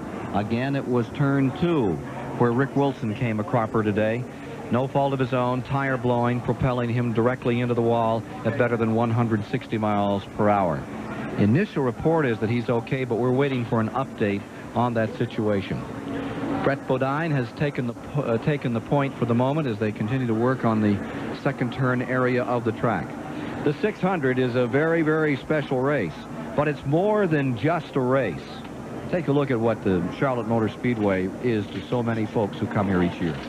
The gleaming Charlotte Motor Speedway was created on a premise that auto racing is above all entertainment, and it's been that way since 1960 when promoters Bruton Smith and his flamboyant partner, racing champion Curtis Pops Turner, opened their new track with a double goal. Give the drivers a challenge. Give the customers a show. For the debut, Smith and Turner stretched the traditional 500 format an extra 100 miles, and thus the 600 was born. The new Charlotte Motor Speedway instantly became a cradle of unlikely heroes. The first winner was a last-minute addition to the field, a journeyman driver named Jolie Johnson. It was Johnson's first NASCAR Super Speedway victory and his last. In addition to great racing, there's always been great spectacle at the Charlotte Motor Speedway. Where other tracks might have a parade, Charlotte would stage a three-ring circus. Or perhaps a thrill show. And then there was the time the track was invaded by the Army, a recreation of the invasion of Grenada. Or is it Grenada? And of course, there was the never-to-be-forgotten epic school bus jump. It's a lot of fun, a lot of excitement. We don't want people, when they come in here early to got the traffic problems, to sit and watch the grass grow. We want to show them things. We want the circus. But then we got the real thing, and that's the 600. Ah, yes, the 600, which has rarely failed to eclipse even Humpy Wheeler's wildest hopes. The 1987 running of the Coca-Cola 600 gave stock car racing its newest hero. Kyle Petty isn't exactly as unknown as Jolie Johnson 28 years ago. But like Johnson, the road to stock car glory for Kyle Petty passed through racing's greatest showplace, the Charlotte Motor Speedway. Today, Kyle Petty is running in 8th position here, being shown one lap of this caution, and that puts him in 3rd. Darrell Waltrip is 4th. Alan Kowicki is in 5th. And how about this? Davey Allison has made up his lap, and he is also in the hunt now in 6th position. And there you see the defending champion of the event, Kyle Petty, in 8th, right behind the number 26 car, being driven by Mike Alexander after it was started by the injured Ricky Rudd. We've had as many injuries in this race as we've had all year for a couple of years. Off to the hospital have gone Harry Gant. Neil Bonnet has gone back to the hospital. Bud Moore has gone to the hospital today. Harry Gant has sustained a broken left leg. And at 5 p.m., he's going into surgery at the Cabarrus Memorial Hospital in Concord. Bud Moore has a broken right leg bone, the fibula. It's being set, and he'll probably be released from Cabarrus. Neil Bonnet has had 2 series of x-rays with 1 series to go. So far, no broken bones for Neil Bonnet have been found. Mike Smith, a crewman for Benny Parsons, number 90 Ford, he's okay. We had a report for a moment that he might have been injured. That is not true. Let's take another look at that Wilson incident. You can see the tire disintegrating off car number 4, tearing up the tire. He got the brakes on, tried to lock it up, but there was no saving that one. Rick Wilson, of course, the brake lines are cut. There's no way to steer. You're just headed for the wall. Dave Marcus also requested an ambulance after he got back to the pits, and he is still being examined. So this has been as rough as 600 is back in those early days. Well, plus the other part of that, you've got some awful good drivers that have been hurt, and they've got a long stretch again in front of them of like 7 races. So this really scrambles everything, points chasing everything. To bring you up to date, there are 360 of 400 laps complete. We are in the 12th caution of the day. This for the turn 2 incident, and here's how they line up. They are amassed with Brett Bodine in 1st, Ken Schrader in 2nd, Rusty Wallace 3rd, Darrell Waltrip 4th, Alan Kowicki 5th, Davey Allison 6th. 6 cars in the lead lap to decide it. Then in 7th is Mike Alexander in the Bernstein car. In 8th is Kyle Petty. 9th is Terry Labonte, and showing 10th is Phil Parsons. Terry Labonte and Phil Parsons 2 laps down. Quick note about Neil Bonnet. One of the reasons for the extensive x-rays there is that Neil still has that big pin, about 20 pounds of metal in his leg from when he crashed here last fall and then made that miraculous comeback. And mechanically, the story now is, again, tires, but a little different angle on the story. We're within sight of the finish now. If this thing stays green, they can run all the way to the checkered flag from here. They have all had to make a decision about which set of tires they're going to use. In many cases, they have put back on the car car a set of tires that they ran early in the race, then took off and hosed down with a garden hose. You saw them doing that earlier. It's just like heat treating, if you're familiar with that process. You make metal harder by heating it up and then quickly squirting water on it and cooling it down. They have hardened up a set of tires here in many cases. Darrell Waltrip is running a set of scuffs that he pulled off the car early in the race. And what they're all hoping is that these tires, which haven't been very reliable all day, are up for a 40-lap run to the finish that's just about to get underway as they turn off turn 4. Pace car pulls in. Field back under green from Harold Kinder. And striking out in front goes Brett Bodine. Car number 15 away. Can it stay there? Bud Moore, crew chief, standing out in front of that car, hit by the machine, knocked several feet, injured a leg. The son, Greg Moore, is taken over to crew chief. Here's 25, Kenny Schrader, the Harry Hyde car, down to the bottom of the racetrack and going for first place. And remember that Wallace in 27 has made up his lap in the Pontiac. He's within striking distance. And there's Waltrip in fourth. Down to the inside, Brett Bodine making a move to retake the lead with a Ford. Chevrolet on the outside, Ford on the inside. 37 laps remaining. 37 laps to decide this $750,000 shootout at the Charlotte Motor Speedway. Whoa, Wallace fading high, almost into the side of 25. Now, Schrader falls back. Wallace goes to second, and here comes Waltrip. Waltrip puts the hammer down. For the first time this afternoon, we may be seeing all that has been developed by Jeff Hammond and the 17 crew. But he runs even. The Pontiac trying to pinch him a little. They slide up there in turn number 4. The crowd's getting into it. Well, this is what we've been waiting for, and everybody's going to trust their tires. I hope they don't trust them prematurely, because everybody's getting after each other real hard like they were 10 to go. And as you know, every time we get in this situation, something happens, so everybody better take care of those race cars. Mile and a half, better take care of those tires. Mile and a half racetrack, and it's a pace they're beginning to assume out there. They can be running with the tires up there all right, but the air showing through before this one's over. It seems like the worst thing that can happen to you in this race is lead it and look strong, because so many leaders have had problems. So I think I'd take real good care of my car for another 10 or 15 laps before I made my move. From the Crown car, Phil Parsons' view, running 9th on the field. This is what it looks like up in there. Here you see, right in front of him, Kyle Petty, last year's winner. Remember that Kyle is running 1 lap down in 7th spot. From the outside, that's what it looks like. Here's the 21 and the 55 right behind him. Running right up there with those leaders in front of this massive crowd here. Phil Parsons, you've won 1 Winston Cup race in this first decade. Is there any increased pressure for number 2? I did the Motor Week show a couple weeks ago, and they said there was 8, 9 drivers that won their first race at Talladega, and only one of them had won more than, or maybe 2 of them had won more than once. So it would mean a lot to get Dave Despain off my back, and it would mean a lot to our team, obviously.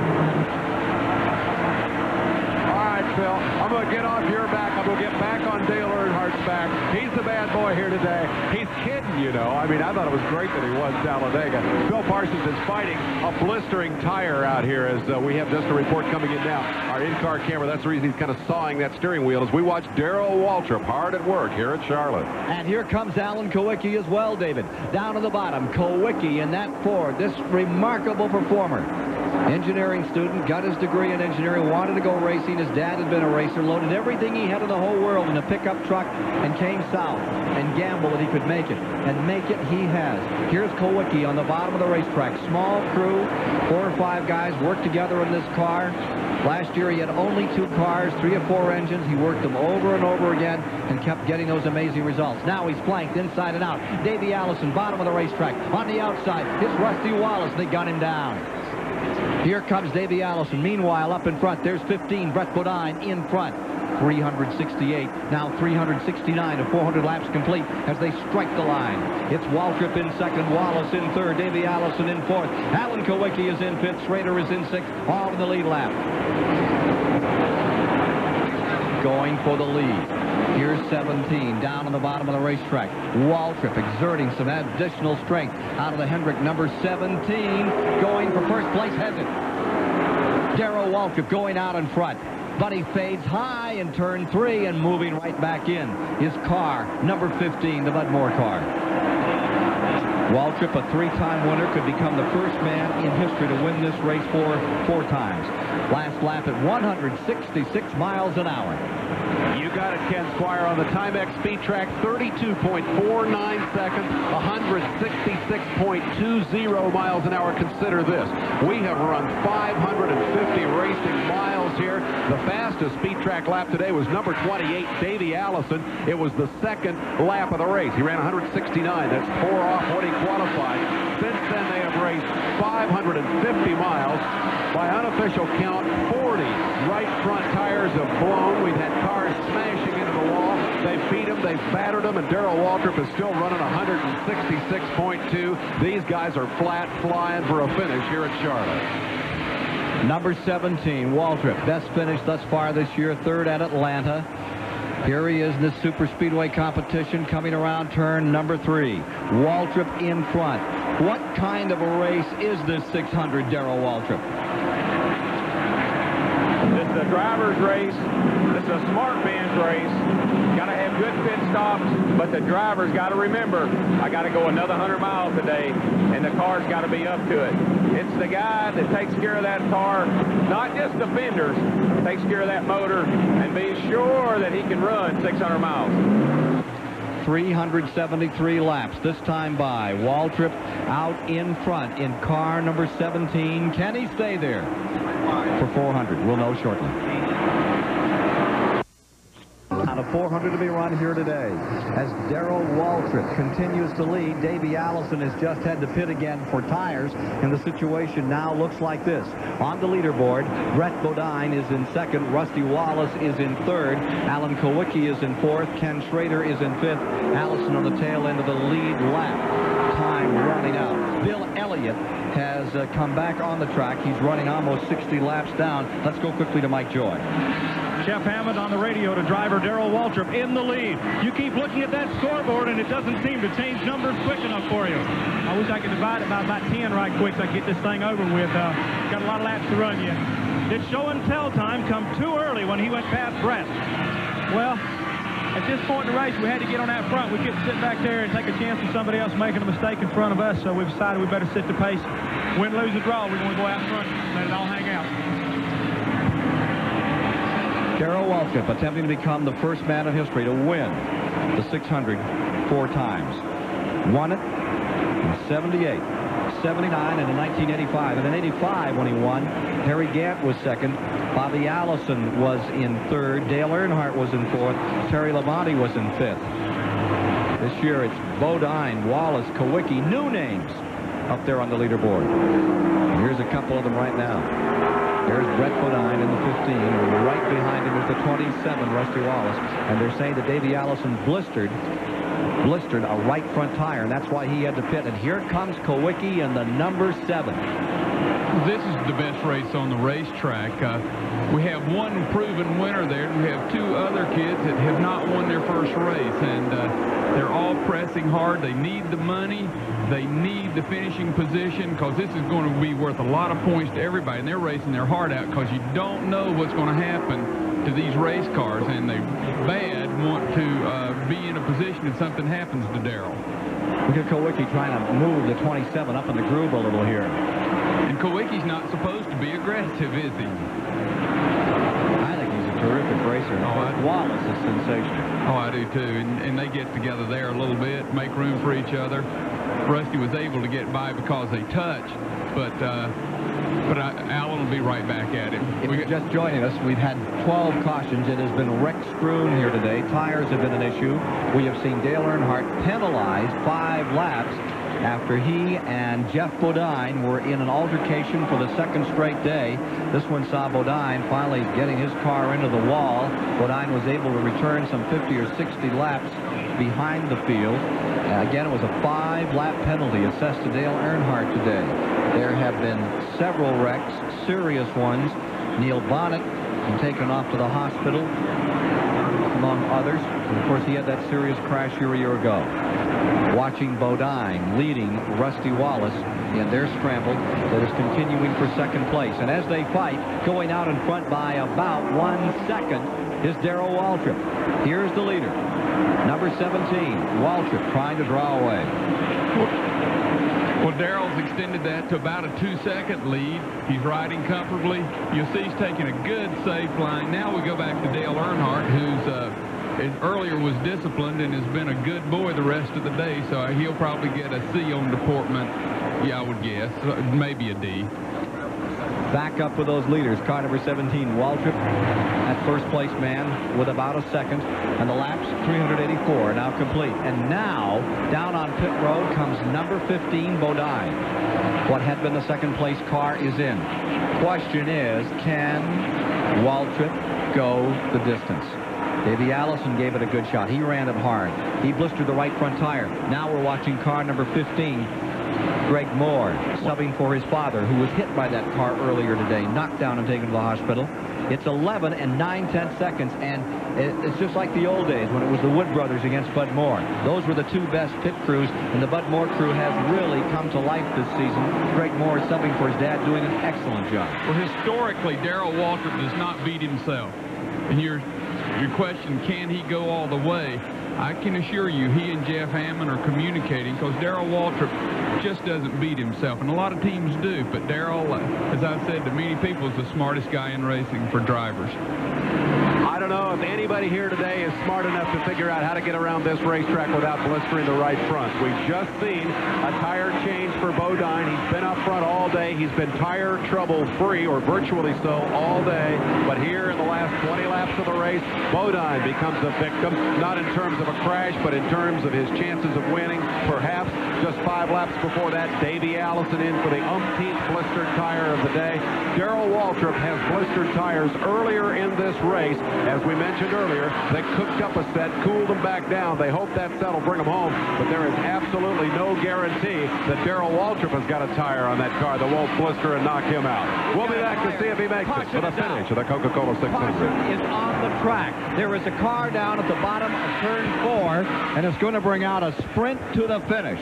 They'll all be able to get reshot if they want to take the gamble on giving up the front. I'm sure that Darrell Waltrip will not. The others may come out loaded for bear to fight for the finish here this afternoon. What would you do if you're Darrell Waltrip? You know those men behind, Wallace, Kowicki, Schrader, Allison, nothing to lose, Brett Bodine, they'll come in and really get geared up for the finish. If 17 comes in, he's got to gamble on where he's going to come out on the track. Here's the situation. 388 laps are complete. There are 12 laps to go. There are 6 cars to decide it. Here are the leaders all on pit road. Crowd is on their feet. Alan Kowicki busting down by Waltrip to reach his pit area. You watch these pit stops. Rusty Wallace has had the best pit crew in racing. He and Dale Earnhardt. It'll be interesting to watch, because this race can be won in the pits, and these boys have a bunch of all-pros on their team. They're going for 4. Is off, down. They're going all the way around. 4 tires on the 27 car, and Waltrip elected to come in and go all the way around. The leader came in as well. Matters stand. Whole front of the field is on pit road. Davey Allison has come in. Brett Bodine. First man out is Waltrip. Second man out is Rusty Wallace in the 27. 17 and 27 will be 1 and 2. There's a car to be pushed in. It is Jeff Bodine's car number 5, which came to rest on the bottom of 4. As it comes in, we're getting set for a great sprint to the finish, and we'll be back to watch it right after this. At the Charlotte Motor Speedway, we're just back under green. Everyone came in, took on tires. Darrell Waltrip leads. Rusty Wallace is in second. Alan Kowicki is in third. Brett Bodine is in fourth. Ken Schrader in fifth. Davey Allison in sixth. And there are 392 laps complete. All right, Mr. Hayes, our well-known analyst and prognosticator, don't weasel out this time. Who's going to win this race? Everybody knows that Darrell Waltrip's going to win this race, but I got to think Rusty Wallace, because if he can get near him, he's about a half breed between Earnhardt and Waltrip. He's smart, but he's got a lot of craziness in him. If he can get close, there will be contact. And Alan Kowicki may be looking at his first win, but I'm going to pick Rusty Wallace because he will go for it or crash. 7 laps to go. Mike Joy, you had a chance to check those pit stops. What's happening on pit road?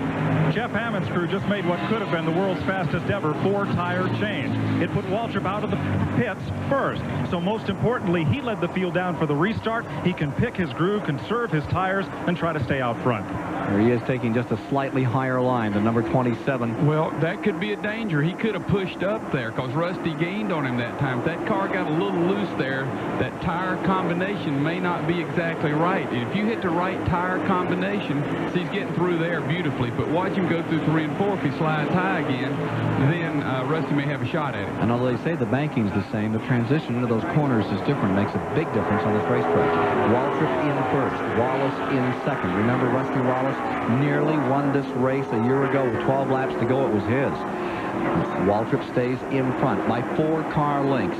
And now there are 4 laps remaining to decide, 5 laps remaining to decide if 395 are complete and 5 to go. Further back, Kowicki stays third. Bodine is fourth. Back straightaway, closing up once again, is Rusty Wallace. Alan Kowicki's been here on 2 previous occasions. Both times ended up in the 27th position. Today, car number 27, Rusty Wallace, is trying to improve his mark considerably. And up there is Wallace. He's in there pretty tight going down to turn number 1. I think we're going to have a show. I don't know if Rusty can get by him, but he's gaining right there a little bit. And I'm telling you, Rusty will fill that rear view mirror up when he can. And he will drive the heck out of this race car. And so is Darrell. Darrell's got her to the floor going as hard as he can. But you know, it's just that situation. Who got the best set of tires? Who got the right tire stagger? Because both these guys are great race car drivers. And Kowicki is closing. Alan Kowicki is definitely moving in here. 397, 3 laps to go. Rusty Wallace, who's had an 8th and 2/10 for finishing positions in this 600, is there. But the man on the move is just back about 3 car lengths behind the number 27 and charging. And that is Alan Kowicki at number 7. There you see him. And he has picked up, I'd say, about 15 car lengths in the past, well, since we came back up with 12 laps to go on the race. Well, Rusty, the only place he gains is through 3 and 4. They get through 1 and 2 the same way. Darrell's just as strong, if not stronger, down the back stretch. But at 3 and 4, Rusty seems to gain just a hair. So it's going to be a shootout, no doubt about it. 2 laps to go.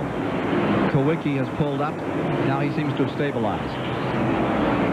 Wallace, if he has anything, he better show it now. Oh, I guarantee he's got it to the floor. And you see him push up just a hair. But I just don't know if there's enough time.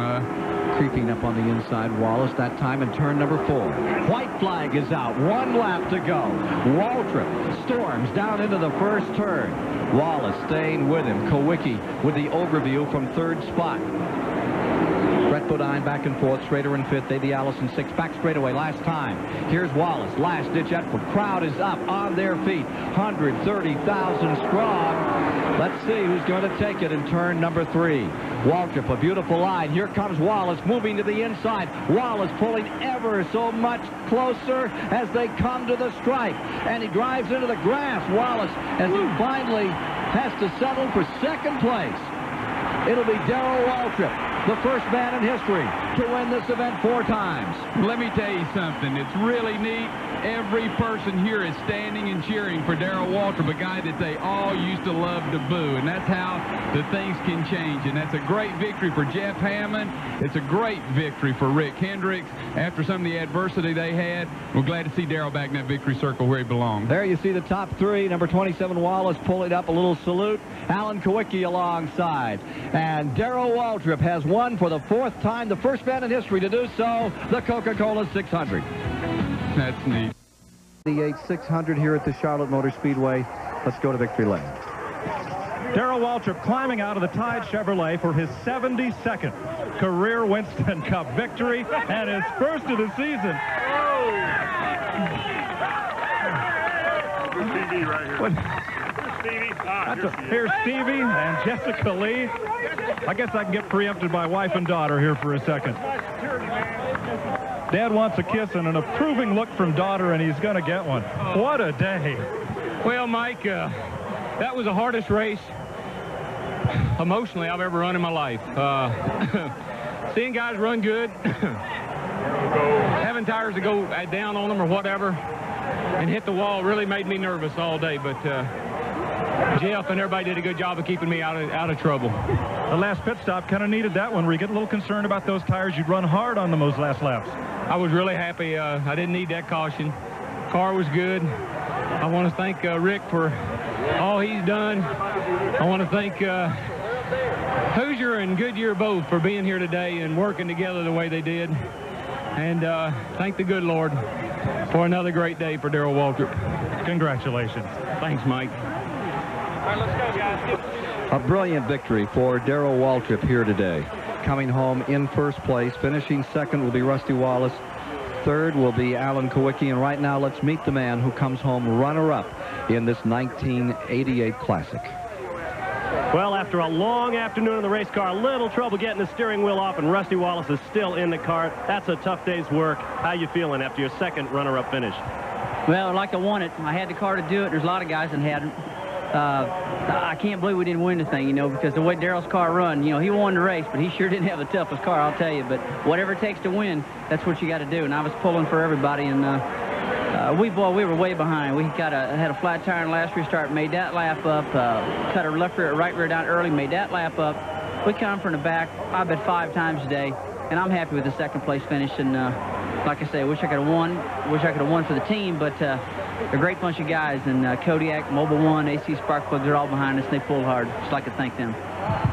Tires were the question all day long. You feel like maybe Goodyear and Hoosier have learned something from this 600-miler? I think they both have. You know, I've always been a Goodyear man. I still am. They make a great tire, and so we're going to be behind them, pulling and helping those guys, because they're a great bunch of people, and we're not going to just let one race get us down. And the Hoosiers pulled through for us for this race, but Goodyear's my baby. Rusty Wallace, your runner-up, a great driver. We'll be back with some closing thoughts here on the 1988 600 at the Charlotte Motor Speedway after these words. Brett Bodine is the true value hard charger of the race. He ran up front the most laps, and he gets $1,500 for that. Darrell Waltrip timed his hard charge today. That's the key to victory for Waltrip. Rick Wilson and Davey Allison and Rusty Wallace will all share in the money. Davey Allison's pit crew will also get to Timex Speed Track computers here. He turned the fastest lap of the race, a little over 169 miles an hour. I think we need to add one late nominee and indeed our winner of the Mac Tools Behind the Scenes Award. $1,600 worth of tools and a nice toolbox to put them in for Jeff Hammond, because he used his head today. He figured out how to be at how to have the strong car at the finish of the race and be there for victory lane. Jeff Hammond gets the Behind the Scenes Award from Mac Tools. Now, for the champion racer of the race, that might be the toughest one of all. For that, we poll our broadcast team. Where should we start, pits or booth? Let's go to the pits first and start with Bob Varsha. Who do you think, Bob, for racer of the race? Oh, man, Dave, after a race like this, it's so hard to pick. I tell you what, I think Darrell Waltrip certainly deserves a nod for working with Jeff Hammond to figure out that race car and have it ready to the end. But I'm going to give it to Rusty Wallace. I mean, you heard him tell us all how hard they had to work. The tire problem put him in the back of the pack. They drove it back to the front. Second year, second. He's got him on average finish over 2 years. I'm voting for Rusty Wallace. That'll be one vote for Rusty Wallace. Let's move to your colleague, Mike Joy. Mike?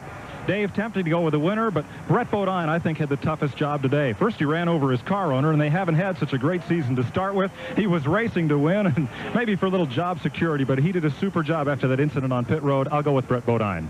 Ken Squire, your thoughts on the racer of the race? Alan Kowicki. How about that? I kind of had a feeling that was coming. And your broadcast colleague, Johnny Hayes. Rick Wilson drove the race of his life, had a tire go down, but Rick Wilson for me.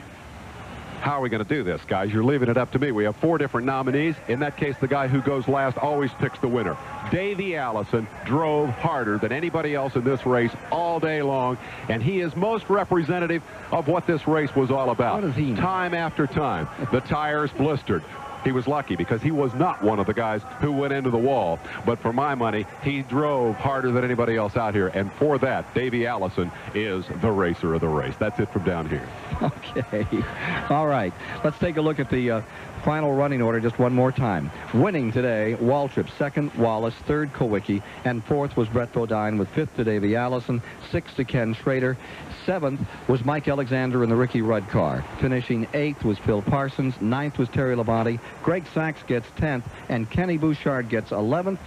Jimmy Means celebrating his birthday, as did Schrader. Finished in 12th position when it was all said and done. And 13th goes to old number 3, Dale Earnhardt. 13th. Notice that? Remember the hex that Bodine put on him at the end of yesterday's race? An X on the car?